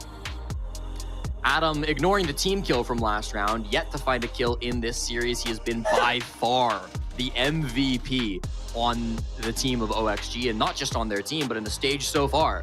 He has been so damn good for this squad, leading in nearly every category you can name. He will need to be firing if OXG have a chance of winning this game. One thing I said towards the tail end of my cast yesterday with Lynx was that no matter what maps they go to, if Nighthaven Labs, Chalet, or Cafe Dostoevsky pop up OXG will be licking their chops because there were some pretty obvious mistakes committed by the Rebellion on all 3 of those maps. Win or lose, they definitely showed issues that can't always be fixed within the span of 24 hours. Actually, less than 24 hours, technically, because Cafe was the decider that finished around 7:30 Eastern, and we're starting this map at 5 o'clock, so 22 hours, give or take. I know that Shopify Rebellion will play until the very early hours of the morning to make sure that stuff gets done, and with a late start, you can go to bed a little bit later, but still, these are issues that can be nagging, that take longer than just a day or 2. Shopify Rebellion obviously won the series against Dark Zero on this map, 7-5, but did so with mixed results. And the comment that I made really does ring true. OXG would see that Cafe, or potentially see the Chalet, or see the Nighthaven Labs matches and go, okay, this is really easy for us to diagnose the problems and figure out how best to solve them. It took Shopify Rebellion 5 rounds to get 3 victories on this map yesterday. They've now accomplished that in 3. And it was back and forth with DZ for quite some time. It actually wasn't until Shopify Rebellion went on to attack that we saw them flourish. They have matched their total against DZ already from yesterday, today, as defenders. That is quite quick. And OXG doesn't seem to be handling this Rebellion defense all that well. To their credit, they have changed things up on the side of SR. They are running with operators that they did not play much yesterday. Aruni came out a couple times by Ambi. Wamai only came out a single time. Castle only came out a single time. So we are seeing changes. It's keeping OXG on their toes, and OXG's obviously having problems troubleshooting this in the now. This is basically the exact same lineup, though, that they ran top floor specifically in yesterday's game against Dark Zero. The only difference being Surf on the Castle instead of the Azami, as Azami's bans this time. Canadian continue to play down to the bottom floor. Again, not a huge surprise. He loves to play this spot, but still finding success. The whole team is battling top floor, though, and that's not going as well for SR. Ambi and Spoit have been left alone here now, and they're the only ones left to stop this 3v2 push. Yeah, things have collapsed in a hurry, but there you go. Ambi taking out Yaga. Ambi might have had a slow day yesterday, and honestly, slow stage 2, but we know what he's capable of. One creeping up on Spoit from behind, but both the sights are turned in the same direction. Ambi cannot lose focus on the other. Gridlock slaughtering Spoit, and there's Adam doing what Adam does. There's a reason why he's been the top player on OXG all stage, sitting at, prepare yourself, a plus 46 KD. There are players in this league who don't even have 46 kills, and he is plus 46. When that man is on, he's on, and he was on that round for sure. First good look for OXG as they take this top floor attack after a strong entry and a great late round. Yeah, that's the Adam that we've been missing, and it kind of comes off of that initial kill from Canadian down on the bottom floor. You know, Troy gets a kill downstairs, and you're thinking, okay, great, opening pick for Shopify Rebellion. We're feeling fantastic. But as soon as Canadian gets that frag, the call gets made. There's a guy in the bottom floor. I mean, let's just go hit the site.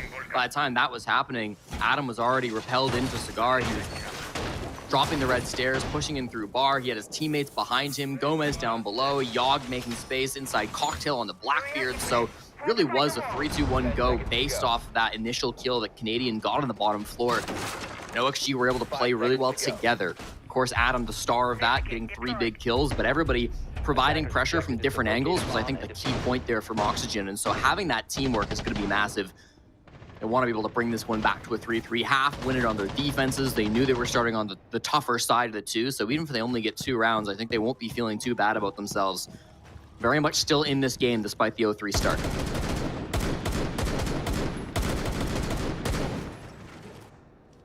Still time for OXG to wake themselves up. A best of 3 is a long road, and this is not their map choice. They were comfortable going here, likely, again, because they saw what happened in yesterday's game, so why not go to it? Heavy Dostoevsky, to their credit, was played by OXG at the very start of stage 1 against Team Cruelty, but I mean, most teams demolish Team Cruelty, so what is there to have been learned from that match? Not very much. Oxygen off to a good start here, though. 50 seconds in, they've lost Gomez, they've killed Rexon and Surf. You've lost the Goyo, you've lost the smoke. That's a great entry point for OXG, but now that Adam is down, things will get significantly tougher. And I imagine the action will cool off a little bit, as a minute is off of the clock, and both teams now sit in a 3v3. 3v2 now. Canadian, the captain, will fall. Yaga's able to find that pick, and Grixer can smell the bomb site. He can go in, but he doesn't have the defuse kit. It was dropped a little while earlier. Now he will find it. It's already in the kit waiting for him, and he starts the plant. Spoit and Ambi, were they aware of this going down, or are they just trying to play retakes? They got to win their fights first, but they can't. Yaga kills Spoit, and it is Ambi alone in the 1v3 turned 1v2. Then he dies. 1v0. 2v0. 2v0, yeah. Is Forrest from Arizona, by the way? He has an Arizona Cardinals flag next to his bed. I mean, you're the location guy.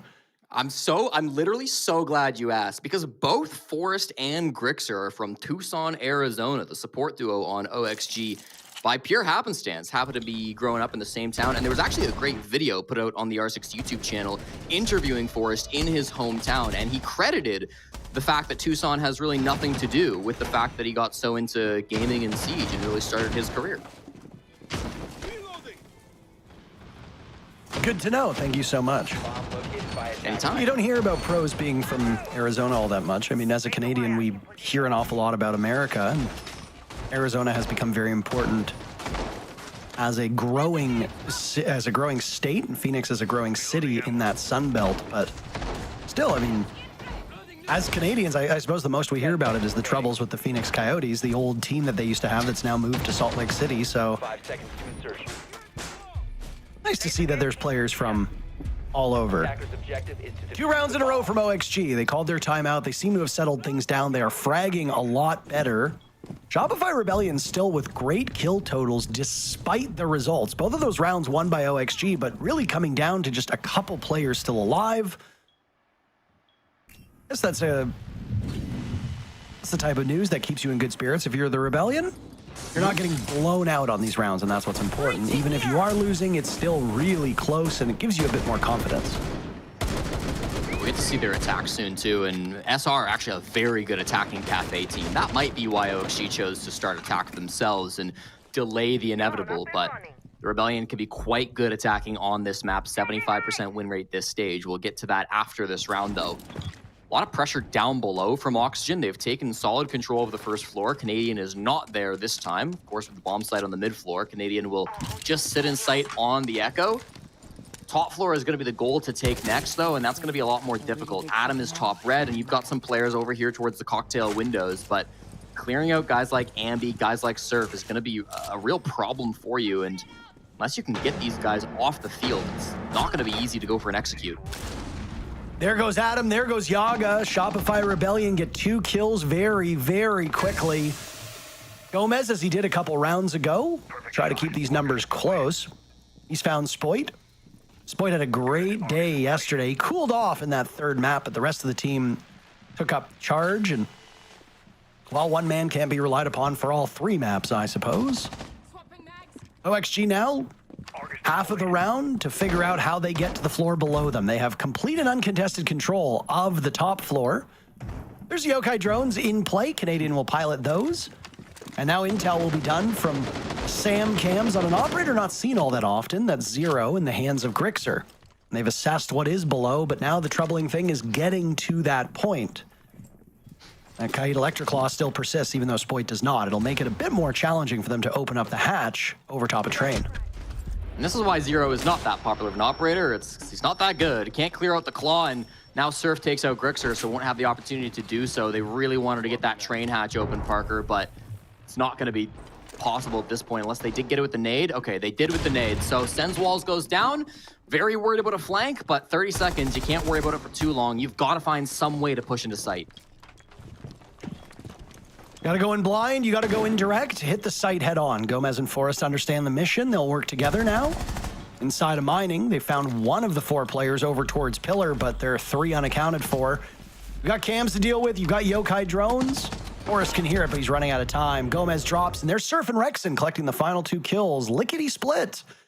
A good comeback from OXG that could have tied things up. Shopify Rebellion exit the first half with 4 rounds, defending on Cafe. Not bad. It beats their number from yesterday when they were only able to muster 3 rounds defending against Dark Zero. Cafe, one of the more played maps in the region through the group stages. It's effectively a coin flip map. So getting 4-2 is not outside of the norm. OXG will have to do the same or better, lest they get defeated in regulation.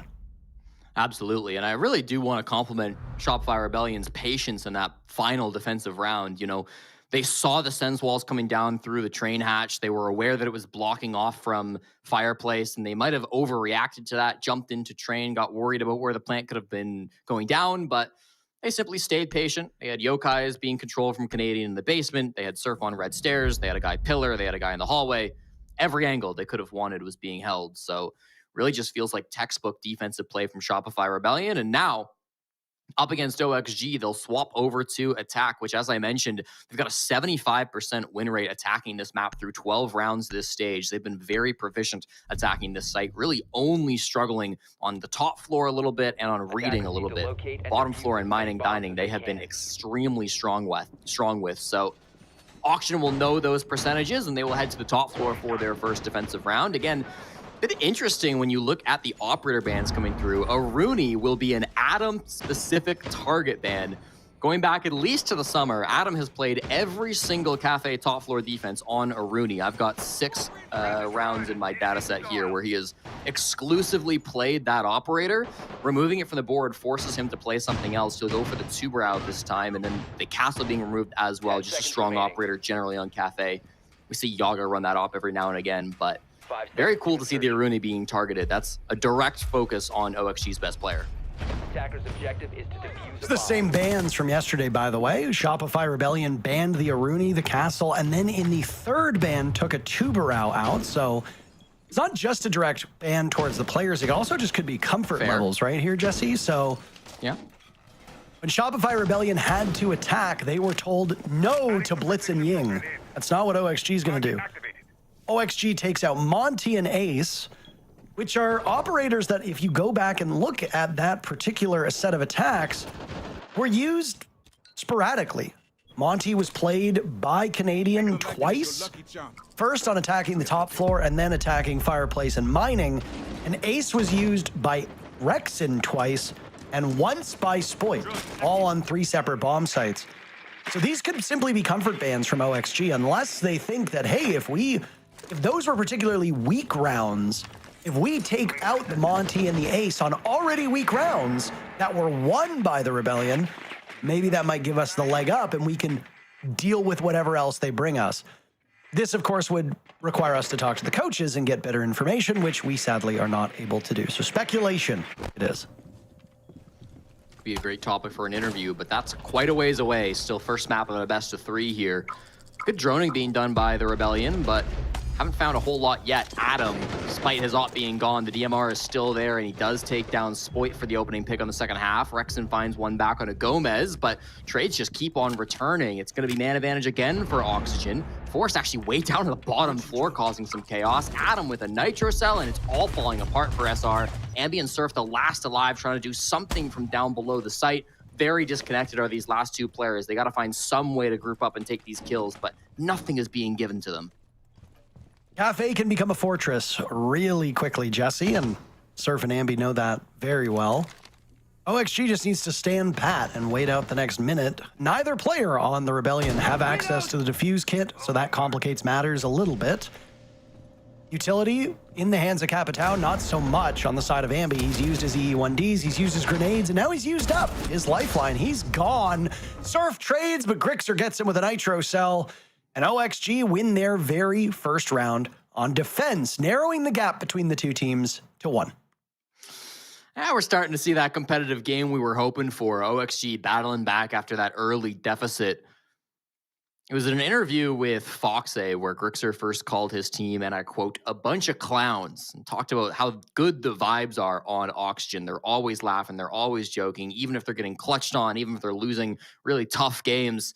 The vibes always seem to be up on that team, and I wonder for Grixer, who has played the majority of his career on the Shopify Rebellion / Sonics team, if that's maybe a bit of a departure. Not that Sonic/SR wasn't a good vibe, but I feel like there's less pressure on a team like Oxygen, who have lower org expectations, who have lower, maybe slightly worse history behind them. It's just a newer team. Can relax a little bit more, and that can result in a little bit more success on the server sometimes too.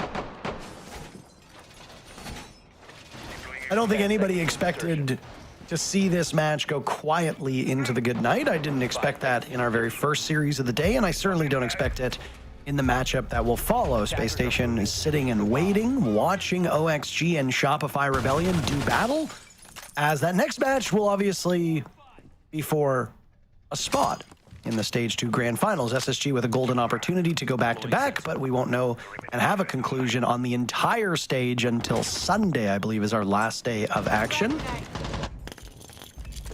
Both of these teams tremendously gifted, and honestly not a huge difference between them. OXG was excellent during the group stage. This stage, Shopify Rebellion were excellent during the group stage in Stage 1, so I think there should be all 3 maps on the board. At least from a competitive perspective, I'm hopeful for that. For those of you that are hoping to go to bed early, I do apologize. Yeah, we're in for a long night, that's for sure. But when major qualifications on the line, that's what you're hoping for. Bedtime schedules be damned. Good information on that lion charge from Rexon. It caught both Grixer and Gomez. Grixer taking a bit of damage early into this round, but not resulting in a kill just yet. Once again, as always on Cafe, taking this top floor is going to be key, and it's been slow going so far, but they still have a lot of util. Surf with these Capital bolts is going to be probably the main thing you're looking at, potentially countered by these magnets being tossed by Yaga. There is, I guess, a chance to go in from down below, but given that most of the players are still on the roof, I got to imagine the top clears the call. There goes Surf. Whoa, my. Yaga looking for another outside, completely detected. Adam is tied elsewhere. Surf being gone means no fire, means no smoke. They've got the Wamai trapped in the corner. There's nowhere for him to go except for out in a body bag. Canadian will put him in that and zip it up. He and Ambi just collecting kills. Ambi about to break double digits. By the way, far and away the closest. Next in line is Rexon at 7 kills. The Pulse was not available for Canadian and Co., but Grixer has use of the FBI operator. He and Gomez are the last 2 standing now against Shopify Rebellion, who look to regain their 2-round lead. An upside-down rappel is challenging to deal with. These pros have seen it before. What can Gomez muster now, as Grixer was sitting by the bomb site? 45 seconds left. Gomez droned out, Canadian with diffuser in hand. He begins the planning process as Gomez works his way around pillars, and he'll spot Canadian. At least he'll spot the shield. As there's the Blackbeard charging up on him. Gomez is dead at the hands of Canadian, and Grixer has to do it all himself, but Ambi will shut him down. A great round from the captain and the kid, as Ambi and Canadian collect most of those kills, and the Rebellion's lead goes back to 2. Yeah, there was a lot going on at different parts of the map in that round. You saw Rexon use the lion charge fighting a guy who's already outside the building and getting hard pinged, but very likely that lion charge was used to help Ambi get his 2nd kill of the round when he cleaned up Forest. So it's nice to see Shopify Rebellion using this util. They might be focused on one part of the map, but then can use util to help the other part of the map. There's a good jump out from Yaga to take down the Capitao. I think that's an extremely high value pick, and he wasted good time and attention too. I got nothing bad to say about that run out, but whilst he was doing that, players were dying on the top floor. Forrest was going down. Gomez was getting tracked as well on that lion scan, and with Adam dying earlier in the round too, it just didn't really work out their way. A lot of credit does have to go to Ambi, who was more or less independent on the top floor for the first 2 frags. So 10-4 to start off his Cafe will be very nice. As long as they can get the top number up to a 7, I think he'll be feeling very happy with his performance. 10 seconds remaining. 5 seconds remaining.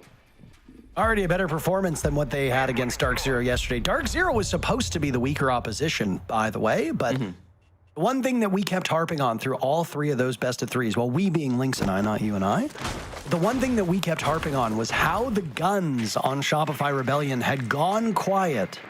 Today, Rexon, Surf, and Ambi are all positive in KD. This is something that we were not able to say through much of those 3 maps yesterday. So, maybe it's OXG's fraggers who are struggling. And indeed, it appears that way. Adam right now sitting at a -2. Yaga sitting at a -3. Gomez at a -3. Grixer even in Forest. Well, Forest is going to be playing hard in support most of the time, so I expect him to be towards the bottom of the standings. He and Grixer actually towards the bottom in ratings. All of the stats are good across the board from OXG, thanks to a terrific group stage. Not so through map number 1. Grixer with the highest EPS right now at 89. Spoit the lowest on Shopify Rebellion at an 87. Not an ideal spot for OXG, even with how close these scores are. The Rebellion have just been pummeling them in terms of kills. Slow going at the moment. It's not a full top-down clear like we often see on this bomb site. They are focused over towards Bakery, which means goal number 1 has to be getting the player out of Bake. Grixer's playing this position back behind the counter. But Forest strikes first, the long angle, exactly what they were hoping for, using these crossfires, and another one to the Canadian too. A little over-eager if you're Grixer, but it doesn't matter. His team is still going to be in a massive man advantage. Control is still firmly in their hands too. Ambi might have top floor, but he is not safe from the flank. Adam's just run all the way up red stairs to the top floor. Could get a vert angle, could go towards the train hatch. Just sitting on the staircase now, looking to flank right back down. Ambi will have to be very careful, and in fact, just runs away, not liking those angles. Watch out for the 2 impacts in Adam's pocket too. That could be used to deny the plant.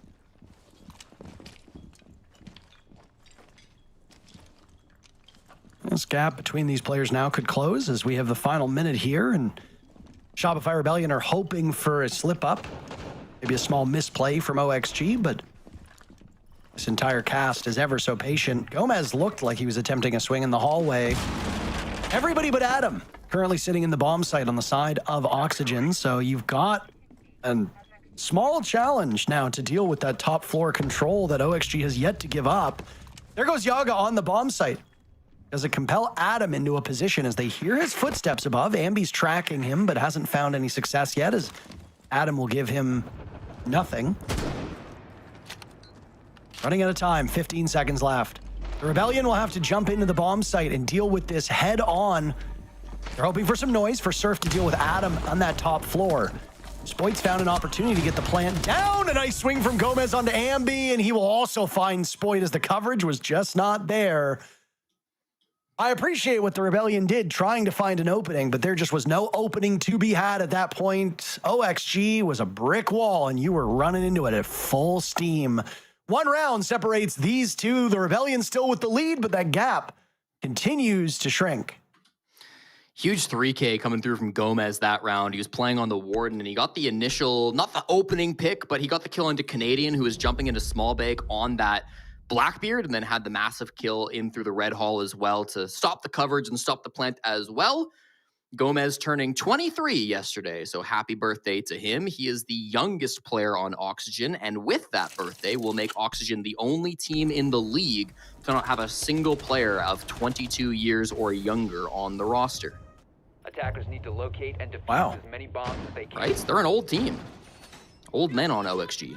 Can you not call like 22-year-olds old? No, I'm calling 23-year-olds old. If you're 22, you're young and spry.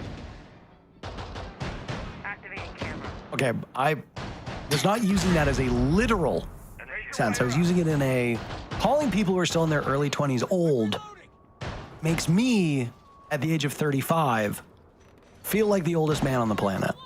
Well, I mean, you will fall over soon and pass beyond, so you won't feel bad for too long.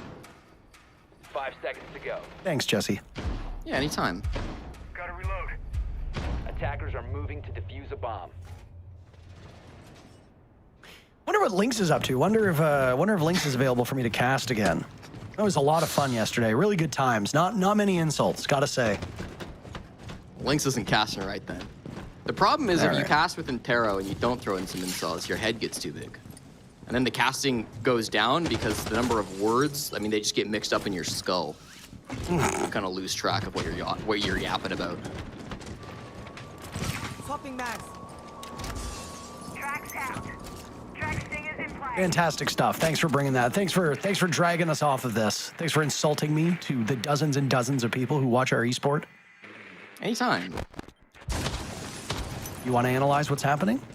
Yeah, Parker, they ran to the roof. Early cafe things. It's cafe, you know how it goes. First 60 seconds at top, and Adam a little exposed to the angle that was being held by Spoit. Probably been the quietest player on SR so far this map, but will bring himself up to even with that big kill. Bomb site's just a floor down below. Once again, mining and dining is where we're at, so this top floor is critical to holding things down, and you want to think if you're auctioned that you're looking to get a kill back. Losing your star player who enters the day with Michael Jordan prime numbers is not great. Grixer could be an apt comparison. I think he plays next to a Michael Jordan photo in most of his cams. Hasn't had a working cam for quite some time, so we don't get to see Grixer and his sombrero that he often has on, which brings much delight to the viewers. Shopify Rebellion working away on this top floor now. Ample opportunity to tear through the floor, get a line of sight on whoever might be below. Canadian dies to a nitro cell from Grixer, who's still very much alive. An adrenal surge is used by Rexen. Gives everybody a small top up as Gomez has died on the side of OXG. Oxygen trailing with a minute to go to sit inside of a site, which is very quickly losing much of its protection thanks to that ram and all the upstairs control that the Rebellion have right now. Love to be able to open up more of these hatches, but didn't actually bring any hard breach on this round for SR, so train hatch will remain soft. That was a big focal point a couple of rounds back when OXG were trying to get that with the SAM cams. Gonna have to make a hop in through the window, then just work. They've got one more smoke from Surf, they've got Candelas as well, and here's that charge from the Finca. Is this just a fake? Nope, here comes Ambi. And a swing in, firing away. Does he have coverage? This was a major problem for the Rebellion before. It looks to be good. Rexen pushing on up. Surf is in the bomb site, taking no prisoners. Down goes Grixer, a nitro cell and a fadeaway from Yaga, but it finds nothing. Everybody's still alive. Final adrenal surge will give Ambi a bit more HP. It's taken in the hands of Forrest now, who finds another. Hustling with these Rebellion attackers, trying to repel them as best as they can. One outside on the balcony. Yaga cannot hit the shots, though, and Rexen collects both. A real tough spot to be in if you're OXG. The Rebellion move to map point. It's their own map. This is exactly what we've come to expect. Such a tough site to retake on, right? And you had to expect that the game plan was denying that plant from down below. Ambi didn't plant on the hard floor. You can, inside of mining, sometimes get a plant down just in the corner, which can't get denied from below, but he was firmly on the soft floorboards. And there were even Valkyrie cams inside of mining, but Yaga from down below, for whatever reason, wasn't able to get there in time, wasn't able to launch the nitro. He had been playing the bottom floor for a very long time, so I think just a misread of the situation, allowing the plant to go down. Really tough to see that when you've also got a pulse on the board alongside that Valkyrie. Clearly something going wrong in the game plan, and SR exploiting a bit of a gap. That late round push going exactly as they had planned it, so really nice job coming through from them. Shows that even if Canadian dies early, even if you don't have your Blackbeard player, you can still make things happen on the side of Shopify Rebellion, and that speaks to how deep this team is, right? They're not reliant on one individual. That's been the key focal point of this team since its inception. Anybody on this team can make big plays, and if Canadian dies, well, he can still IGL from the grave. 5 seconds left before insertion. You always have value when you're leading a team, whether you're alive or dead. And I mean, obviously, it's good for you to be alive, but those leadership traits are still there either way. In yesterday's matchup, Canadian had a pretty good game, all things considered. He was only a -2, which is far better than pretty much every other game in the group stage. I don't mean that as a joke. I mean that sincerely. His role is not to get kills. He should be in the negatives because the rest of his team should be getting the kills, not him. Stats were quite good at the end of the game for both Spoit and Surf. They were the only two players on the team who went positive. The rest were about even or just a little bit below. Today, Canadian is right dead even again, 5-5. Rexen and Ambi are having terrific games, so while they were among the two lower-rated players yesterday, they bounced back. Just as we saw in our SSG M80 matchup, there is great depth on all of these rosters. We expect players that when they have a bad day or a bad game to turn that around. If you are consistently bad in the playoffs, you might not find yourself on a playoff team for too much longer. On the side of OXG, Adam well below his numbers. Most of these players on OXG well below these numbers, despite the fact that OXG is only 2 rounds behind the Rebellion. There is not a single positive player on their roster. So when they win, they are barely winning. When they are losing big. That has been the story for OXG here on a map that admittedly is not their own. Things get to be a bit more concerning should the Rebellion win this map. If OXG gets caught flat-footed and starts slow on their map choice of Border, which is up next. First calls coming through from both the Dokkaebi and the Lion, but not resulting in any kills. They just get out on the side of Oxygen. The Clash wasn't so lucky to get out, and we've got a bit chaos going down to the freezer. It's all melees. Nobody's here to help. Everybody else in the server is dealing with their own problems, dying across the map. We'll leave that for a minute. Are they still going? Chaos. Yeah, They're still are. going. Oh, God. Oh, my goodness. First, we had the run out. The Ashen run out on Nighthaven Labs, and now we have 2 shields knocking each other about upstairs. Sometimes Rainbow Six Siege is a horror game, sometimes it's a tactical and strategic game, and sometimes it's pure comedy. The Rebellion bounce their first map into the win column. A pretty nice 7-4 to put themselves up 1-0, 1 round away, or 1 map away rather, from being the second team to qualify for the Munich Major. OXG, a bit of a slow start, but again, not their map. They will have to recover gracefully as Border is on deck for map number 2. We keep that undefeated cafe streak alive for SR on this season. 6-0 now. Map 2 was always going to be where OXG had to bounce back, and so they'll get that opportunity right at the other side of these highlights and the desk.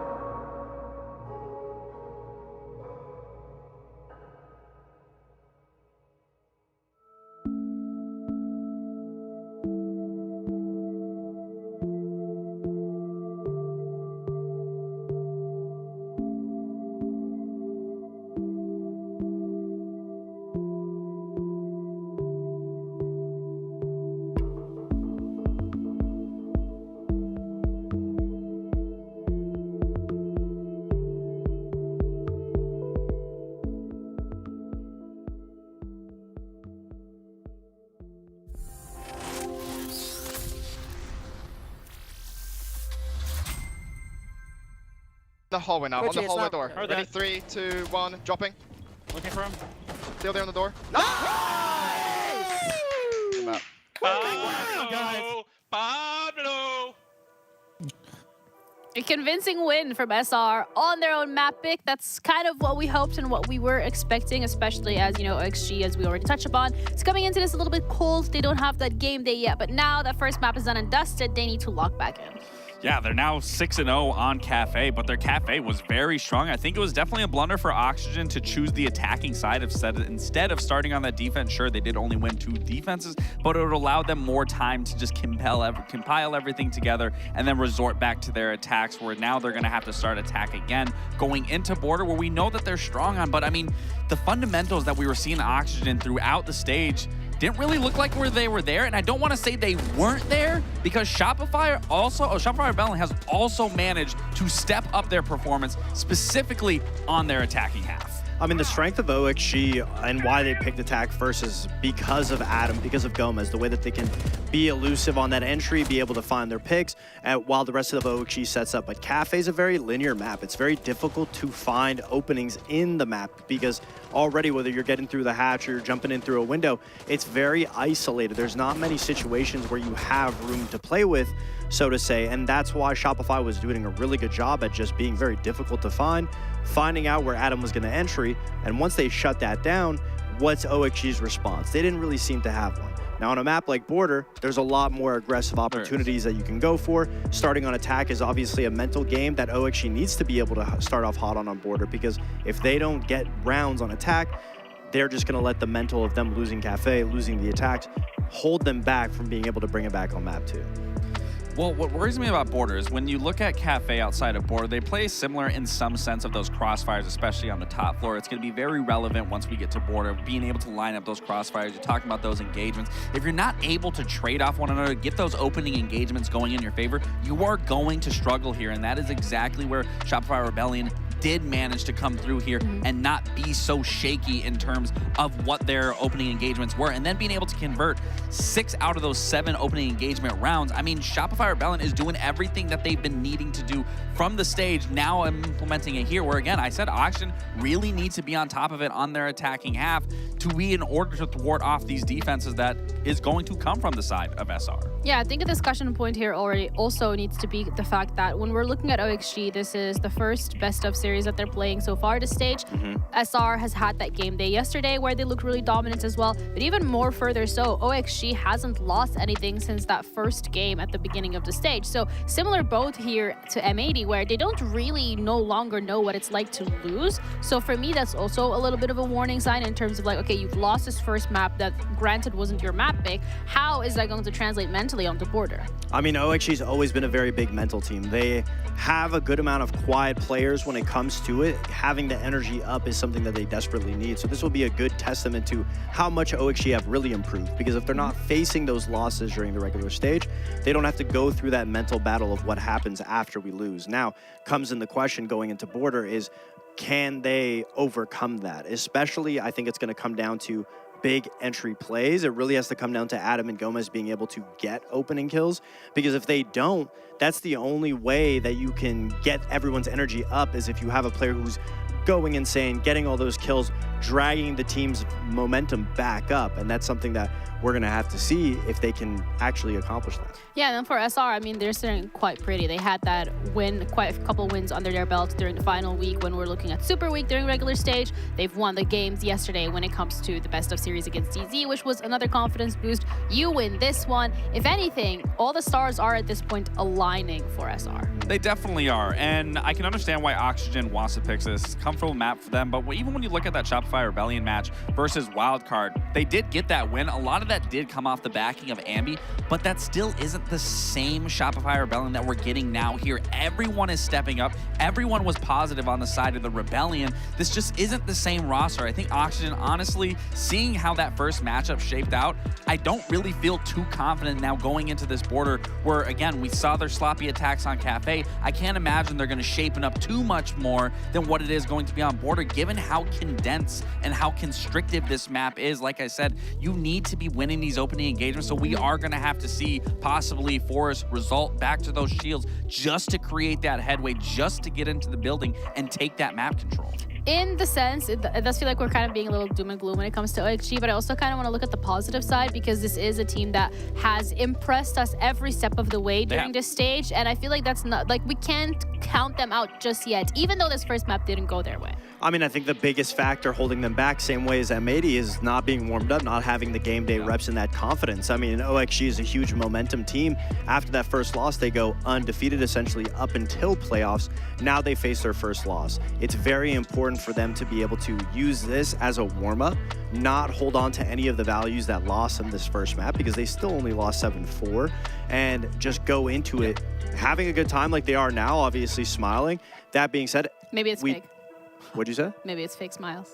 Yeah, they're fake smiles. I think I Gomez serious. Yeah, they got Yaga serious. They're locked in. we absolutely need some big individual players. We need the confidence to shine through OXG. And that's what I'm saying. I'm not trying to be all doom and gloom and say Oxygen now, because by no means are they. They didn't have this much of a run in the stage to just drop here, and I don't believe that's going to be the case. But I think there are things that they do need to change going from Cafe, taking from, and being able to implement it here, where I was saying maybe Forrest entering on those shields, being able to find that space, and then allowing Adam and Gomez to find their stride while Grixer and Yaga are playing those cutoffs. I think that's going to be a big thing here. I just think the biggest gamble they took going into the today was starting attack on Cafe. Yeah, but whether or not OXG is going to be able to flip the script and make this go all the way to the third mapper, we're going to have to wait and see. Or is SR going to be the second team to join SSG in Munich and play in the upper final later today? Let's find out as we're heading over to Border with our casters, Intero and Jesse. Well, a very different Shopify Rebellion has shown up today than showed up yesterday against Dark Zero, and now it really comes down to how does OXG do on their own map pick? Shopify Rebellion did the job that needed to be done. They won their own pick. Now it's incumbent upon OXG to do the same. Jesse, Border is the scene for what might be the last map between these two, and I'm sure you have some thoughts on this map. I do, Parker, and I mean, listen, the good news for OXG is that they are off of Cafe, which is a map that Shopify Rebellion are undefeated on. The bad news for OXG is that map 3 in this series will be on Lair, which Shopify Rebellion are also undefeated on. The really bad news for OXG is that they picked Border, which is a map that Shopify Rebellion are undefeated on. Admittedly, Border has a much smaller sample size than the other two maps, and the 2 wins that SR have this season on Border were both 15-round wins over M80 in Stage 1 and Wildcard in Stage 2. So it's not like this is as strong of a map for SR as map 1 or 3 will be, but even still, it's not a map that SR tend to hate. It's not a map that they are bad at by any means. And for Oxygen, it's kind of a rare map to find themselves on. They only have 1 play recently. That was against SSG almost a month ago, where sure, they won 7-3, but SSG looked like a completely different team a month ago. They've really turned things around. So I'm not sure that was the largest test for Oxygen on this map. There won't be a lot of footage on them here, so they might have been prepping things, and I have to imagine for such a critical game, if this is going to be their map choice, then they have been hard at work preparing this map in the labs. But I gotta say, just from a history standpoint, from a statistical standpoint, it's not the most confidence-inducing map, in my opinion, to go against SR on. 10 seconds left before insertion. It's an intriguing map choice just across the board. Lots of teams just flat out do not like Border. Despite that, it did end up being one of the most played maps here in the region. If you account for the group stages, it was played for 64 rounds, where if you'd believe it, you know, we say it's a 50-50 map. This one literally is a 50-50 map. Half of the rounds won by the attackers, the exact same total won by the defenders. So anything goes. The Rebellion had some issues yesterday with their gunners gunning. Today, those guns are ablazing. OXG, we cannot say the same for. Their gunners a little bit flat, and most of the players had numbers underwater in map 1, despite the fact they were able to win 4 rounds. That's usually a bad sign. It means you're winning very, very close rounds, not dominantly, and getting blown out in the rounds you lose, which if you watch the match is pretty close to what actually happened. OXG need a strong start here. On attack, on their own map, they should be on what is the less than ideal side, as the Rebellion get to choose to defend first. The onslaught will come over towards break room. Ambi watching as that sends walls go, and he just gets siege timinged. They've got full control with him and Spoit inside of security. Bit unlucky from Ambi, but it's okay. He keeps his life at the very least. Canadians also started to give up East Stairs, backed his way up to offices and now fountains, so playing closer in with the team. Push isn't coming that direction. It seems like this is going to be an execute in towards lockers. As we most commonly see kind of inside rank than at low levels of competition. I think it's more varied at pro level, but you never know. It's always good to go back to the basics. They do want to clear security first. Sends Wall will assist them in that. They'll start to try to collapse on this one player, just hiding. It's Ambi, but he's still got good util. Down goes Ambi, so all that he did in the previous round is for naught. Spoit might be channeling the Spoit we saw yesterday. He gets 2 kills. Drops an anvil on the head of OXG down below, but they walk away without that nitro cell doing too much. OXG's got just under a minute to pull off a successful execute. They got that first pick. Yaga will walk the diffuser to the bomb site with Grixer and Gomez to escort him. If Yaga makes it there in time, Spoit finds a triple, a quad kill. Rexon steals that away from him. Spoit will get the 4th though. There it is, almost an ace for the Swede to start off border. The Rebellion continue their winning ways. They're up 1-0. This is part of the problem with Border. It's a map that oftentimes really does come back to individual gun skill. It's a map where sometimes util can play less of a role. Your decision-making can play less of a role. If you can hit your shots, Border is the map for you. And Spoit, well, he can definitely hit his shots. That's for damn sure.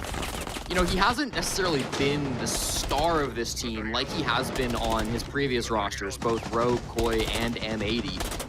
But one thing about him is that he's been so consistent playing for Shopify Rebellion this stage. You know, you go back to the group stage in every game that they've played, and generally, right, Surf has been the highest rated player on this team. Ambi's been kind of the star entry player who's making a lot of the early moves. Spoit has maybe not been as flashy as some of the other players on SR this stage, but you go back to all the games that they've played, and he's the only one on this team who's dropped below 100 EPS just 3 times.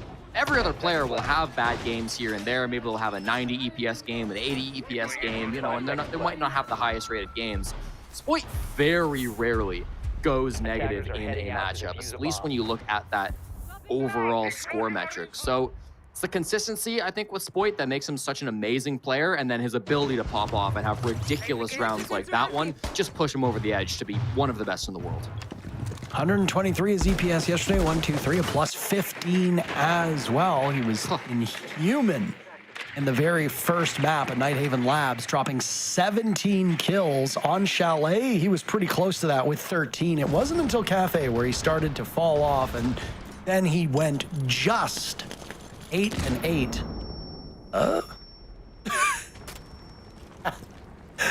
Adam almost killing Gomez with that nade. I think it was a nice toss, I gotta say, but yeah, maybe a bit better coordination. It's all right, no harm, no foul. A lot of harm to Forrest. He just took 99 damage. Just playing still outside the building. Not sure exactly what that was that dealt so much to him, but he's gonna have to regroup with his teammates. Gomez dies now here right next to Yaga. Long angle, easily picked back up, but you gotta look at the HP right now on the side of Oxygen, Parker. There is not a lot left.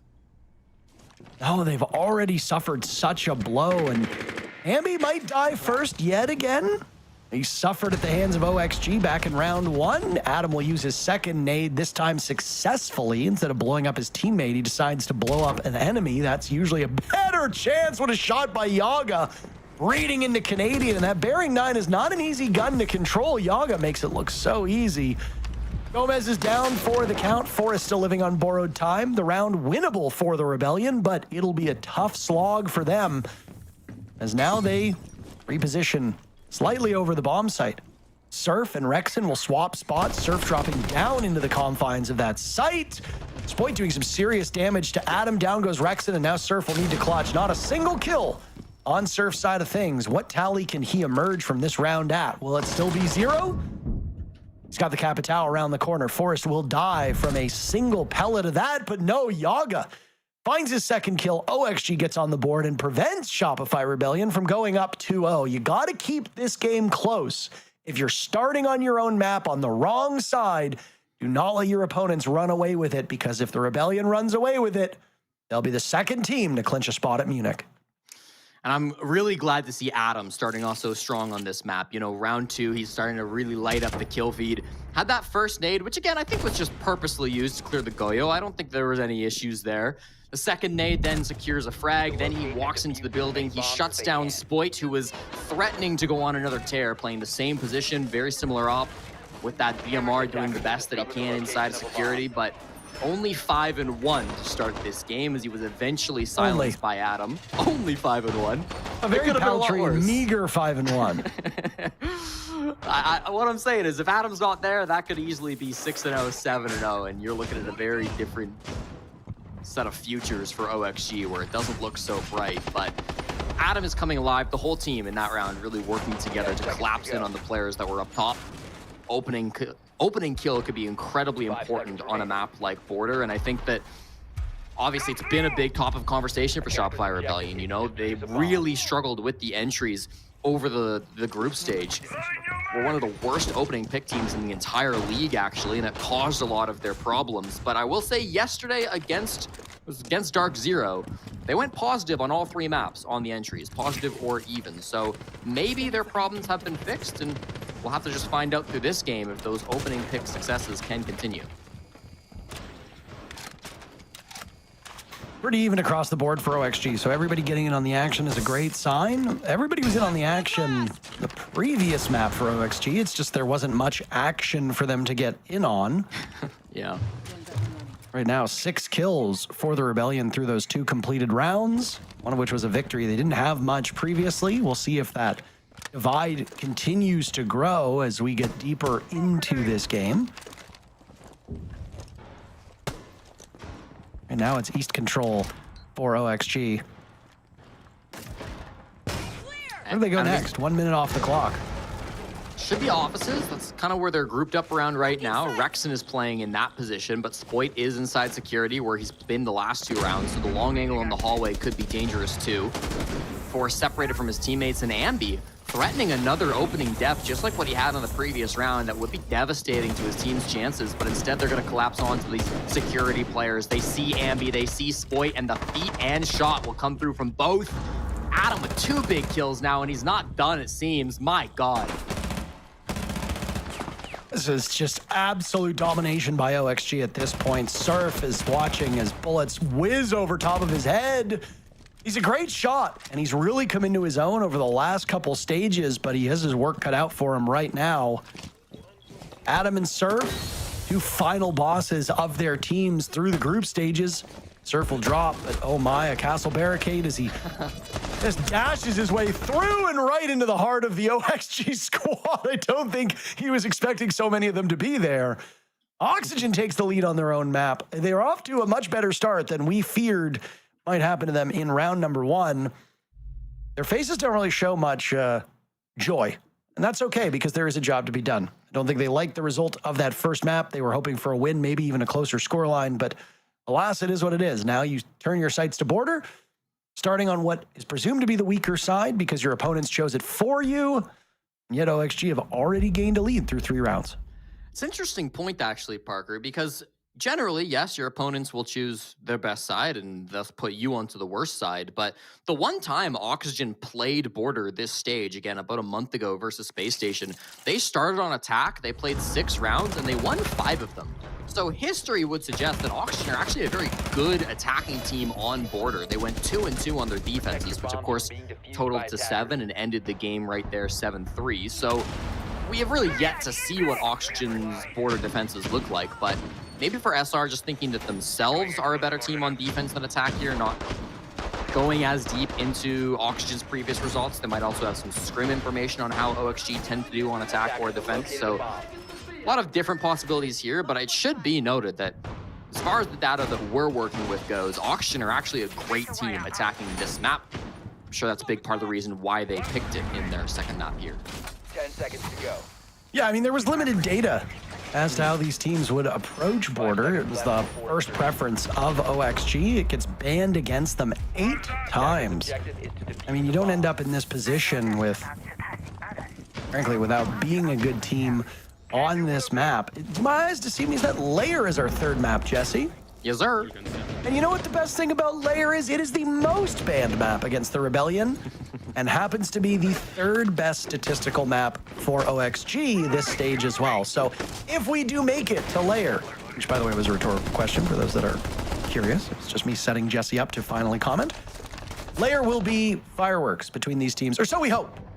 We'd hope that map 3 would be fireworks between M80 and SSG. That is not what came to pass. It was still an exciting series overall, but sometimes we can look at teams and say, oh, this would be a great matchup, and it does not come to be that way.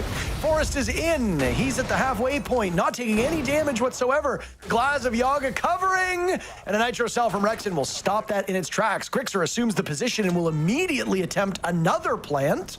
My God, that's some quick tempo from OXG.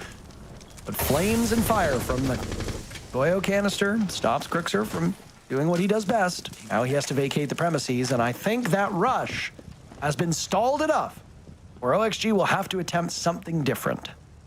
Came damn close, though. I mean, that Monty almost got the job done. It was a really good-looking rush, but the one and only Nitro Cell being played by SR was able to stop it. Huge play by Rexon. Now they rotate over the east stairs. Gomez finding Canadian, pushing through the smoke and finds the head. Perfect shot, but the trade from Rexon. He's got 2 kills now in this round and is hunting for a 3rd. The other side of this wall will be Grixer, holding the fuse kit too, so he's got a lot to be worried about. Soft Barricade stalls the advance for now, and I think in the 3v4, Oxygen have been left a little bit worse for wear. It's the halfway point of the round or just past it, where now OXG have to figure out next steps. Their best and strongest weapon was that Monty who jumped through the window, but not within a nanosecond of getting that diffuser down. I'd be kicking myself if I was Forrest in that position. Grixer now taking some damage.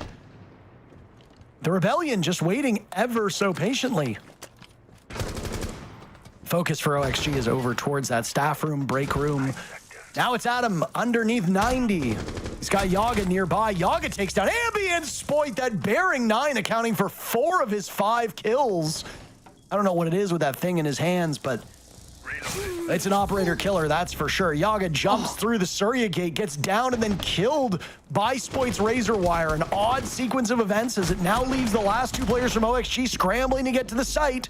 Rexon's 3rd kill, potentially a 4th here now as Adam walks through metal detectors over by beepers. And with very little time left, if he doesn't find these 2 kills, that's curtains on the round. The Rebellion get the job done with Rexon picking up kill number 4. Spoit had a 4K. His ace was denied by Rexon. Rexon gets a 4K and his ace is denied. From who? I honestly don't know. But it doesn't matter because the Rebellion tie things up on another incredible round between these teams. Ridiculous round. Again, start to finish. You'd be forgiven if you didn't remember that it was actually the initial rush with the Monty this round. So many things ended up happening. We saw that early rush come through, and I thought that Grixer was going to be able to stick the plant after the Monty died, but he opted not to, instead trying to find fights over around the map instead. I wasn't sure how likely that was to work out, but once Yaga started clicking heads, I thought, okay, never mind. OXG have got the sauce, and they're going to be able to pull this one back, right up until Yaga vaults through a Surya into barbed wire, which he was already low HP from one of the gunfights that he took, so it was enough to get the insta-kill onto him. Just shenanigans and so much going on in that round, but the one thing that was consistent from start to finish, you said it, was Rexon. Critical Nitro to deny that first plant, critical play in the late round to pop off. Really good stuff coming out from Richie, one of the most talented players on Shopify Rebellion. It was after yesterday's big win over Dark Zero when Rexon tweeted, and I quote, "Hello Kitty this, Hello Kitty that, say hello to this kitty," cat emoji at Surf. What do you think he meant by that, Parker? How do I go back in time and cut off my ears? I think that would be a weird thing for him to mean with that big No, tweet. that's not what he meant. That's me saying, what a terrible day to have ears. Reloading, cover me. Doesn't it Sweater who was playing on this exact same team? Well, it was OXG technically. But he wore like a cat collar one day and cat ears or something like that. Look, when you hear people say that esports players need more personality, not like that. Just please not like that. It's just anything but that. What do you got against the cat ears, Parker? I do think they're kind of nice. I think they're kind of funny. I think it adds a nice extra dimension to SR. Okay, they're not so serious. They can have little cute moments. Rexon is giant. He's like 6'5". He's a big boy, and he's wearing cat ears? He's a whole ass man. Shopify Rebellion get 2 quick kills, by the way. Down goes Adam. A third will follow as now Forrest is in the grave. Gomez and Yaga. All that OXG has left for the final minute and 40 seconds. Canadian and Ambi still searching for kills. Held off of the score sheet so far through these 5 rounds. Canadian, that's fine. Ambi, maybe a bit more damning. Spoit about to do another quad kill, as he's got 3 to his name. He had a quad kill to start things off. What is he able to do against Yaga now? 9 kills for Spoit. The depth on the Rebellion so far today has been excellent. Ambi dropping 0 kills at this point in time would usually be a concerning sign, but not when there are 17 kills spread out across Rexon, Spoit, and Surf. 1 minute to go now for Yaga to plot his advance, as he doesn't have the diffuser and doesn't have much hope, as every single player of his opponent's team still alive. If Yaga wins this, it'll be the greatest clutch I've ever seen. I'll tell you that, Parker. It would require some massive throws from SR. That's the first.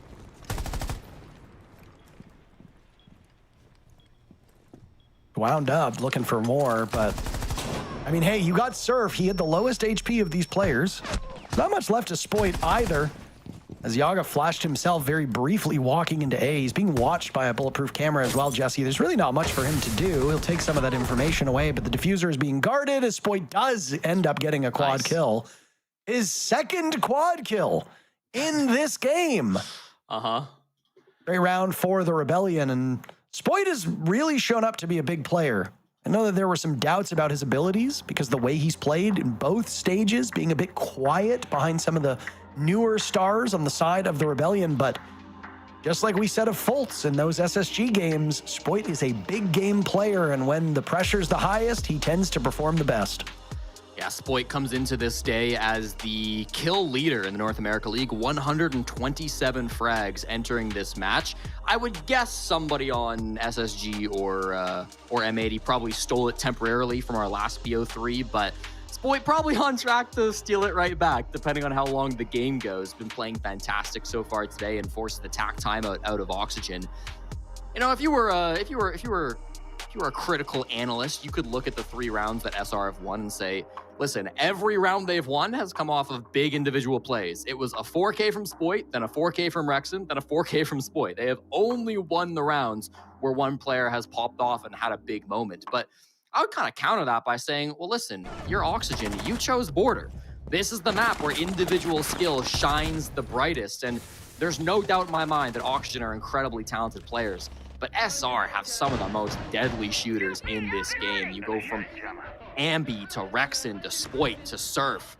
That's 4 ridiculous gunners on this team who, on their day, I don't think will lose to anybody else in the world. If they're shooting at the top of their level, they're just so talented like that.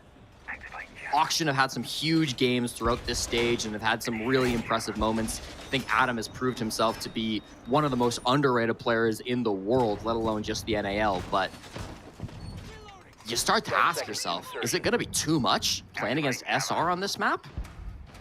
I don't know. Seconds left before insertion. There's always questions to be asked when we see the map pool, and I mean, there's just always idle speculation on our part. The real post-mortem happens after, obviously. We found out who wins and who loses, and then we can dive in. And when we've been on live events and, you know, we've looked at map pools, I've had other coaches tell me, like, oh boy, I can't believe how badly they got fleeced. And then the team will win, and you'll be like, well, I thought you said they got fleeced. There's a reason why these games are actually played in the server and not just on paper, right? I know that we say this from time to time, but it really is true. Teams will deliberately sandbag certain maps, or will hide certain maps, or ban certain maps, so you think that they're not practiced on it. In all reality, they've been scrimming it against teams that just simply aren't talking about it or revealing it, and then they show up, they play like gangbusters. So Right now, the Rebellion with the upper hand, but again, they started on the better side. Expect there to be like a 4-2 scoreline. A 3-3 would be good news for OXG, and they've just got a leg up with Yaga walking in and destroying Spoit upstairs. All 10 of his kills not available for the Rebellion. It's been a great map so far from Evan Nelson, better known as Yaga. 7-3 now to start things off, and a clinical clear of Spoit. Not maybe a traditional entry fragger on this team, but can get the job done when it's required of him. Logic Bomb goes out to try to find a second kill, or at least clear through this top floor. Ambi was the only player, and still is, up on the top floor playing with Spoit. He's just playing inside lockers. He's likely got the hatch open to drop down if he does receive too much pressure.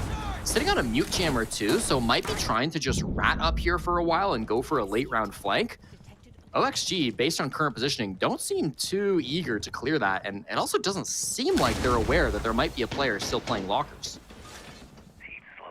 Don't know if they drone this all out. It's Ambi in that position. I mean, Ambi doesn't have any kills, so maybe he's not the secret weapon that you're hoping for. He does get droned down and now has to drop and immediately takes Gomez down for his first kill, but he's lost some of his forces as Canadian on that pulse, still without a kill himself. The only player in the lobby without one at this point is now dead. But the good news is you can just see him cycling through cams. He and Spoit will be calling from the same room in the Shopify head offices. Now discovery time for OXG. Final round of the first half. 35 seconds on the clock, and the Monty of Forest about to drop. He needs to pick the right direction lest he get splattered by one of these defenders. Rexon to the rescue, takes down Grixer. He's got some soft walls in front of him. Ambi dies at the hands of Yaga. Surf eliminating Yaga, so trading right back. Forest's only protection is Adam. Two players still upright, and Adam's gone. Now it's Forest in a 1v2. 10 seconds left. He will have to secure Rexon and will now attempt the defuse. Surf drops. Forest at the halfway point. Running around. Will he get off the plant? No! Surf gets there in time. Forest taken out with the currents. And Damon will surf to victory. 4-2, the very first half of map 2. The Rebellion 3 rounds away from a trip to the Munich Major. Big clutch coming up from Surf. Again, some huge rounds from Rexon as well. Full team effort from SR. Didn't necessarily have the man count in that one. Lost Spoit early, but once again, it's not just the Spoit team. Everybody can pop off. Really good to be able to control the pacing of that round. Ambi not getting over aggressive too early, going for a flank. It wouldn't have gone well for him. He plays passive and still gets rewarded with some big kills. Massive from Rexon inside the site too. Just excellent crosshair placement, excellent movement, excellent shots coming out from him. And then again, Surf clutching up the 1v1 up against the Monty, sends his team to attack, and Surf currently the best attacking player in the North America League, a 163 KDR. That comes after going plus 14 on the attack versus Dark Zero yesterday. His offensive side has by far been the better of the two from him.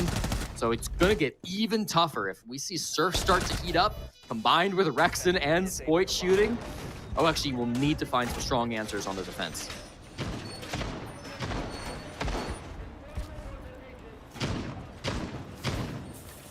Adam is being held to a very, very respectable KD by this Rebellion team, by the way. I want to change up the language a little bit because it's not that Adam is having an off day, it's that he's facing really tough competition. Competition that is excelling. Adam is having to deal with the Giants on the side of Rebellion. Adam is 8-10 so far today. A far, far cry from his 104 kills and 58 deaths in the group stage in the regular season. That's a plus 46 KD, far and away the best in the league, and was the first player by my count to break 100 kills, and did so without needing a best of 3. Most of the other players that have eclipsed 100 kills at this point competed in 2 to 3 maps yesterday, so that obviously gives them a major advantage.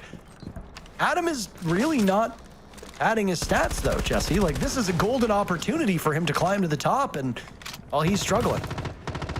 Yeah, again, I mean, against any opponent, Adam has been the star from Oxygen. It's been crazy how good he is.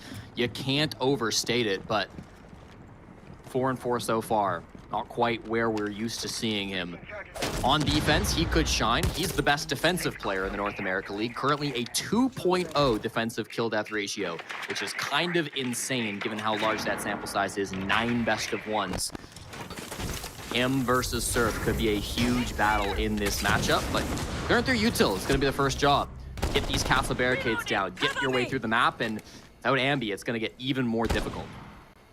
Yeah, I don't love this for the Rebellion, but I will say that Ambi has not really been a huge contributor to their success, whether it be in terms of kills or utility. Ambi has been a passenger for much of this series, or at least much of this second half, aka map number 2. Ambi is positive on the day, even with this current gulf between kills and deaths. And his numbers are still pretty good. Crickster gets slaughtered by Rexon, who walks in and eviscerates 2 separate players. A third was not far removed. The Rebellion just so good at bouncing back from losing early. Down goes Canadian as Surf will immediately trade out Yaga. He's got a blind, but he misses the castle. Gomez and Forrest still standing tight, as it's Rexon now to save the day. He was superb at the start of this round. What can he muster against the last 2 players? Expecting one to push up main stairs, testing his mettle against the castle, but Gomez will win the deal and take him out. OXG not letting the Rebellion run away with this one. A great answer to them in this first round of the second half. Something I thought OXG were doing a really good job of, aside from the first round, was getting control of security. It's something that they did really well in rounds 2 and 3. Some of the rounds where they were able to shut down Spoit, who was often playing that position. But now the Rebellion doing much the same thing. Really clean clear of security. Surf did a great job jumping in, taking out Yager from that position. Big kills from Gomez in the midst of that round as well. And then with just Rexon alive, it's tough to play yourself out of a hole like that. Shows that OXG are going to stay competitive now, okay? We are going to see them battle back on these defensive plays, making sure that they can stop some of this fast aggression from SR, even if they can get important map control. We get a quick timeout as well coming through as a tech pause has hit the server.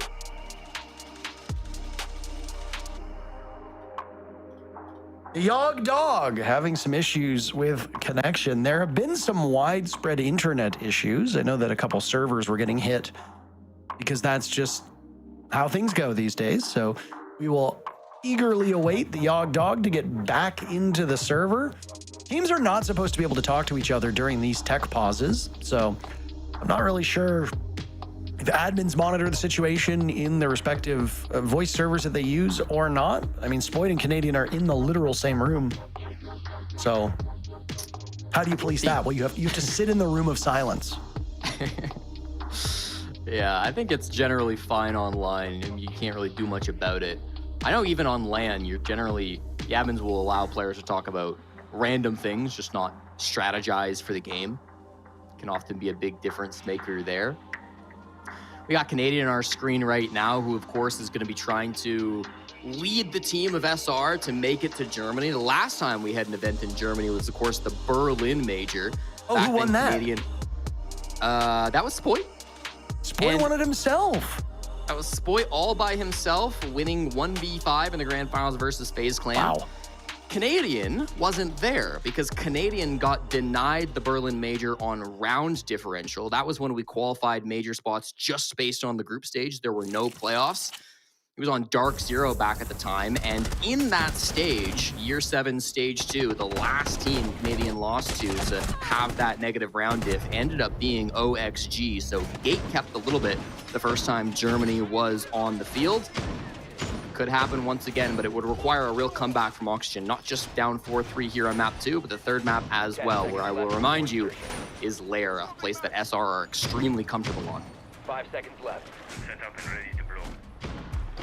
It's a good map for both of these teams. Attackers are heading out. I said it earlier, it's the third highest rated map for OXG through these most recent group stages. It's the best map statistically for the Rebellion. They've actually had a band against them 8 times.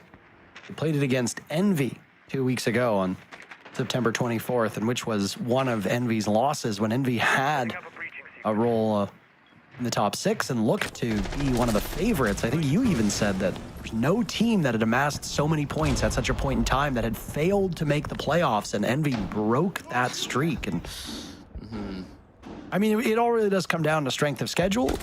Envy's schedule was front-loaded with bottom-tier teams, and when they had to contend with the tougher opponents later, they just weren't able to rise to the occasion. I think expectations for Envy were a little bit higher than they should have been. This was still a team that had finished dead last in the previous stage and had some stuff to work out.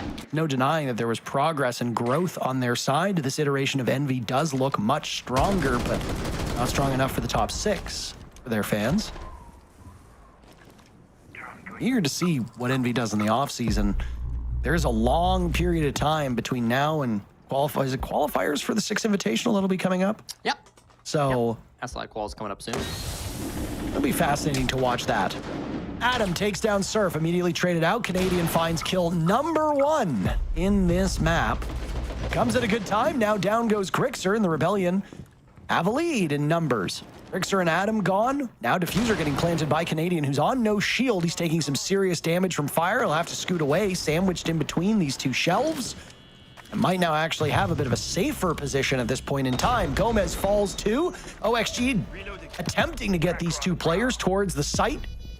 Can't slow down the actual plant, but there's a swing from Forrest. The 2 team captains will do battle. Canadian comes out worse for wear. Forrest still standing. Yaga now being tracked down by Ambi.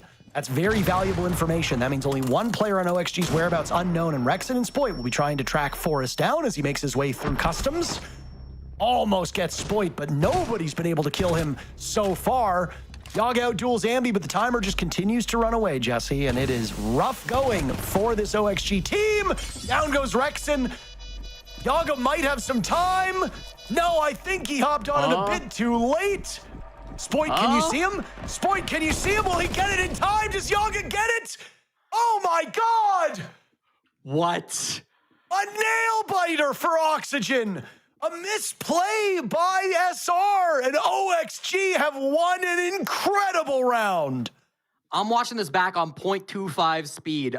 How late was that, Parker? I'm seeing 0.3, 0.2, less than 0.0. What? 0.02 seconds left on the round when that disable finishes. 0.02. I don't know if I've ever seen a disable go off that close to the wire. That is absolutely ridiculous that Yaga just won a round like that. Never in my life has it gotten that close. Spoit just unable to get the angle fast enough.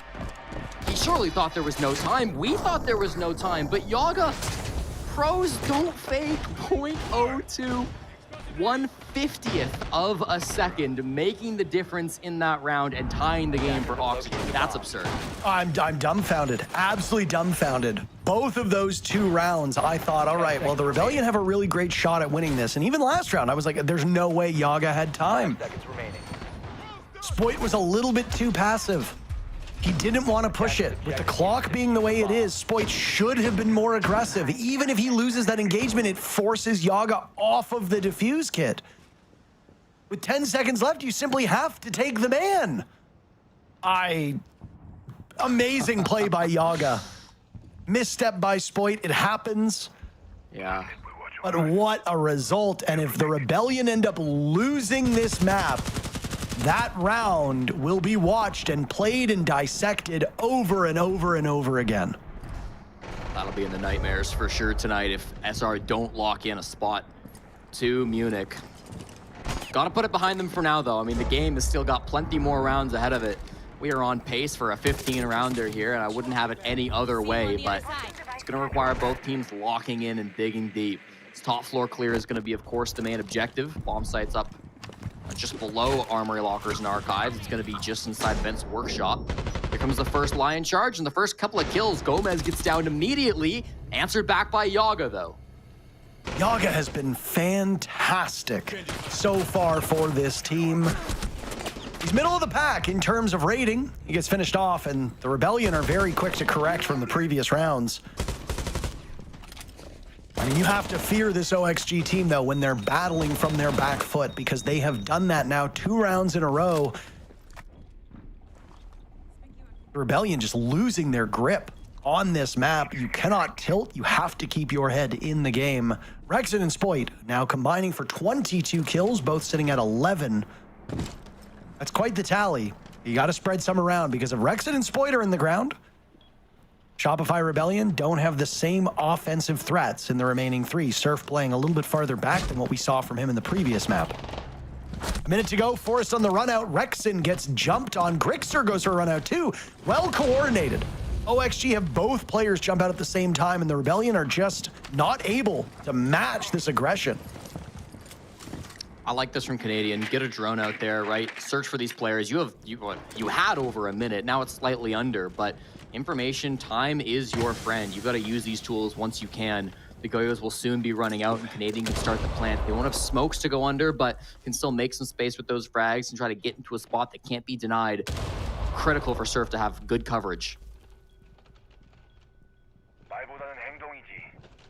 They just need to wait now. The Blackbeard will encroach upon Forrest, who's pushed off of this position. He's finished off by Canadian, who's starting to heat up. He'll have no choice, as it's Canadian and Surf now, with Grixer, the last one standing. He's given up the ghost, though, with that Boss G. Pulled, missed his shot, outduels Canadian. Another clutch to be had for OXG, perhaps. He has no idea where Surf has gone to. The best vanishing act that you can ask from this Shopify Rebellion player. Grixer concealing himself to drones now, ascending the stairs, looking for a stare down against Surf, but he misses the Boss G shot, and Surf gets the job done. That could have been yet another round dropped by the Rebellion, but they will regain the lead.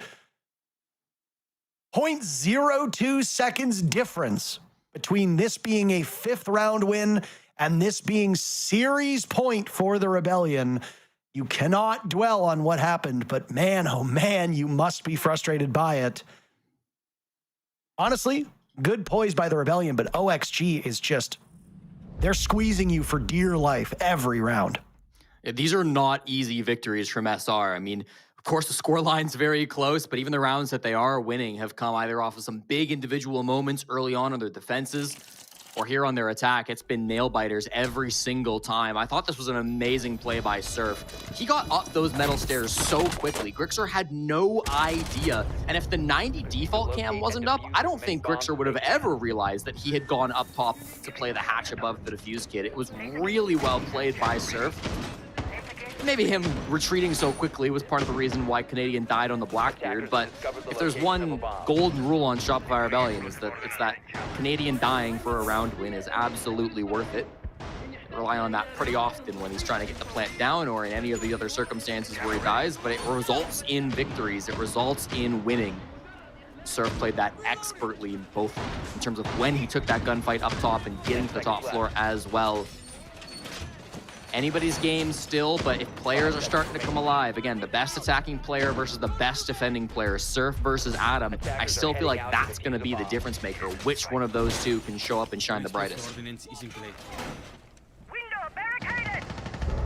I'm loving the depth here that we're seeing, and I mean, God help us if we go to map number 3. There is still another best of 3 to be played today. Jesse and I, for the sake of our vocal health, will not be casting it. That will be Lynx and XR Troika taking you through what will be the upper bracket finals. Space Station got there in their matchup against M80 some hours ago. They are waiting for the winner of this bout. There will be a brief pause between those two matches just for the winner here to catch their breath, but it's business as usual, and no real rest for OXG or SR. One of these teams will be in action later today. The other will go down to play up against Wildcard. Their hopes not fully dashed, just not realized yet. Wildcard and DZ sit in the lower bracket because of their results yesterday. They still have a shot, both of them, of making it to Munich. Winner here goes through. First kill came out from OXG. Spoit answers back immediately, finds another. He takes down Grixer. He's got the Goyo trapped as well. Down goes Yaga. This is why Spoit was such a highly coveted player and why he was brought over to the North American shores. Now it's Adam asserting himself, getting to the bomb site, finished off by Spoit, who's got a quad kill. That is Spoit's 3rd quad kill this game. He doesn't have an ace yet. 3 quad kills. The Rebellion put that one away. This game could be over, yet it is not. One more round for the Rebellion. They succeed, they'll be North America's second representative for the Munich Major. Listen, I made a YouTube video about 5 months ago titled "I Found Every Ace Spoit Has Ever Had." It was a pretty good video. Spoit ended up watching it on stream, and I think he's just aware of the fact that he doesn't want me to have to remake that video so soon. Imagine if I had to add 3 more aces. I mean, it would extend the video by at least another 10 minutes. So keeping it to 4 is really appreciated, at least on my workload, and so whether it's him getting the 5th or somebody on SR, I mean, they are still dominating in these rounds. Spoit's now jumped up to 15 and 6. Feels like the early game just doesn't matter sometimes, Parker. Yaga can get the opening pick. Feels like something can go wrong on the side of SR, but they're so deep, doesn't matter. Talks about Surf being the best attacking player. He clutches a couple of 1v1s over the last few rounds, and then he's the opening death in round 10. Well, doesn't matter. You've got Spoit. Spoit ends up being the opening death. Doesn't matter. You got Rexon. There's always somebody to fall back on. Look, I will not sit here and tolerate you besmirching a good man's name, okay? Spoit is a job creator. Spoit announced a $50,000 tournament for T2 players on LAN here in North America. He's a job creator. He's creating jobs. He's creating opportunities. He created an opportunity for you to farm his abilities for content that he then used to farm content himself by watching it. It's really quite circular. It's the circle of life. It is, isn't it? It's like a snake eating its tail. He had an opportunity to create more work for you, which can be good or bad. Either way, there'll be highlight reels done about his performance here. 15 kills for Spoit. He's been great in these group stages. He's been even better in the playoffs. You'll need something big out of him. Surf is down for the count. Surf, the statistical best player on the Rebellion through the group stages. But he's been dealing with tough opposition against these defenders. Canadian baited into a hail of gunfire. Triangulated, killed. That's a numbers advantage for OXG that gets cut by 1 as Ambi gets on the board. Big round from Gomez, though, and he's teammates helping him out. They really are. This has been a rough round for SR to get into the building. The Nitro started it off. Gomez has continued. Yaga up to 14. I mean, no matter what happens, it feels like they're stumbling. Spoit and Ambi, last 2 alive, try to clutch this up. They can get the diffuser, and they can get the kill too. Adam goes fishing and finds nothing. So this 2v3, it's just gone from very, very difficult to maybe possible. Definitely possible when Spoit is still on the board. He's got 1 kill. 1 kill happened that wasn't his. That means a quad kill is still available by my mathology, Jesse. That's true. Your math lines up. Somebody asked me on the subreddit in between games, they're like, what is mathology? And I was like, mathology is numbers, and numbers are hard, you know? So that's fair. OXG just needs to sit and wait, though. And the longer that this timer continues to tick down, the better it suits this defender squad. Ambi and Spoit are doubled up in similar positions. Utility now being used as Spoit is looking for the all clear to walk into the bomb site. He will find it. The Guzmat mine goes off. He takes down Forrest, immediately hits the EU1D, and Ambi takes his place. Gomez's position was given away as he sits on a mute jammer, and there's the attempt. Fire being done. They both get forced out of their position. Spoit's got a read. Takes down Yaga. No way, Jesse. No way he gets another one, right? 3 quad kills for Spoit. Almost gets a 4th onto Gomez. Diffuser goes down. Prolonging this round. Spoit has the read on Gomez's position. That DMR hits so strong. Ambi could get the kill. I don't think SR really cares. To go to Munich, to punch their ticket to the major. They will do it. A 4th quad kill for Spoit, as the Rebellion are the 2nd team to go to the Munich Major. Willie's heading back to the country where it all began, hunting for another major win. Oh, it's feeling so good if you're a fan of SR. Oxygen falls to the lower bracket. They'll have to play tomorrow for their final chance to make it to the major. That'll be a tough game up against Wildcard, but for today, SR are the victors. They move on to play Space Station Gaming in the upper bracket final.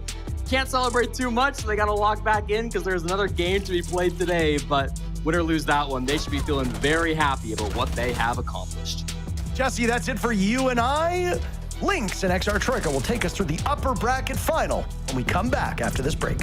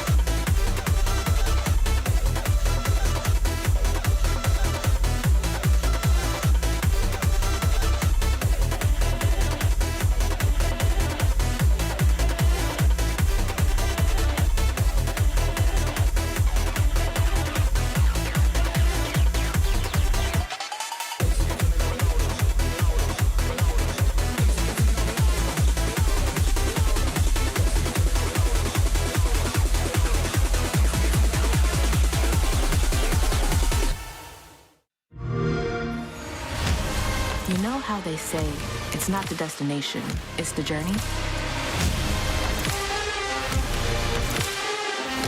And the journey of 1,000 miles begins with a single step. And you know what? They're right.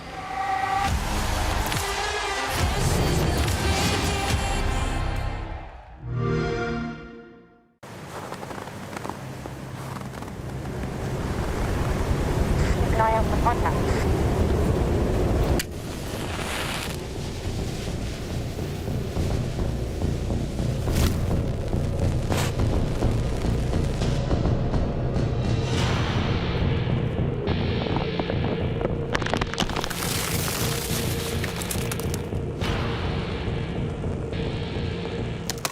Available now.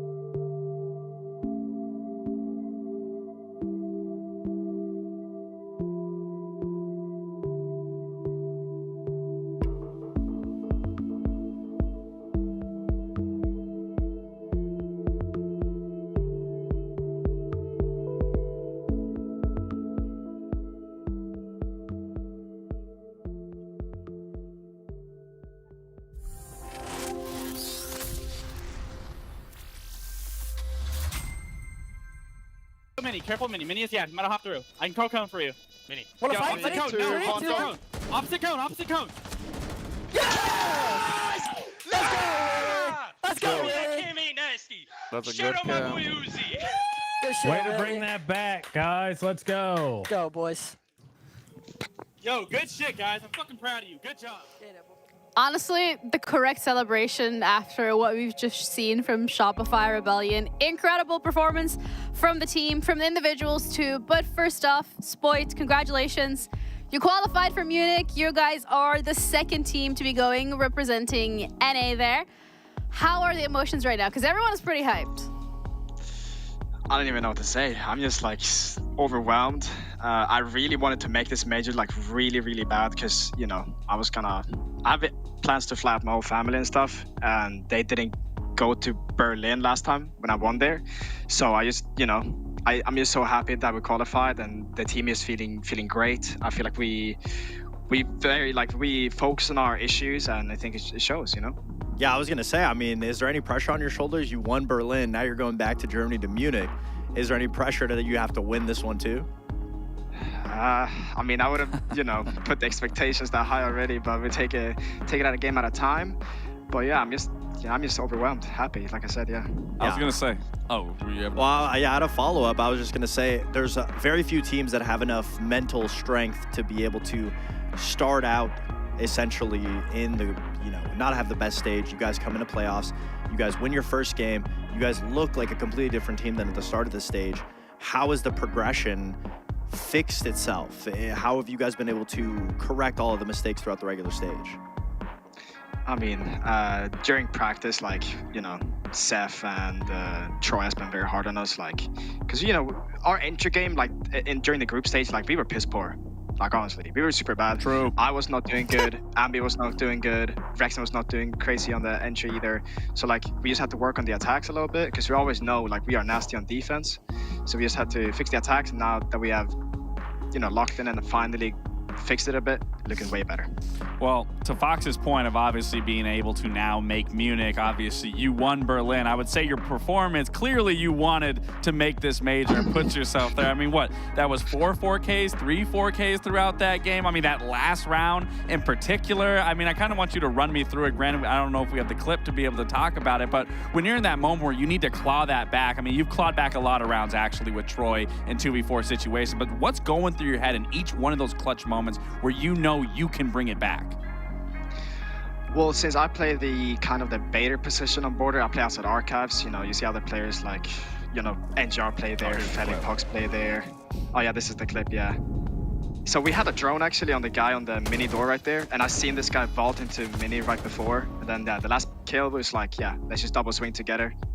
So it's just good, yeah. Info, team play, 3-2-1s. What else can I ask for? Are you thinking much in those situations, or is it mostly just, you know, fight or flight, you know, just fluid motions? No, it's like you say, it's like fight or flight in a way. But it's also, you know, being calm. I think that's something I've worked on personally, and I felt like way more locked in.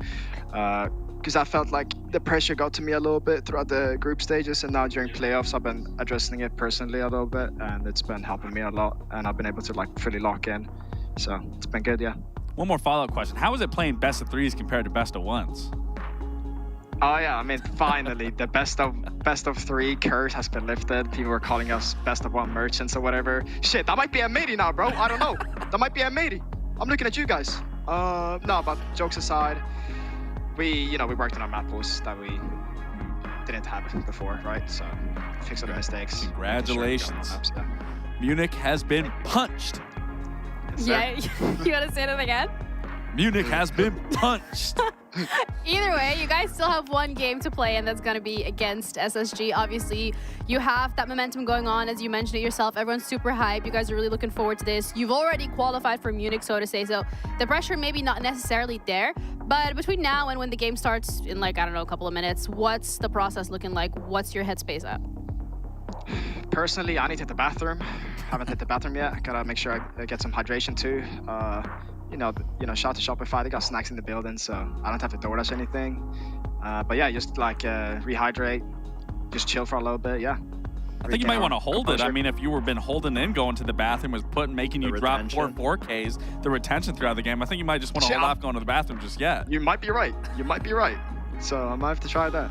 Either way, we're going to let you go. Thank you so much for the interview. Good luck with your next game against SSG. And who knows, we might see one of you guys around again for the interview. Yeah, see you around, Bye. guys. Thank you very much. See ya. Bye-bye. Nah, y'all are all the same. Oh, gotta go to the bathroom. Literally, you sit down on the couch, you two, oh, I have to go to the bathroom. Like, what is this? Because you're staying hydrated, you know, you gotta go to the bathroom. I mean, I'm sure Canadian's gotta go to the bathroom. He's getting old. I don't know if his bladder can hold it. What? Yeah. Either way, that was really good from SR. Yeah. Individual stepping up to the plate. Everything worked out together. Why are you still laughing at your own joke? I don't get it. But they now have to go up against SSG. But before they do so, let's dissect a little bit everything that has went right for them. Spoit. Oh, I was going to say, I think one of the biggest things that even the casters were talking about is no matter what, you can't count on any single player not coming alive on the side of the Shopify Rebellion. I mean, whether it's Rexon getting a 4K, whether it's Spoit getting a 4K, whether it's Surf getting a 4K, whether it's Ambi getting a 4K, each one of these players have their moments each and every single time throughout every single game that we've seen. They all step up when they need to. Even if they're in a man disadvantage, they're able to claw back many rounds that we've seen time and time again throughout the stage, even through playoffs. I mean, the resilience clearly resides within the Rebellion. Wow, Aura. That was good. It's all like you got away with words, almost like you should consider yapping for a career. You could do slam poetry.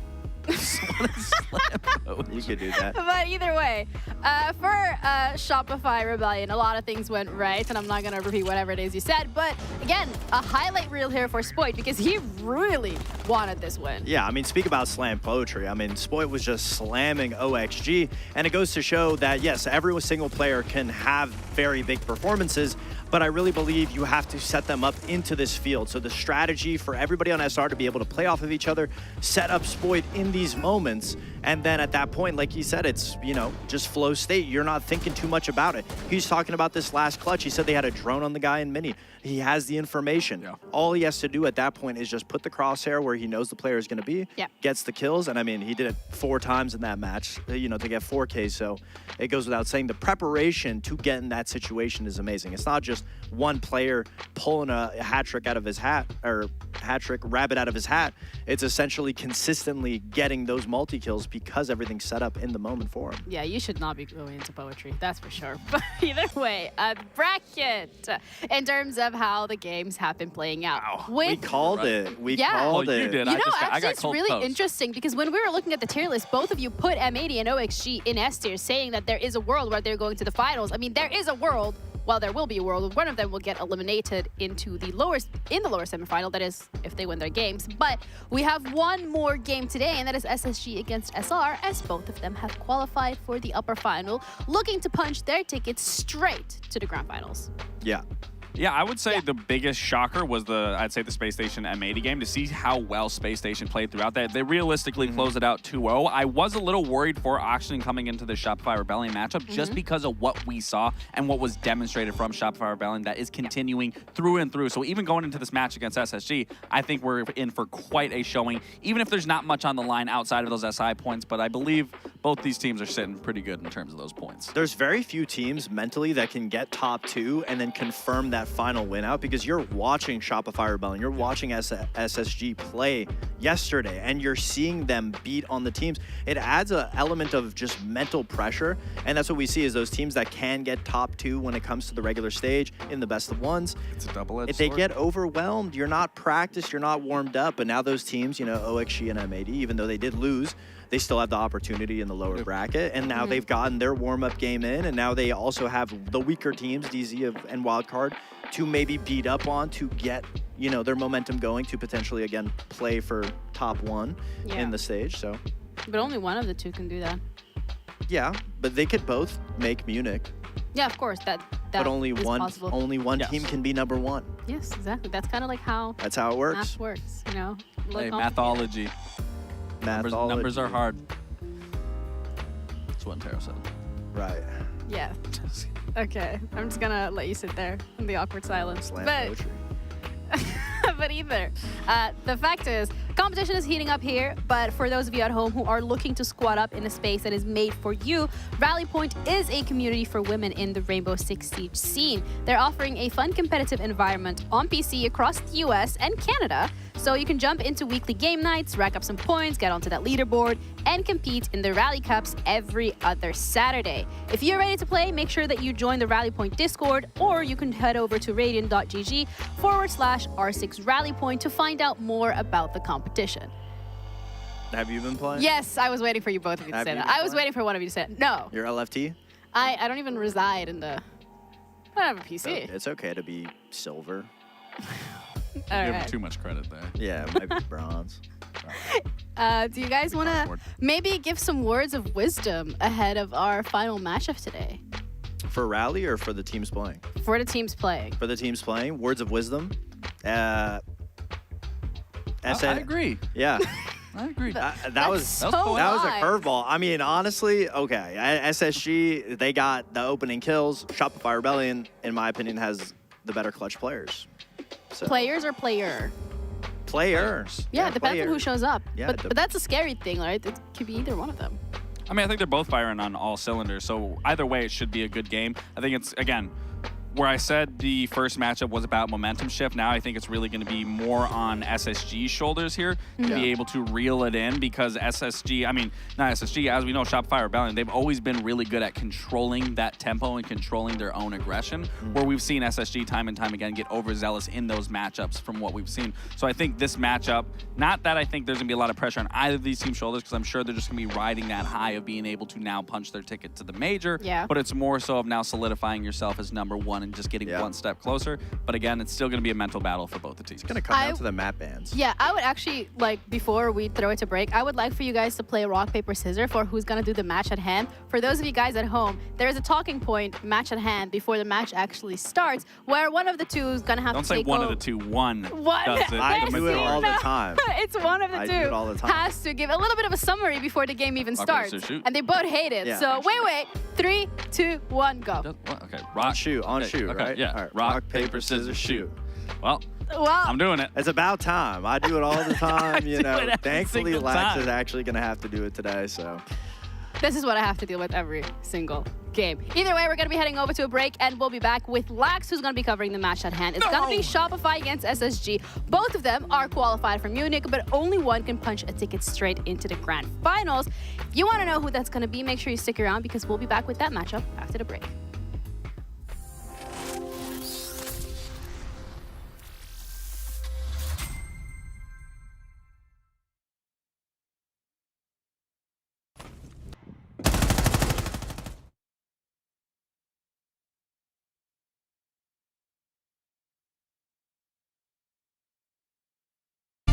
Can he get there in time? Cameraman's going to complete. Biggie T finds a huge 4K and gift throw. Their first. There's only 4 seconds left. There's no way. Whilst not easy, is potentially winnable. No. They give him a 1v1. And they've given him both down. They find the down as well. Yesterday they took the crown from LA. Today they take the kingdom from Blackout.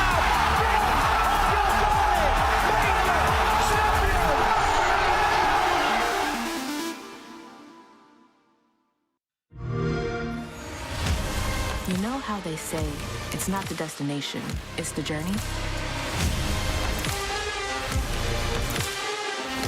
And the journey of 1,000 miles begins with a single step. And you know what? They're right.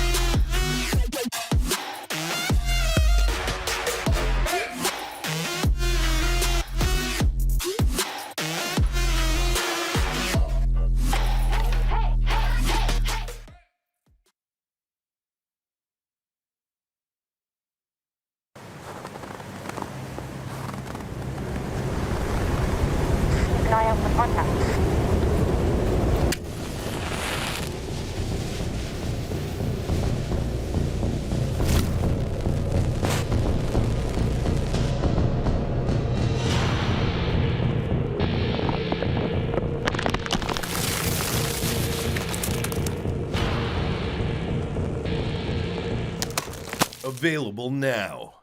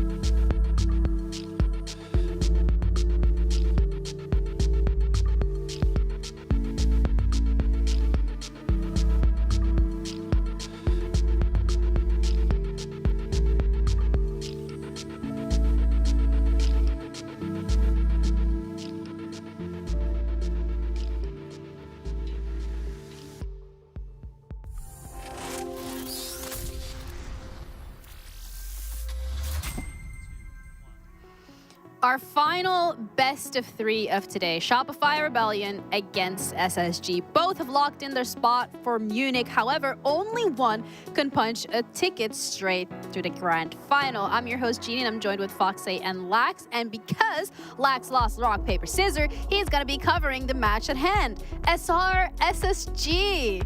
No, it's going to be a good game. Honestly, both these teams watching them today has been very fun. Even coming into playoffs, it's been a bright new existence for both these teams, I'd say the least. Where Shopify Rebellion, they're fixing a lot of their mistakes on their attacking side. As for SSG, it's just about really momentum shifting and being able to bring their support players alive, where we've seen Fultz and J90 really come alive.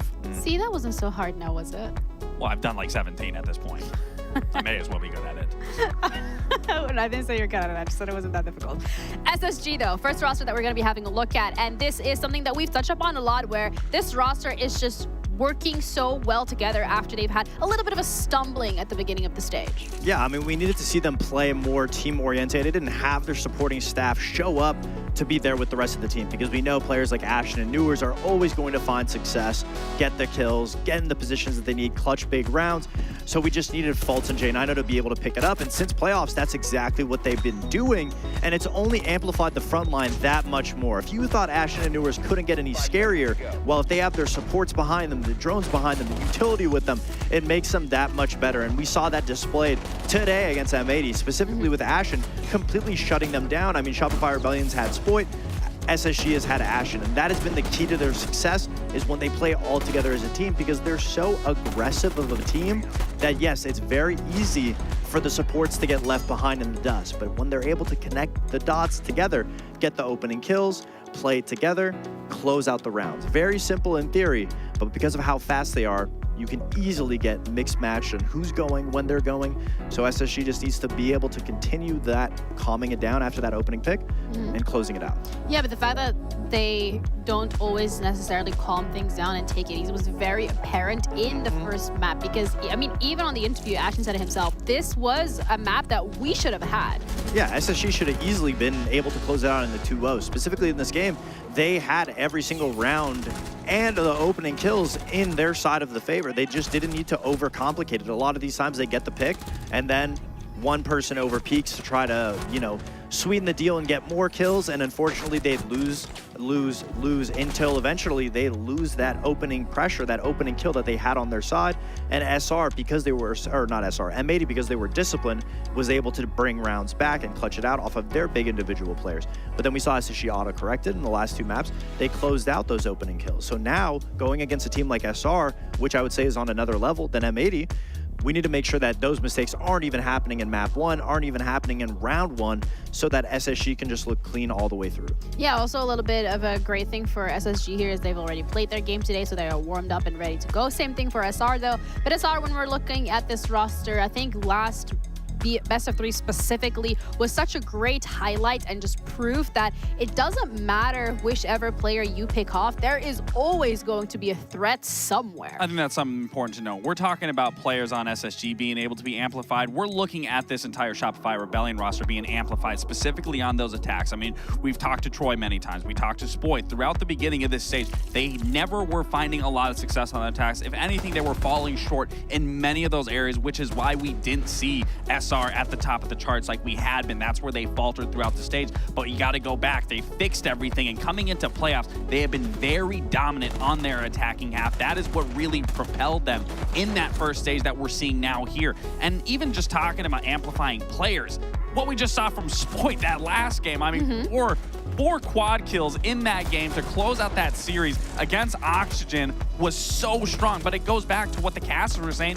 You can't count any single individual on this player. I made this point during the first stage that every single one of these players has the resilience, can bring a round back. Doesn't matter if the odds are stacked up against them. They always find it within them to be able to bring it back. And Spoit coming out hot, wanting to punch that spot for Munich. He already did that. They're coming off of this win very hot, very convincing. And again, the biggest thing for me when we're looking at this team is not just from their attacks, but those opening engagements. And we want to compare the two where it's SSG versus Shopify Rebellion. That is where SR will thrive in this matchup, is being able to get those opening engagements and also being able to reel the players back in, where that's always been SSG's Achilles heel, is when they get too overzealous. Yes, they might have beat them on Clubhouse. Yes, that wasn't the same Shopify Rebellion, but again, that over-aggression from SSG really is their Achilles heel, where Shopify Rebellion has done a very good job throughout any iteration of this roster of being able to maintain and control that tempo. Yeah, but before we even get into this, again, it's important to know that it is a best of 3, which means that map veto is going to play a huge part as well. Something that we touched upon last game specifically for Shopify Rebellion was the fact that we weren't necessarily sure if they would be able to take down OXG on their own map pick, but they were able to. So it feels like their map pool has gone a lot deeper than maybe we were initially expecting. For Shopify Rebellion's map pool? Yeah, I mean, of course, there's no bad map for either one of these two teams. And I really like SSG just instantly ego peeking the border because Shopify Rebellion's not going to have time to be able to swap things up on it. SSG is a very hyper-aggressive team. And again, so to say, yeah, OXG was a little bit better, but from the sample size of playing against OXG, a lot of those rounds were spoiled huge 4Ks, and OXG not looking that great. When we saw Shopify Rebellion play against Wildcard, they look very human. Yes, it's a different team, but I would still argue SSG should be able to get this win, especially since they have fresh footage to be able to adapt on the fly with.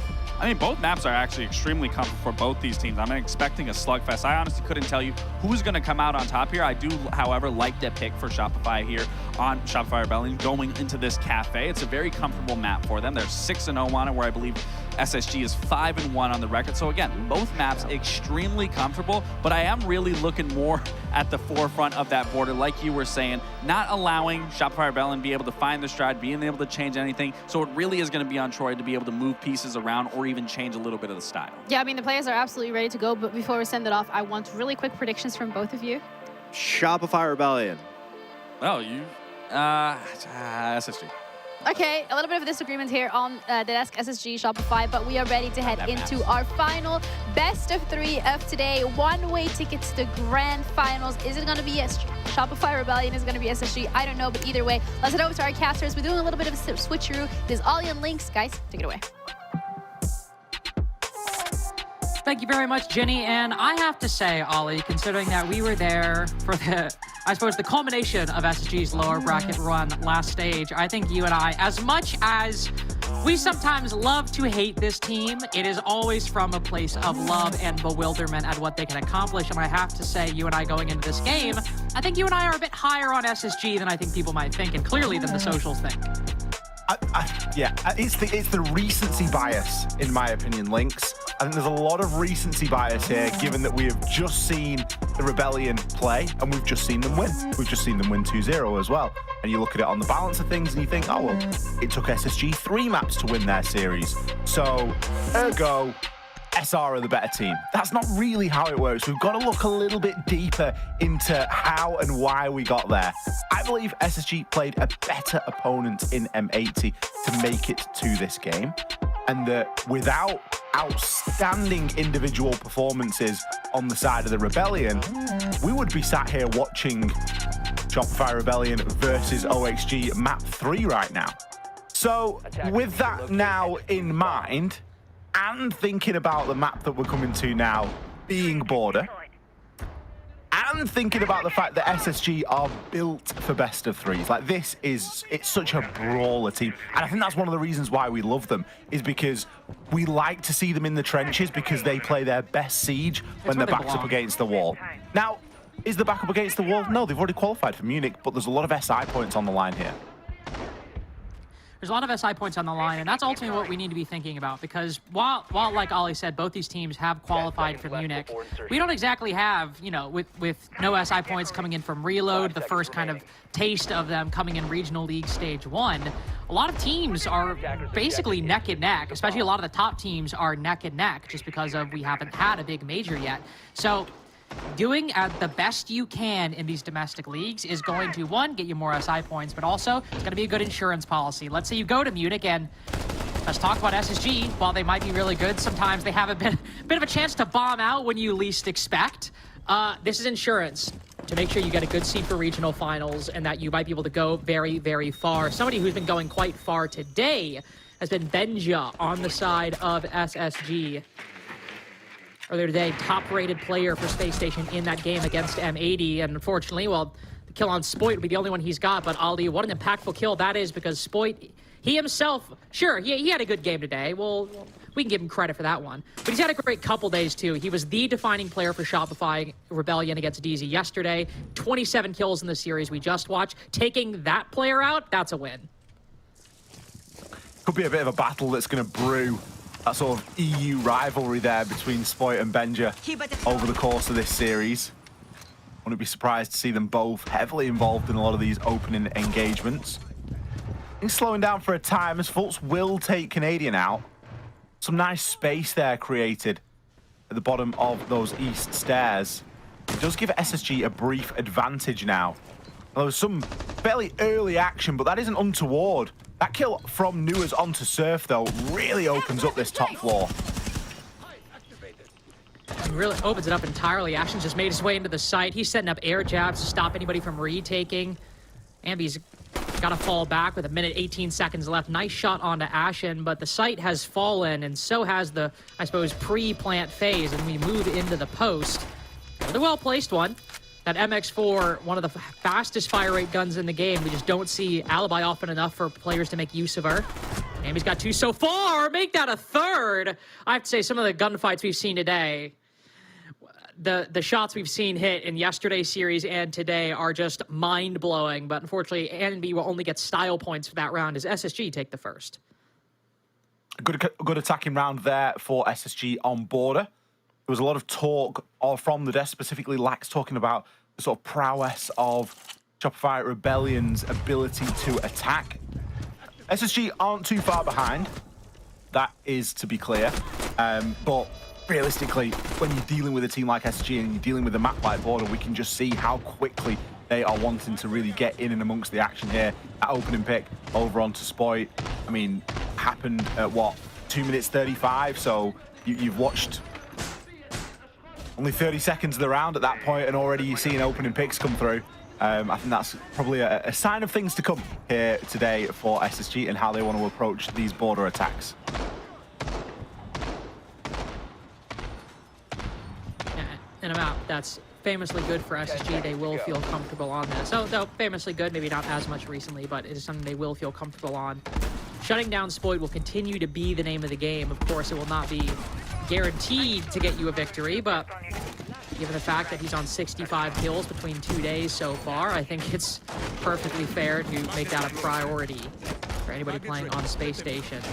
Ventilation defense, which means we'll see the bulk of Armory defended for at least part of this round. Surf also potentially playing up here the majority of the time in case anybody rushes in to go for a plant. You can activate that Specchio scanner, deny it from above. We'll see what SSG decide to do. The team that always keeps you guessing. They can play fast and loose, and while they can play a bit slower, they do have a preference for that flare. At the moment, it'll just be Newers hacking a lot of the cams at the moment, but once he's done with those clutch drones, he'll just walk around with the cameras and try to find frags. A slower approach here for round number 2 as we head downstairs. With a bit of Brava action coming in. A Glass and a Deimos band, so quite a lot of flexibility really for SSG. We know them to be a team that they like the tools, they like to bring a little bit of flair every now and then. This is something that they'll always heavily rely on though, and whilst this lineup hasn't got any of the sort of big flashy operators such as Ying and Capitao, still got some good utility in there, particularly in that Dokkaebi. And of course, there's a plethora of things to hack on those clutch drones as well. Our first Dokkaebi call going out, and it will just bait out a little bit of a reaction from Canadian, but it's actually going to be Rexon to fall. Newers is on a bit of a mad one today. Yeah, doing quite well so far, holding flank outside of main door. Shopify Rebellion looking to retake the east side as it's a double swing the moment from Ambi and Spoit. Surf also coalescing on this side of the map. That will leave the Armory side very vacant. Everybody from the Rebellion just walking into crosshairs at the moment. Surf just hitting a shotgun pre-fire around the corner. Gets, I think, their first and only kill that entire round. You can tell that despite the Rebellion coming in hot off of a dominant 2-mapper over OXG. SSG still keeping that momentum from the M80 game earlier and their win over Wildcard yesterday. One of the better teams to be able to do it as well, because it was something that Ashen said in the interview after they'd won their first game today, and he said he'd hit a hard reset.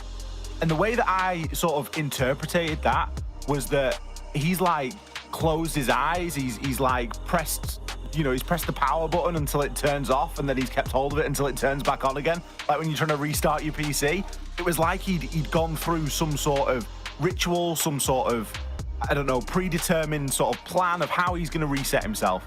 And that ability to reset that mental, it's something that SSG have, and it is such a strong ability. And we regularly see them and hear them talking about things like that. So their ability to be able to play 3 maps, reset, keep themselves in like a almost standby mode where they don't overheat, they don't cool down too much, they just stay very level, and then they're able to come and perform 2 rounds like this. Stun SR, by the way, into a tactical timeout super early. We've only seen 2 rounds here, and it's defensive border. Like, I'm not expecting to see the tactical timeout brought that quickly. We've not even seen a full site rotation yet. We're back up onto this top floor. SR are just struggling for answers right now. A side that they went 4-2 on, not, you know, 30, 45 minutes ago.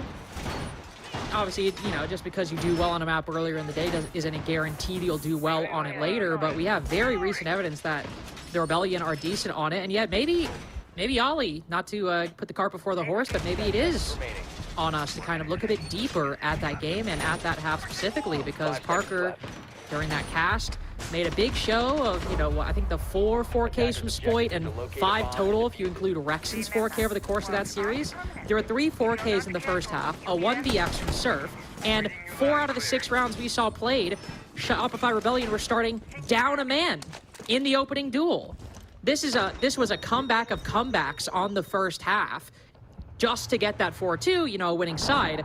But there was a lot of individual performances necessary for it to fall into place from the Rebellion. So while they could still very much, you know, put up a 4-2 half quite literally based on the score, maybe we should temper our expectations a little bit, because as SSG have shown, they've come here to play, and if the Rebellion struggle in round 3 after this timeout, might have been a bit of a paper tiger, that border game against OXG. Yeah, it certainly doesn't, well, it's not holding any weight at this point, is it? If SR have already taken a tactical timeout here, they're clearly trying to right some pretty significant wrongs, especially given that they're going back to this top floor bomb site again. One of SSG's abilities at the moment has just been to be able to pick off SR. It's almost like they make a problem in the site, open up a load of space, and then as the reaction comes through, they're able to then start picking up players as defenders start to rotate back. Ashen this time with the opening kill, and a question mark. I'm not sure what he needs explaining there. It may be rhetorical. I'm unsure right now. But it's going to be Canadian down and out, sent to the cameras. You can see he's still got plenty to flick. He's got the BP over in Armory as well. But it's another round here where SR are starting the round a man down. And as we've seen so far, it hasn't necessarily boded well. Usually when that first kill comes in, more soon follow. This time, a slightly slower approach. Benja still poking and prodding downstairs inside of customs to ensure that there's no one able to rotate back into that CCTV room, as the rest of his team is looking to make a bit of an approach here through East. Ooh, just spots one dropping out that hatch as well. SSG just shutting down Rebellion players left and right. The moment they find these angles, Ambi trying his luck might fare better than his fallen teammates. Won't find anything on Benja. It's instead Rexon to draw, well, I suppose, 3rd blood in this round so far. Surf with the 2nd to tie things up. It's taking some HP, but Shopify Rebellion maintain control of the site. With how this round started, that is the ultimate imperative. Benja creeping down below. One player, there's a left foot on that hatch. They wouldn't fall through, but you got to be careful of these vertical angles. Yeah, Benja too has to be careful at the time. Sat below, likely going to flash up through that hatch with the firebolt over. Push this player out of position, and maybe try to collapse on him. Find the angle through the floor. There's the feet. Great late round play, but are they able to get this diffuser down? Not a whole lot of time remaining as Fultz is good with the trade, but with Benja down below and the push up top failed on time, Surf will close it out. another nail biter, another 1vx for Surf, but the Rebellion won't complain too much about how they get their first round on the board. You've got to take anything that comes their way at the moment. A little bit of a slower paced round there from Space Station. And Benja suffering a little bit of unfortunate timing, but also a bit of good timing downstairs. I guess you can't have it both ways around. If there would have been another 15 seconds in that round, you kind of fancy SSG's chances, especially after the vertical kill is found. But Fultz was left with little opportunity, with no time left remaining. He has to make a mad dash over toward that bomb chassis, as it's basically the only place that he can try and get a plant down with a little bit of cover and hope that his teammate is able to do the rest. Brilliant opener there from Ashen. This is the kill from Benji. You can see that coming in on 12 seconds. Fultz, good for 2. You could see he didn't really have any other options. I guess in hindsight, you could sit at the door and bait, but when you've not got time, you've got to be the one to make that move. And I don't think that Fultz will be kicking himself too much for that one. SR get the round that they needed in this series to get them on the board and to get that ball rolling. They're going to be able to chain it into another. It was a round where they started a man down, and it was another round where we had Surf clutch up. I tell you what a stage Surf has had, Lynx.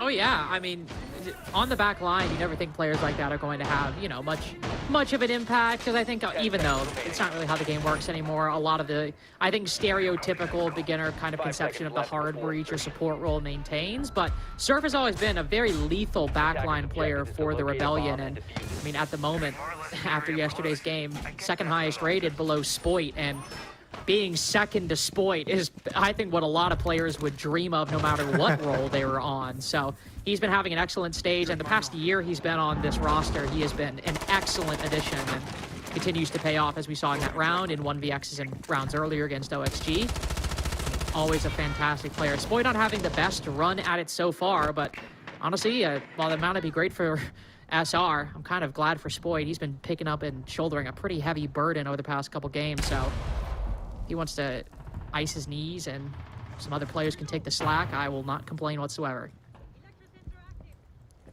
Looks as though the Rebellion are getting a little bit wise to Benja's pathing right now. Very often finds himself inside of customs early on that book. We've got Rexon. And I think his spider senses are tingling. But it's kind of a bit of a face-off at the moment. Benja could do with a bit of information on the drone right now just to figure out what's going on down there.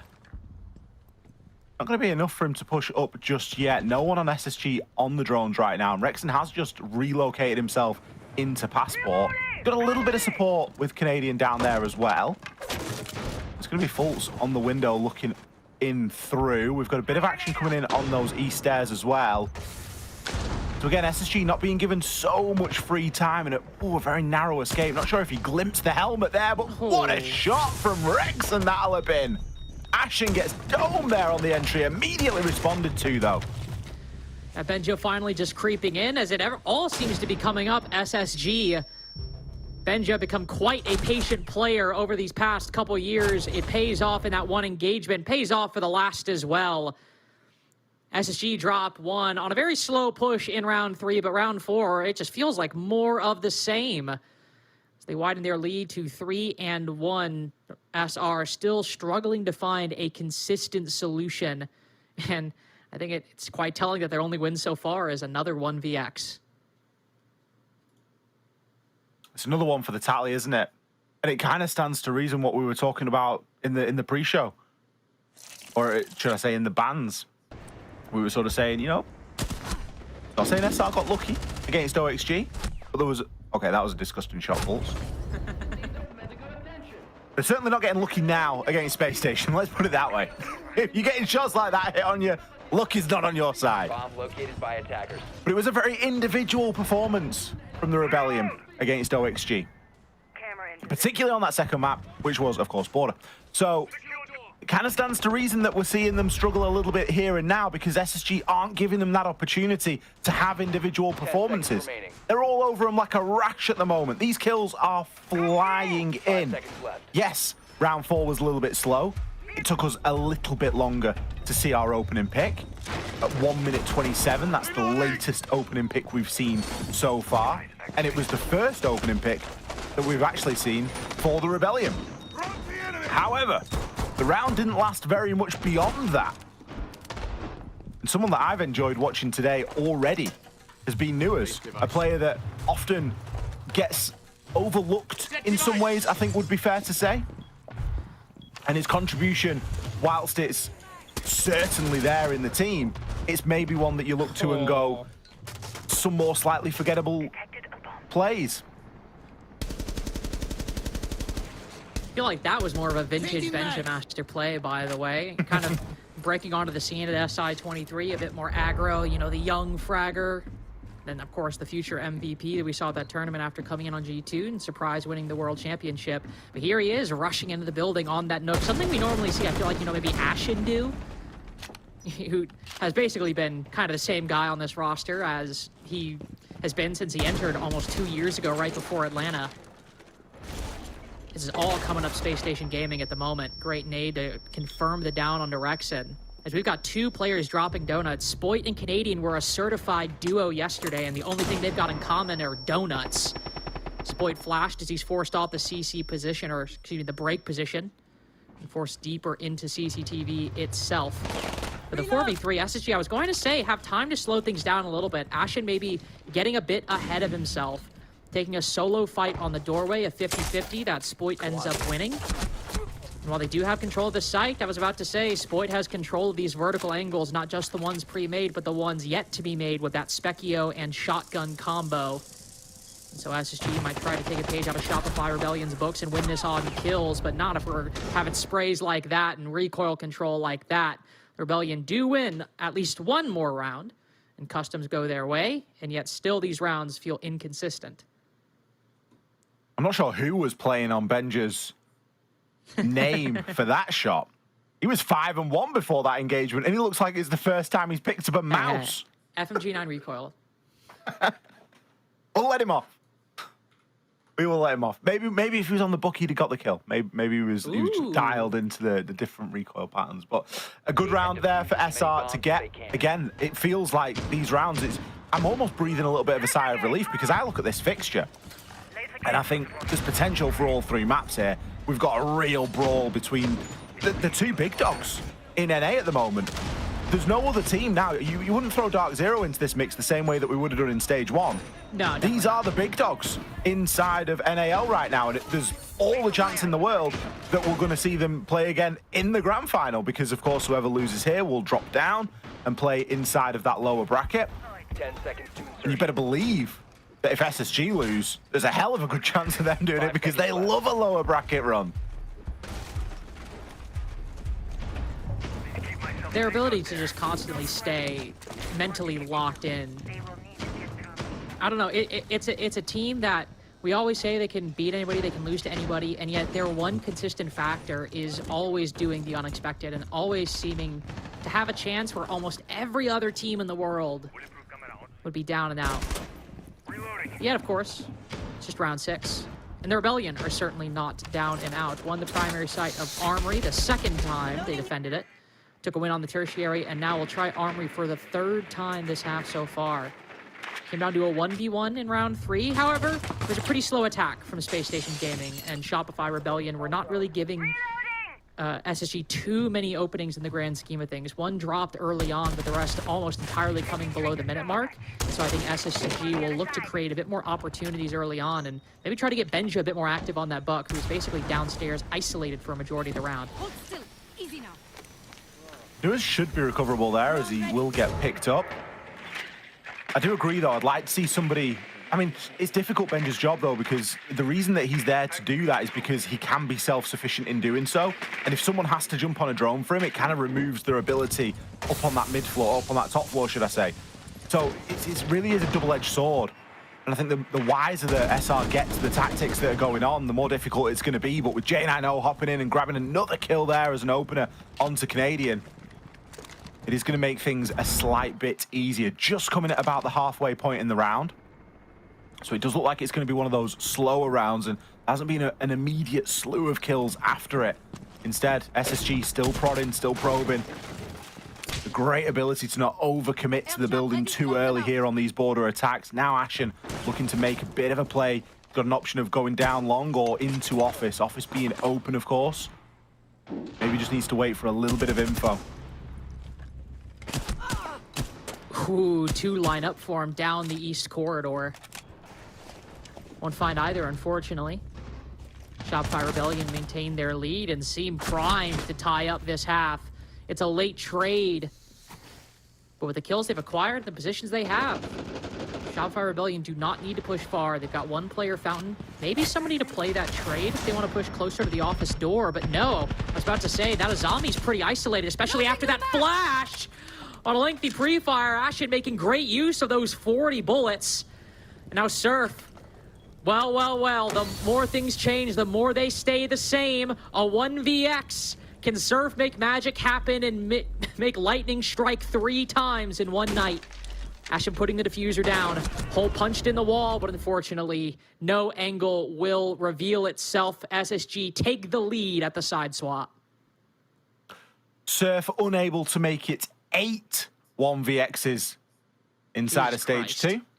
Instead, he's just going to have to settle on 7. I'll be honest, Lynx, I would not be surprised at all if he breaks double-digit clutches tonight. I'd love to see it. The next nearest player for clutches, it's tied. It's a 3-way tie. NJR, Yoga, and Snake. And they've got 4 apiece. So he's got nearly double the amount of clutches of anybody else inside of the league. I mean, well, and also talking about NJR's 1vx's, I mean, half of those are probably all acquired last night, given the kind of series Dark Zero we're having. Even though they did end up losing it, NJR was a massive reason why they made it as far as they did. But I wouldn't be shocked if we do genuinely see. I mean, if this goes 3 maps, I think Surf has 2 1v1s in him. Surely he's got to. Well, that's it. You know, it's more than 1. He's already had 1 this map. So he needs another 1. He needs 1 a map from now, basically, doesn't he?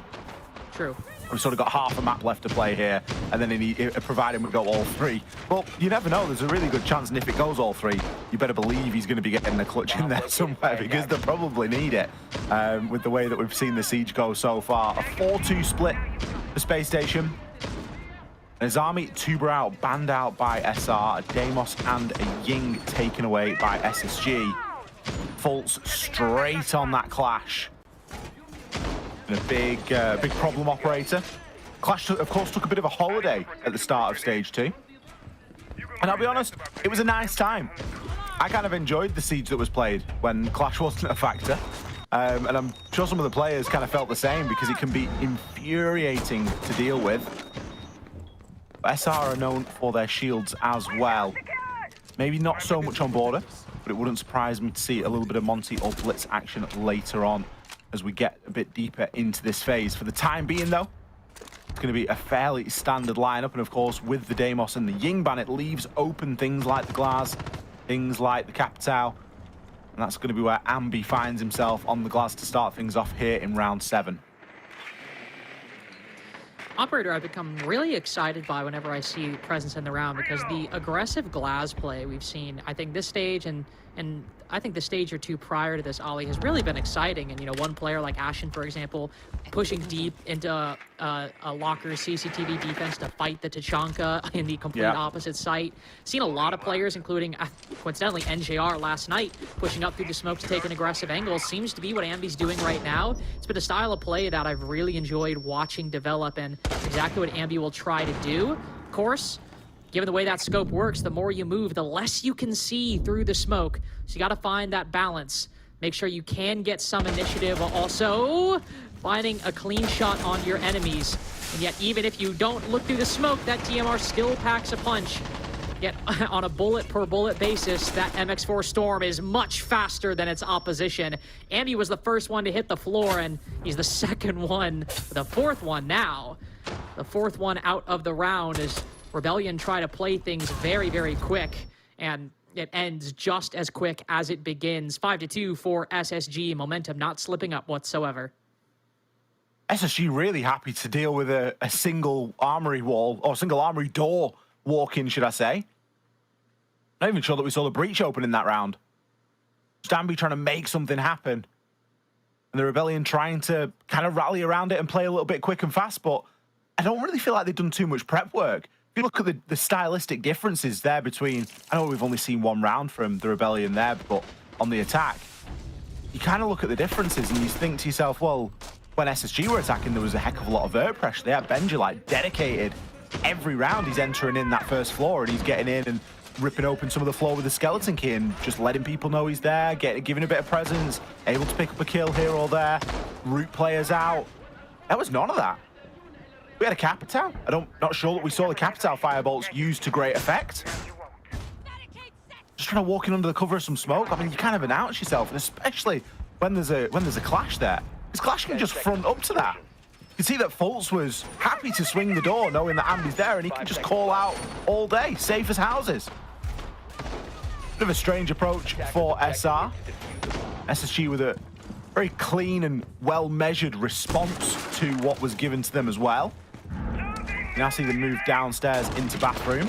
Bit of an extension on this top floor, going to be some castle action.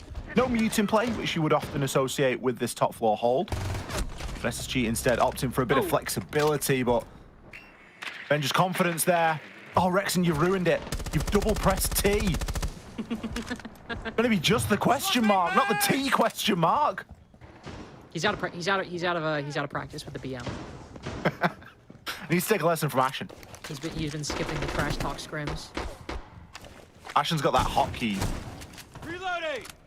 Ashen actually, I heard he cleared it with Evans. He actually has a script for like trash talking and putting in question marks. He just like he presses a button and it just like opens everything. It's crazy. Like he just presses F8 and it does enter. It does T question mark enter and sends all in the same tick.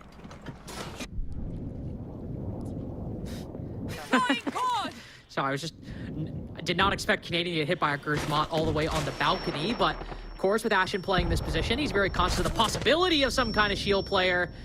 He'll find one, but it seems to be Rebellion. Pulling an SSG, saying, all right, you took away one round, well, I think we're just going to take all the map control we want and not give you any opportunity to fight back. Janino and Newers finding themselves in a deficit early on, yet actually finding the miracle path through at the moment. Everyone from the Rebellion on the opposite side of the map, and nobody really looking their way until right now, where Monty starts stomping up and has put Jane I know in a corner. Newers will pick up Surf, but that's a 1-for-1 trade. It'll have to be Newers in the 1v3, spotted by the Monty. So Canadian with Diffuser can instead keep his shield up, maybe try and orchestrate Ambi and Spoit into a nice clean crossfire, which seems they have. One up top, one below. Does see Canadian's feet, but unfortunately it is far too late and also a far too tight of an angle. Still a bit of a hill to climb, 2-round lead between these two teams, but the Rebellion are not out of things just yet. Good choice to bring the Monty there, I think, from the Rebellion. Making really good use of that map control, gaining ability. Canadian can just bear down on people on that Monty. Really start to bully those top floor players. SSG, it's not that they didn't have a response for it. I think they were fully expecting the Monty. But kind of after they lost that opening pick, and then they're able to double, and then SR are able to sort of triple push in a way. Ashen upstairs. At that point, you kind of feel like a lot of the map control has been given up. You've got nothing then inside of CCTV. Your little attempt at a bit of something aggressive with Benja hasn't worked out, which is fine. It's not going to work out every time. But as soon as you lose that second kill and it's 5 versus 3, that's when things start to get quite difficult. I guess it was 4 versus 3 because Ashen did get one before he perished, but the advantage there, especially when you've got the Monty, it really gives you that killer edge. And it's an edge that SR needed. They only trail by a couple of rounds now, but you still feel like SSG are firmly in the driver's seat at the moment. Going to be taking us to the opposing mid-floor, first floor site. I'm going to workshop and ventilation this time. And we do in fact have the mute this time as well, so it should assist on that top floor hold just a little bit, slow down some of those drones, especially with the introduction of the blitz. Those mute jammers can be nice little bastions of safety. You find yourself being chased down by a blitz. Of course, if the blitz is inside of the mute jammer radius, the stun effect will not work. You've got that nice little bit of Dokubi safety as well. If you are getting called, you can run into the mute jammer and deny that Dokubi call. So a good bit of cleanse utility, you could say, there for the side of SSG to take advantage of. It's going Maybe Wrexham looking to try and make something happen a little bit early there in through Passport.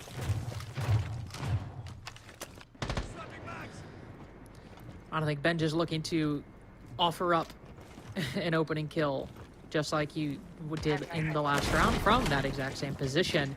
Canadian hopping in really quick, dropping down to courtyard, and hello, one player moving around these stairs. Make that two actually moving around this side of the map. Ooh, but a well-timed melee will put Canadian on a bit of reduced HP, but he flicks around, takes down Jane. I know both SAS ops roaming on this side of the map. Easy pickings for the guns of Shopify Rebellion. Minute 20 seconds in, not just an opening pick, but two uncontested ones. I think Ashen will have to sit on this side of the map, sit on his hands for the time being, because while SSG need to work back a pick, there is no opportunity for it right now. Not great angles to challenge either with the Scorpion. It's going to be a severe disadvantage on that super long range. Instead, takes a little bit more of a close range one. Ashen going to find one onto Canadian. Spoit takes him down through the impact hole. With Ambi down, fortunately for the Rebellion, he can be recovered. But Spoit now falling, Ambi on reduced HP, Rexon just a little bit above half. The 3 versus 2 isn't so straightforward. Not exactly, especially with one shotgun player around the corner. But Ambi repositioning well-timed, and yet he finds himself in the 1v1. Fultz burns his C4 to put him in this position, and yet he gets the riper target. Ambi on so low HP. Oh, he's misdroned him. I was about to say, misdroned him and then shot. No information off of that little bit of utility remaining. He's got some time to bait this defuse. He'll even work some of these vertical angles, but Fultz looking to creep up. Sitting on metal, likely waiting for Ambi to drop. Could easily retake and maybe play this position too. That's exactly what'll happen. Moving into Armory Archives, he can watch below that hatch. Ambi instead walking back up in turn. They're damn near trading places. Fultz decides to challenge. Always a risky decision, but the risk not nearly as high when your opponent is one bullet away from death. That'll get SSG the match point they were looking for. That was a masterclass from Fultz right there. The movement was so slippy. The way that he positioned himself around that main door was just fantastic. He knew the player was upstairs. He knew he was in a 1 versus 1. Main door seems like a dangerous position because in your mind you're like, oh, that's where the attackers come from. But he knows he's upstairs. He knows he's happy to play around main door because what's he going to do? Jump down from the balcony? Like, you're going to hear that. There's no way that you're going to get shot from there. Brilliant little bit of positioning. And then the nice little trade as he walks up metal stairs as we've got Ambi dropping. Just fantastic. The high ground is always going to be better. Attackers need to locate a nice final kill to finish it. I didn't glimpse there, but I think he must have had a little bit of information because his movement there was almost too perfect. Anticipating the moves of Ambi. Map point right now for SSG. Attackers have discovered the location which, of a bomb. I mean, I would kind of class this as quite a quick get. I know the scoreline could be 7-3. And we could of course see a quicker scoreline, but I class this as quite a quick game, Links. It's not hung around, has it? A lot of these rounds have been fairly quick.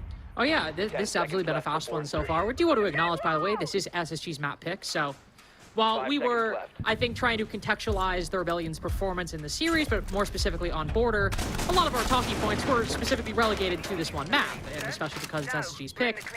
We have Shopify Rebellions up next, and that's Cafe, a map that they have played twice in 2 days and won it both times, and especially against OXG, in very good and somewhat convincing fashion. So just because we think there needed to be some points made about the Rebellion's Border, Cafe up next could still be quite a protracted engagement.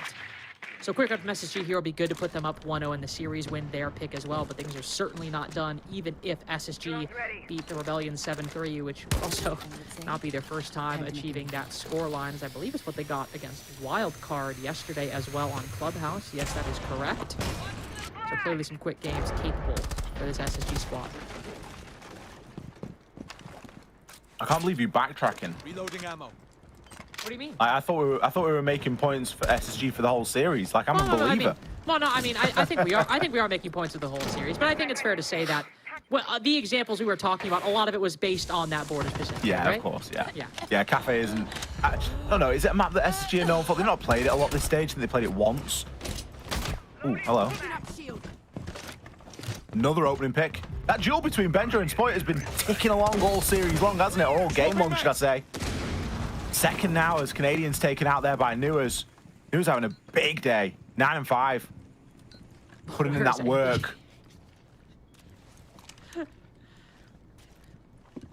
I think neither Ambi nor I had any idea where he was in that smoke grenade at that moment. I mean, minute 15 seconds left at the moment. Stuck inside a CCTV. Important bit of control to establish, but it feels like the Rebellion have been trapped here more that they have created some kind of beachhead or some bit of initiative that they can play behind the shield. What an easy double swing by Space Station Gaming. The trades are there, and Ambi. There's been one particular late round where he was hitting some nice shots with the AK before, but no, not today. It'll be SSG's second 7-3 of the playoffs so far. 1-0 on the series. Border, still such a good Space Station map. SSG showing no signs of slowing down here tonight. It might have been a couple of hours ago since we see them take that 2-1 lead over M80. But they have come into this upper bracket final with a heck of a lot of pace and the same amount of tenacity. A very well-rounded team performance as well for SSG to get it over the line. Of course, winning their map of Border, but this is a best of 3 and there are going to be more maps to come.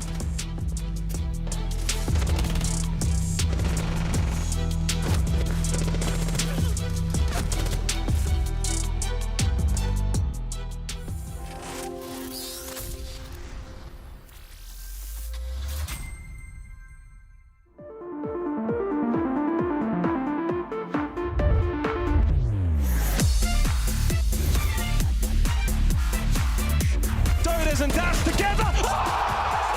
Unbelievable. Can he get there in time? Cameraman's going to complete. Big ET finds a huge 4K and Gifbo. There's only 4 seconds left.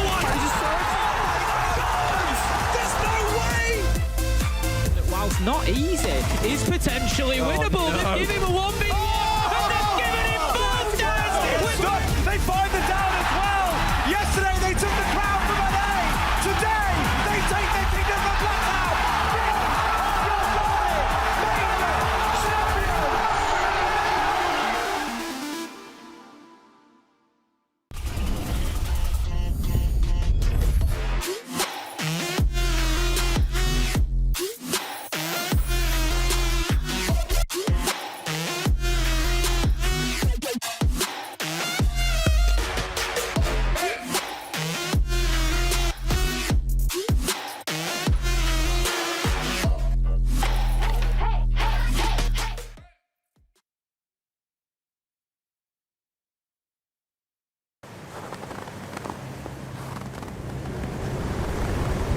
Keep an eye out for contact.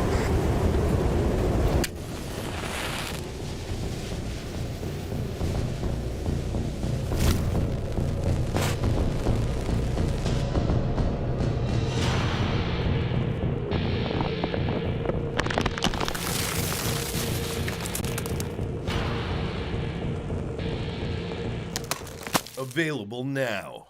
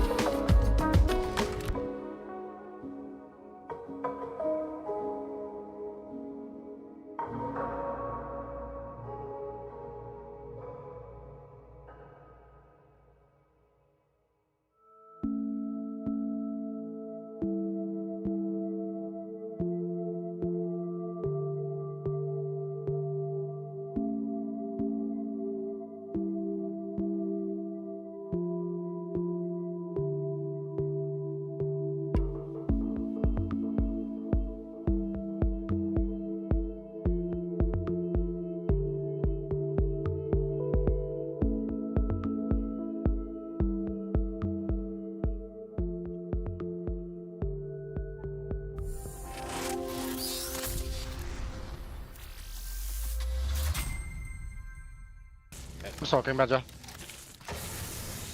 I can call, I have 90 cam.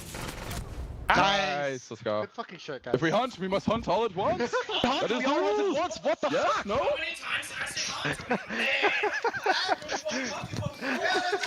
The vibes are vibing over at SSG, showing us why they picked Border. 7-3 dominant win over Shopify Rebellion, and with that, they are looking to punch their ticket straight to the grand final. Yeah, they want to be able to get themselves another back-to-back first-place finishes, and the way that they've been playing, I mean, they were just so oppressive on Border. I think the map just suits their playstyle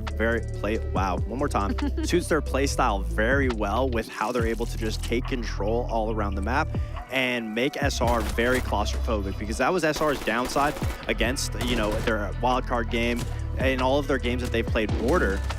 Shopify Rebellion just has a very lackluster hold of the top floor, very lackluster lockdown. So SSG knows that if they overwhelm every single side, there's going to be a gap. There's somebody who's uncomfortable from Shopify Rebellion. What I really liked on their defenses, since you're highlighting their attacks, is their defenses, they, instead of just playing overly aggressive, they would play their angles, they'd play their hold, but they would play it together. They would force SR into unwinnable gunfights and then ultimately making them get into that late extension of the round where time's dwindling. They have to be able to make a play, but that's where SSG was coming alive. Then they would all just collapse and jump on top of the Shopify Rebellion that was trying to pressure the site and just not really being able to find too much of their stride. Yeah, and also like individuals that we highlighted earlier today was more of the supportive players. When we're talking about Falls, we're talking about Jane and O, and it feels like this is something that we are continuously seeing flourish from the side of SSG. Yeah, I mean, round 9, the fact that they were able to bring this back, and specifically Fultz here doing it, the old man himself. I mean, you know, there's been a few times where he's had some really big clutches, and on this map in particular, if you remember, he had that huge clutch. But to be able to masterclass that round, go up top metal, give the cue that he was there and not get overzealous, play the timeout, and then to swing. I mean, it was ballsy, but if someone's going to do it, it's going to be Fultz, and he managed to secure that round for them. Yeah, very well played. And also, it's exhilarating to see that that's what SSG needed to win, to be able to make it to Munich, hopefully go to first place in the NAL.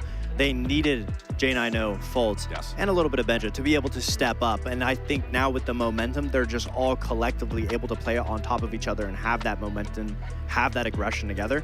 I just think on a map like Border, there was no way Shopify was going to be able to, I guess, fight back once SSG got that ball rolling.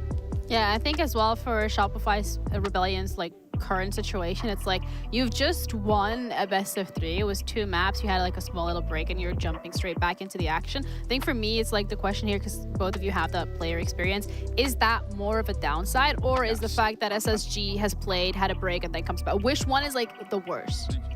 I'll just say, when you come off of a hot game versus having to wait for someone to play, you're always going to start out strong.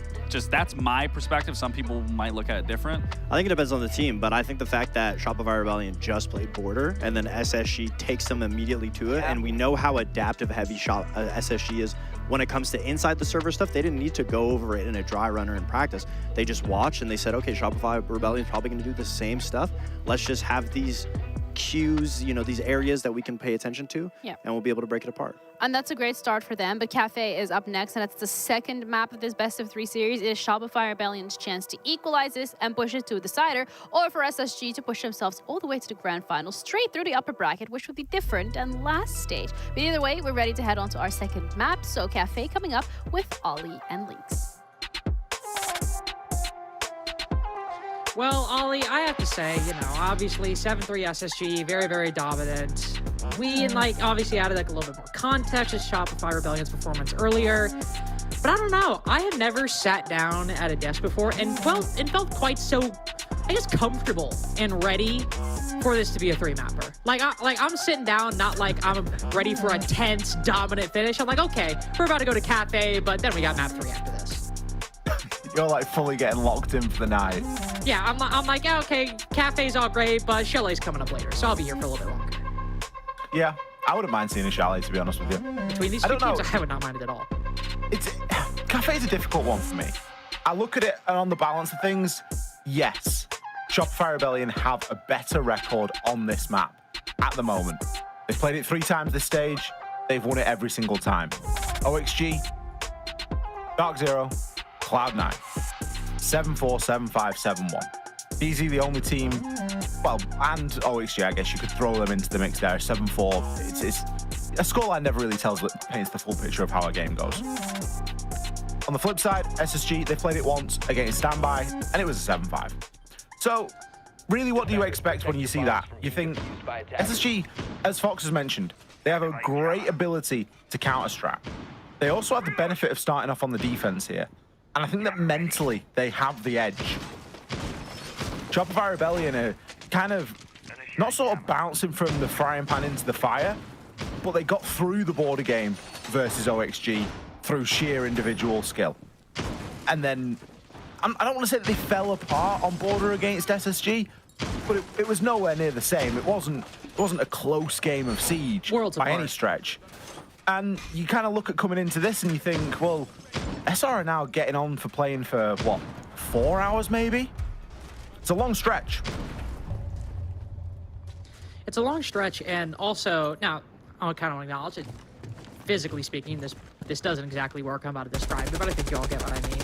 You know, as a player, you can only kind of maintain a performance for so long, right? And think of the performances Spoit has had today, and this playoff so far. I mean, 65 kills going into border against SSG. And that's across, what, 5 maps total? That is an impressive kill count. That's like, what, over 10 kills a map on average? Incredible stuff. You're not going to be able to do that all the time, though. And it's not like that was incidental or ancillary to the Rebellion's success. In many cases, it was something they were reliant on, something that was load-bearing, even if it wasn't the only thing going their way. And I think in that border game, it was not the only thing going their way. There were other players like Rexin or Surf doing really crazy things, too. But when you have a player like Spoit that starts dropping off, that's a pretty sizable hole left inside of the lineup. And at the moment, we just haven't seen Ambi or Rexin step in to fill it. And so while we have a 7-3 from SSG, it's their map pick, and we got the Rebellions coming up here. Sure. I am quite confident that they have a good kind of setup on this map. But at the same time, based on how the individual performances have been lining up, SSG have been shooting remarkably straight across day one, the match earlier, and then map 1 and map 2 so far, as that is good evidence of. There it is again, that EU brawl that's bubbling away in the background of this fixture. Benja coming away with the first pick here on Cafe. Some quite early map control has been gained by SR. I know we're well into the second half of this first round, but they didn't really have to contest too heavily to get control of this mid floor. You kind of look at that and think, ooh, have SSG maybe given a little bit too much away? Well, they've been able to take out one of the players on a reverse vertical angle. SR have still got plenty of soft destruction. They've got the ram, they've got the sledge. They've even got a super shorty, I imagine, on Rexin if they require it. Two Brow Canisters did a really good job of slowing down that freezer hatch from getting opened. You can see that SSG are now starting to take up positions outside of the site, but with more than enough angle back into that site for retakes and for further angles to be held. J90, in that very difficult position inside of Christmas, knows he's only seconds away from getting swung. Canadian D shields and domes him? That's a ridiculous play that I did not expect, and I also did not anticipate it boiling down to a 2v2. Canadian just walks into VIP quite nicely, but the low time is still going to burn Shopify Rebellion. Not enough time and ability to check these angles. So Benja goes unread, and while Surf does check that position and hits a very nice shot, Benja's got more than enough time just to sit, wait, and close out the first. It's a classic kitchen defense. The moment you get that pick, everyone sits up in their 5 positions and not a single person moves. I thought that was going to be it for Surf. I thought he's just going to swing that corner and he's just going to snap onto the head with the pistol and get the headshot. But it wasn't meant to be. Still coming down to a 1 versus 1. This is the weirdest kill of them all, by the way, because in my mind, I guess the kill from Rex in there makes a lot of sense now, seeing it from the other angle. Because in my mind, you see Canadian dropping the shield on the Monty there, because he got into a weird position, like behind J9O as he's playing inside of Christmas. And I'm thinking, he's about to get shot in the back. Like, there is somebody inside of either coat check or main door that is just going to peek out based off J9O's call, and they're going to shoot him in the back. But Wrexham was coming down those brown stairs, so it was a little bit more calculated, but it's still a little bit of a risk. It is just very strange, isn't it? Because my immediate thought was like, I think similar aspect of what you were talking about, but it's just like, oh, the Monty's walking up with no gun behind him. This usually ends poorly for the Monty when that gun and the shield get separated, and in this case, it did not. Still lose the round, unfortunately. SSG will move ahead 1-0, winning the first floor, and now they'll move progressively up to the second, something we were talking about on the broadcast yesterday, Ollie. Cocktail, is it viable? Yes. Is it good? Not really. So, not always a shock to see teams prioritize the first floor, though. I will say, the Rebellion in their game against Dark Zero yesterday did play that site quite a bit, and they played it against OXG earlier, so while it might not be a site we'll see SSG play, it is certainly one we will see SR play later on. And right now, when they're attacking the second floor, you will see some presence up top. You'll see Ambi trying to use those boogie drones. My big question, though, and I think it's always a big question, Ollie, whenever we see second floor defense. Well, the question is going to be where we're going to see the blitz go, and the question will be onto the cams. Oh, that's the first time that we've seen Spoit take Benja out in an opening engagement. It wasn't technically the opening pick. That was gained by Fultz. Good position that SSG find themselves in here. Maybe Spoit can make something happen now. He knows that someone's inside a kitchen. Got a little bit of lingering information right now. If Fultz can get himself tucked in, he's also got the pipe that he can try and play around a little bit. Everyone from SR trying to full send onto Fultz right now. They're going to dedicate quite a lot of not only drones, but time to trying to take this player down. And if Fultz is able to get away with anything, it would be even better. But no, a level 3-3. But Fultz has done his job and more. He's grabbed the opening pick. And he's been able there to waste, what, another 30 seconds? On a cafe, every second is crucial. Important bits of utility also erased as well. SR out of Dokkaebi calls, and given it was a small moment, but given what we saw with Benja's position last round, going unread on that main door, Dokkaebi calls something that makes those kinds of kills a lot less likely. You've got the phone ringing, you've got that ability to gather that information, so not having it as Spoit, as Rexon and Serve all push into mining and train to recover that diffuser, they're really, one, kind of telegraphing, because a rotation over to reading is going to be very difficult, yet it seems that that might be exactly what Spoit's contemplating. He's not far off the money either, by the way. Nobody in Pillar. Nobody in Nubalk at the moment, and they've got direct information on the guy close on the reading door. This is such an easy pre-fire around the corner. Skeleton key out, and suddenly SR have completely opened up this round. Spoit pushing deeper. Just shoulder to shoulder with the Azami across the way. Flashbang over another. So clinical with the underbarrel shotgun, and he had his J9O flanks. Another great frag. Rexon team kills Surf in the 1v1. J9O pulling back around the corner. Shotgun on AK-12. A bananas late round between these two teams, and I can't say what J9O just said on stream, but I think we all are feeling that. How do they pull away with these sort of rounds? I mean, the Rebellion. They were in such a great position. They had so much good information. Spoit opened it up. Spoit led the charge with the skeleton key. Played it to perfection. The kill onto Nuas. He stacked everything in his favor. And then there's the TK. And it must have just been such a chaotic moment. As Rexon's taken Surf down and then has to scramble with low time because the Rebellion were forced to chase Fultz down inside of that mid-round. Now, J9O's won the round, but SSG have put him in that winning position with only a few seconds left. Now, he nearly did fluff the shotgun shot as well, which those things are unforgivable. If you miss that first pump, you're going to be goners. Like, you need to be making sure that that lands. Fortunately, he was able to give a very quick and speedy correction. I made a comment during that border game, Links, about luck and the fact that SR, they died to a wallbang and it looked like they weren't getting very lucky. Now, it doesn't say that isn't to say that good siege isn't being played here, but it does just feel like they aren't getting any luck here tonight whatsoever. And I think that round's a great example of it, right? Because even in the late round, none of that was luck. Like, finding the player close on the corner, great intel gathering. Spoit pushing deep, just good positioning and awareness on what kind of plays need to be made. There really was no luck in Shopify bringing that back. Like, no. maybe a small bit, but a lot of it was just really great setup and individual play. And it was, like you just said, SSG with the luck.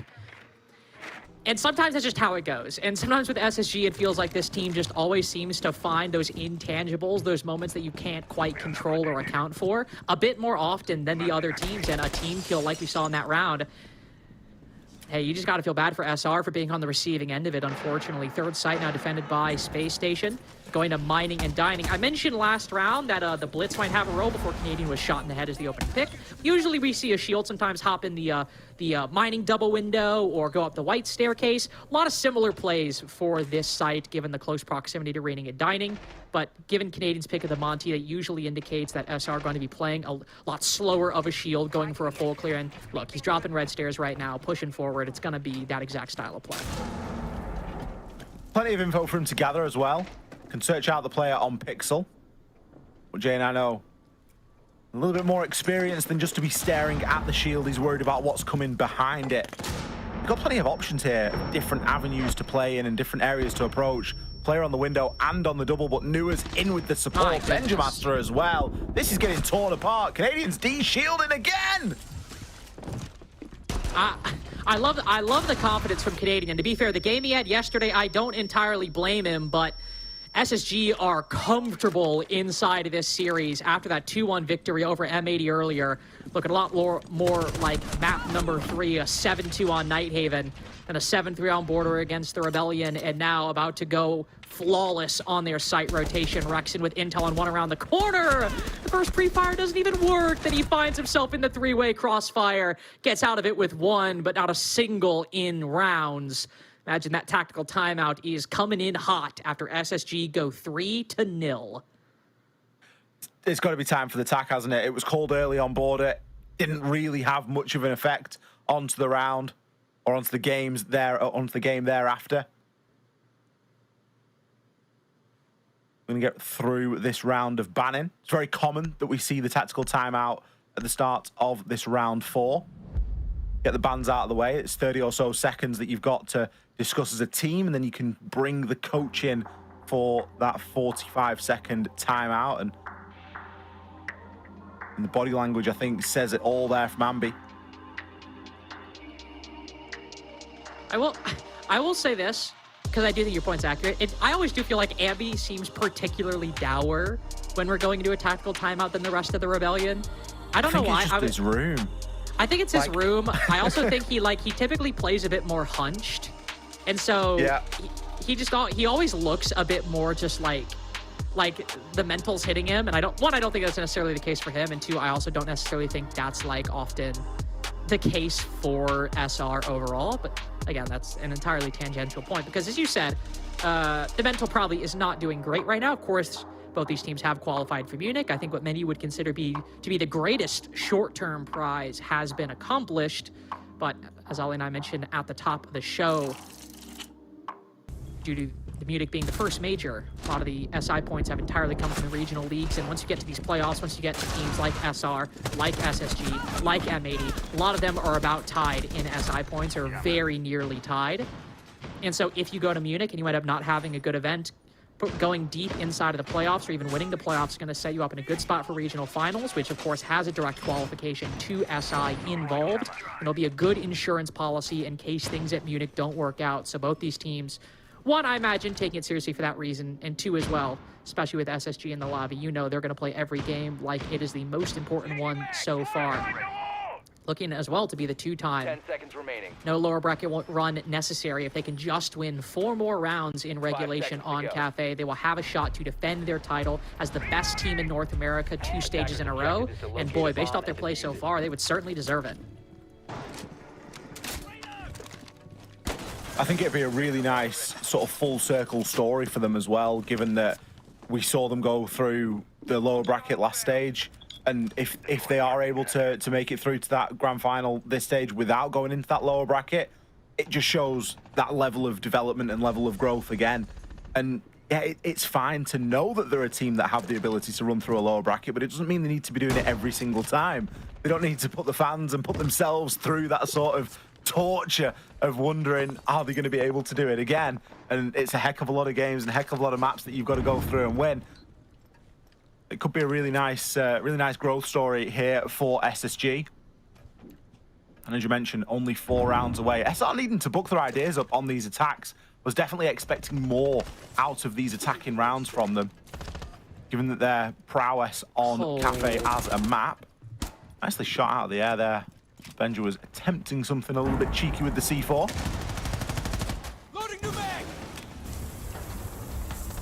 You see, by the way, that after the ban phase is concluded, SSG have gone full-blown intel denial, and I suppose some light intel gathering.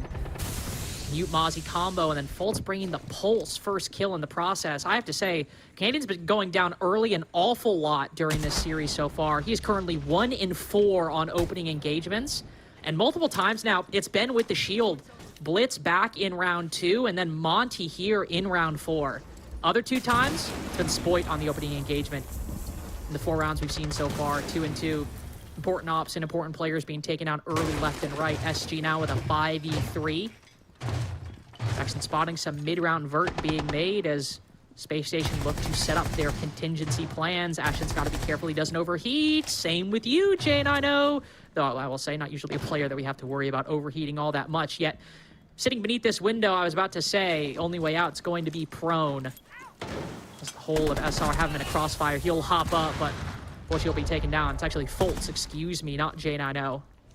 Just not a player that's often getting all too aggressive as it seems. I was about to say that we'll see SR pause for a little bit, but SSG, I guess, have somewhere to be after a long series earlier and a 7-3 on border. SSG want to secure their spot in the finals in record time.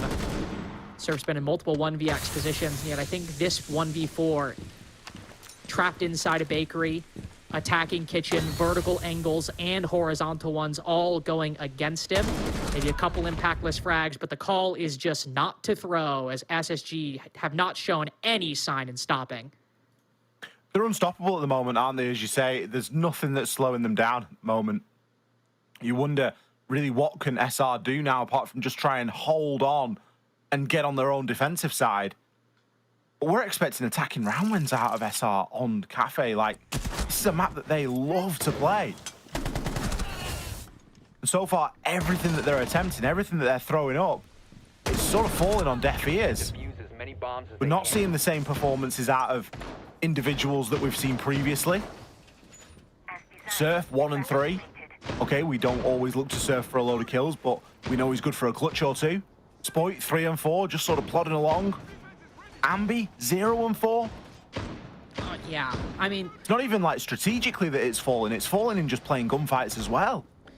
And I think you do have to acknowledge that, you know, Ambi has been having a bit of a rough stage, and I really do want to put the clarification, like, it really has been a bit of a rough stage. Like, he's still doing got a decent EPS, like 102, but still having impact in 2/3 of the rounds, which in Rainbow Six is generally kind of like what you want from a player. But this is the guy who is like, you know, one of the top-rated players in the league last stage, who can literally take over games for SR, and it just so happens that in these playoffs in particular, he has really kind of disappeared a little bit. We saw him on Cafe earlier, but he was the bottom-rated player on Border. About that, there weren't a lot of kills going around, to be fair, for just getting an accurate read on that series. But then in the Dark Zero game as well, kind of a very middling performance overall.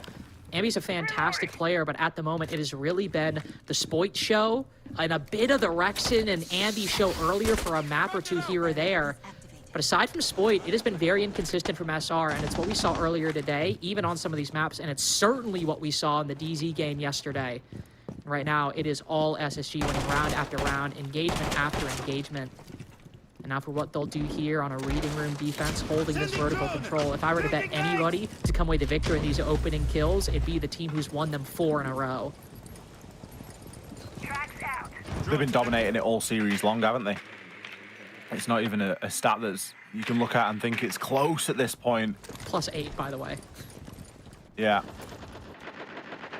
Have managed to make themselves known up on this top floor, though. Dropping red. Canadian's going to be inside a cigar right now.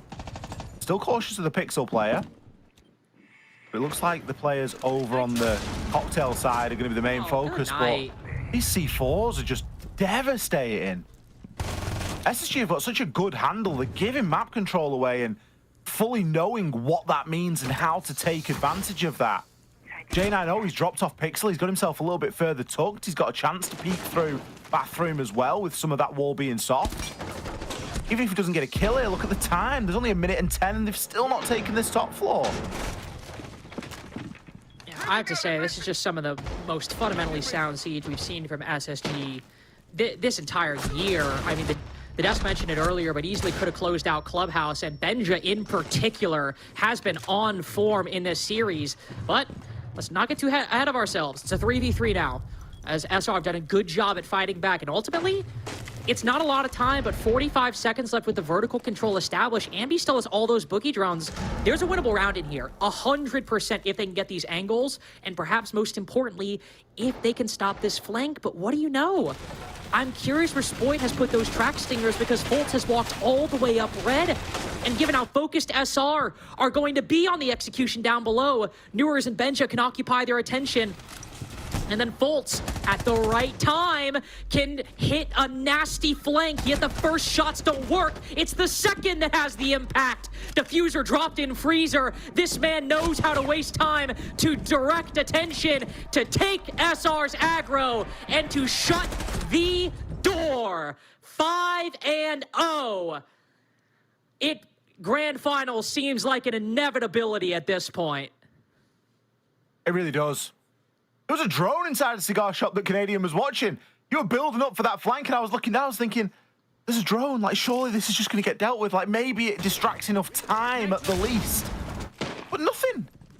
There was no reaction for it. SSG are just running roughshod. They can do whatever they want in the server right now. Also, sorry.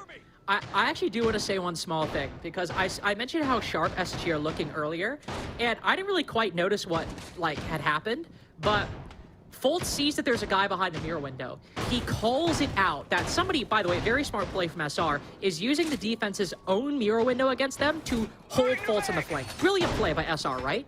Well, Fultz gives that comm, and Benja kills that guy from the vert down below off of Fultz's information. 10 seconds remaining. Like, that is a really great play by SR that SSG communicates, and there's an immediate reaction to it. That's just... We saw it yesterday on Clubhouse against Wildcard. We saw it multiple times against the M80 game yesterday. SSG are just on point. The communication is flowing. The strats, the calling in round is looking so good, and the individual performances there. Ollie, I mean, I've often been an SSG believer many times in my series. I hate to be I hate to sound just like such a fan at the moment, but the siege they are playing in this series, in these playoffs, it really is something to be believed. Canadian going down on a shield early again, by the way. 3 times it's been the opening pick on a shield this map. It has been traded, but as you mentioned, it's irreparable damage done at this point. You bring in the shield for that ability to take a lot of ground, gain that information. If you want the information, look at what SSG are bringing in round 6. Valkyrie, Mozzie, Pulse. We mentioned that it's been the C4s that have been doing so much of the heavy lifting here, or not so much, but a good portion of the heavy lifting for SSG in the way that they've been deploying that utility. And they've got 3 of them and Valkyrie cameras to place them off the back of. Now, information is available for a player in on the site right now. Ambi going to get a little bit of damage taken onto him. J9O in a bit of a hot seat. Does have the C4 in pocket and could choose to blow that. Oh my goodness, God. Everyone's just going to die on the same tick. Benja, Ashen, and J9O all delivering the goods. Very much a team performance there from SSG, as it felt like the Rebellion were left with little to no option after losing the shield again early on into the round to just try and send it into sight. But that was possibly the worst lineup to send it into. I gotta say, by the way, one thing, well, actually a couple things I want to point out. 2, we see smiles on the faces of the SR players, and I appreciate that, because when you're in a match like this, the thing you just got to do, you got to keep a good headspace, keep a good mindset, because like, hey, you're getting smoked. It happens. It happens to the best of us. And the way it is happening is really quite impressive, because before I say this, I kind of want to, don't worry, I'm going to clarify. It doesn't really feel like SSG are overheating. And that is not a phrase I'd ever, ever, ever, ever would have thought I would say about this SSG squad. Because it always feels like, Ollie, does it not always feel like that no matter what they do, no matter the discipline or the system, it always feels like they start taking it a step too far. It even happened last map. Ashen maybe taking a 1v1 on CCTV Balk that he didn't need to. And it happens, but it always seems to happen with SSG at particularly important moments. And we do have some plays that, hey, maybe that run out Fultz got, maybe we see that like fully observed, like we see that happen. Maybe we're like, that was a bit silly. He kind of got lucky getting that Monty. Who knows? But either A, SSG aren't overheating and they're taking smart engagements, which is a testament to this team's growth, or B, they're overheating and not getting punished for it, which is then kind of an explanation for how we got to a 6-0 for SSG on their opponent's map pick. It does always feel as though they're 1 or 2 degrees away from an overheat. Like they're running the CPU and the GPU at absolute max volume. Yeah, they are seriously overclocking their hardware. Ooh, good attempt there from Ambi. I love that. 6 rounds down, a little bit of a spawn peek, showing me still about it. We still got a chance here as well. Ooh, the snaky prone player, Benja. 9-1, by the way. 9-2 now. As Ambi is rewarded for hanging around. Love that from Ambi. Maybe maybe a little bit of a signal there of the overheat. Maybe they've breached. Maybe it's been overclocked for too many rounds now.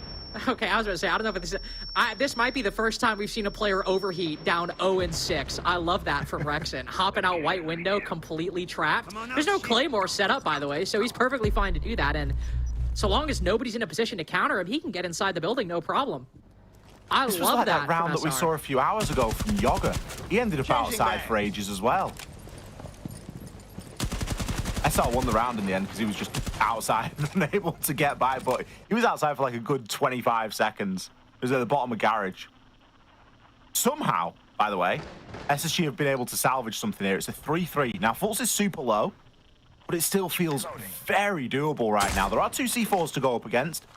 But SSG have got all the intel ops that they could possibly need right now, regardless of the drone information. They should be able to find a pick. They got time to, I was about to say, they have time to use that death mark factor. You know, you have time before you kind of want the element of surprise on your side. And, oh, Rexon, another hop out. I get the idea, but now that J90 finds his quarry, this was a 5v3 for SR, by the way, and now Spoit, who has made so many ridiculous plays in the past couple days, who was so instrumental for SR's qualification to Munich earlier. Well, now he's got to find the next 3 to make this work. How about a hipfire headshot to start? The results on 1 HP! It should happen, but 7-3 to 7-0, and SSG are your first team in the grand finals. No lower bracket run needed to defend their title as the best team in North America. And the growth that this team has shown over the last stage is incredible. And it is certainly worthy of praise right now. From the way that they got themselves to the grand final and to be the eventual winners of stage 1 here in North America League, they've done it the entire opposite this time in stage 2. Straight in to that grand final. SR, not all hope is lost. They will drop down to that lower bracket, and the main goal of Munich has been achieved for both of these 2 teams. For the last time tonight, we're going to send it across to our desk.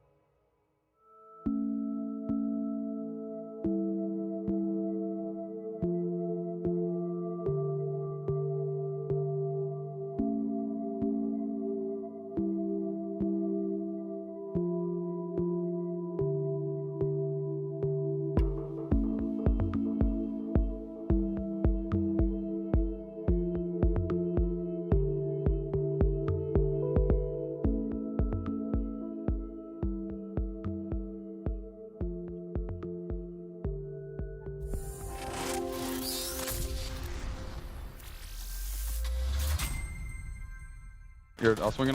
Got me, tarp. I saw the fucking face. Now they start fucking deciding to get their nuts underneath and Yeah, now they start What do you know about that job? They can do a fire up right there. boys. Nice fishing. GG's. Nah, you gotta love Ashen. That reaction, priceless. But with that, 7-0, by the way, 7-0. Holy. SSG does manage to go straight into the grand finals, which is the complete opposite of what we've seen them do last stage, where they actually played it through that lower bracket. This team has leveled up tremendously over the last couple of weeks here in stage 2, and we have viewers standing by to join us for a little bit of a chat. Congratulations, qualified for Munich. You're going to the grand final. But we thought, you know, considering that we interviewed Benja yesterday and then Ashen earlier, and you were like sitting there in the back, like trying to show off your guns, maybe you could. Actually, he's got biceps now. I'm actually impressed. Like the Newers Yeah, that I you know knew what? before and the Show Newers that I us know, again. I'm genuinely impressed, Newers. There we go. Yeah, that's something right there. That's an apple. You could definitely take Lax in the front. I appreciate that. Nah, I don't know about now, but maybe. Nah, Lax hasn't like hit the. I haven't gone in like 5 months. Yeah, there you go. You got the upper hand. But let's also talk about the game today and your individual performance. It seems like you've really gelled incredibly well with the rest of the team, and you guys have been, you know, more of a brotherhood rather than just 5 people playing the same game on the same roster. How has that been for you? It's honestly incredible. Like, my life has definitely changed drastically this past year, and I'm forever grateful for these guys.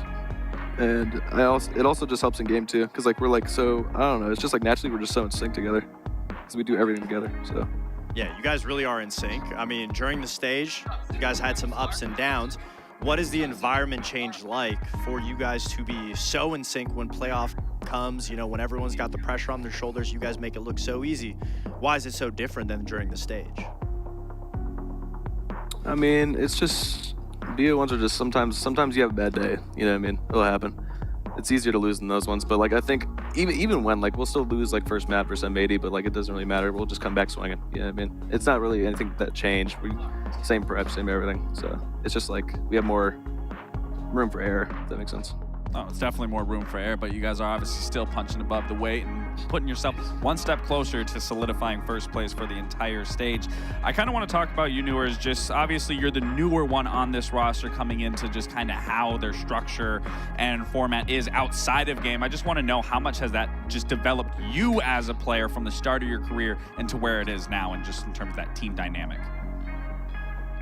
It's huge. I mean, like I knew before joining it was like.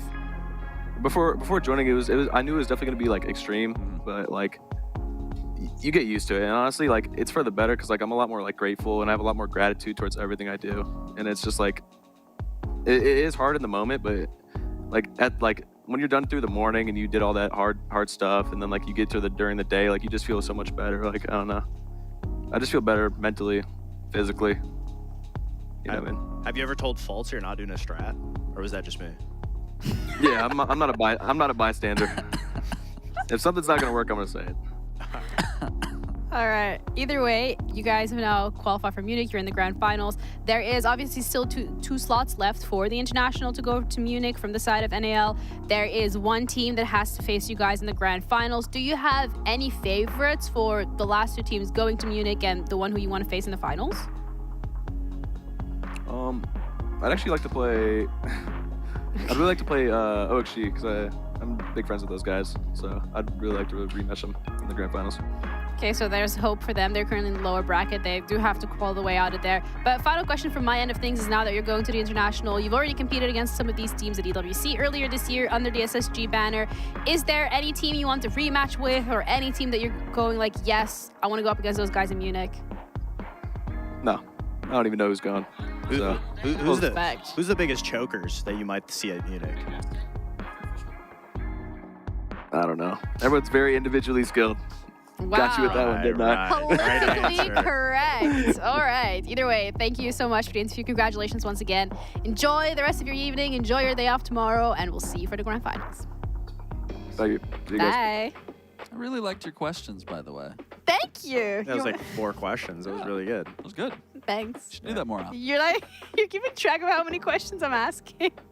You asked 2 questions too, no? Just so that you guys at home know why they're saying that. We had this thing where I was like, let's make the interview quick so that we can go home quick. It's been a long day. 4 questions. And then I unfortunately asked 4 questions, which, yeah. But it was some great answers. I really like seeing Newer's maturity, you know, from when we teamed with him and up until now. You know, I think he's definitely grown a lot, not only as a person in real life, but as a player in the game. And so he's been playing very well. Yeah, APL is also playing, so I did an oopsie by making the interview a little bit longer. We're gonna speed run through this so that we can give them a little bit of the light of day, starting off with the highlights from the match that we've just seen. Yeah, that round 2 that we saw was an absolute throw from SR. I mean, it just looked like SSG had the momentum, they had the energy, and at the end, we also heard them saying, oh, now they want to get aggressive, and I think that really paints a picture. SR was playing in a way not to lose, not to make mistakes, and up until they were up 6-0, that's when they got aggressive, or once SSG was up 6-0, that's when SR got aggressive, and I think that was the biggest downfall for SR. Yeah, the bracket also played out with SSG going straight into that grand final. SR now in the lower bracket, OXG in that lower bracket, M80 in that lower bracket. Don't think that's how most of us expected this to play out, Lax. No, I mean, me and Fox said it for me, but to see the top fall to the bottom, now backs against the wall, there might be a world where M80 doesn't end up qualifying, which then it would mean their entire stage was for naught. And even for Auction, all the strides that they've been making, all the hype that's there is a very realistic world. Neither of these two do end up making it to Munich. I can see it happening. I can see it happening. Stop. DZ, because I predicted the top, I'm going to predict it again. DZ beats M80, and then OXG beats Wildcard. How the turns have tabled. We also have the Blacklight Detail, which is on, even though they didn't necessarily win the series, it's going to be going to Sploit because this man was so locked in, dead set on at least qualifying to Munich today. Yeah, I mean, it goes without saying that he got 4Ks in their matchup against OXG, so despite SR losing in their final match, when it mattered most, Spoit was able to show up. And again, it was a big team effort to have the information for Spoit to be able to find success, but to be a player, have all that pressure on your shoulders, and get those kills in succession, round after round after round, amazing. Yeah, great performance from the side of SR, but however, they do drop into that lower bracket, which means they have to play another game tomorrow. No, the day after tomorrow, because tomorrow we have OXG Wildcard, Dark Zero, M80. This is our first day looking at that lower bracket. 2 winners will continue into that final game tomorrow, which will allow them to not also qualify for Munich. But crazy, tomorrow we're saying goodbye to 2 teams. It is crazy, but it's the beauty and the nature of the game as well. As for the Auction Wildcard game, I'm actually a little nervous for Wildcard given their performance and having to sit idle while Oxygen. They did play a very close game. It could have went either way had a few things been fixed up, so I have no doubt they're going to fix going into tomorrow. But then that next matchup, DZ versus M80, that should be the most... You good, bro? That should be the most exciting one. M80 loses, Wildcard loses. That's my predictions. Wow. That's my predictions. If it's right, then yeah. Whatever that is. It's been a long day, guys. We're just gonna head over to bed. They're not doing okay. I'm not okay because I've been stuck with this all day. Instead, we're gonna leave you guys and you're gonna enjoy the entertainment from APAC as they have their games going on as well. We'll see you tomorrow, same time, same place. Take care.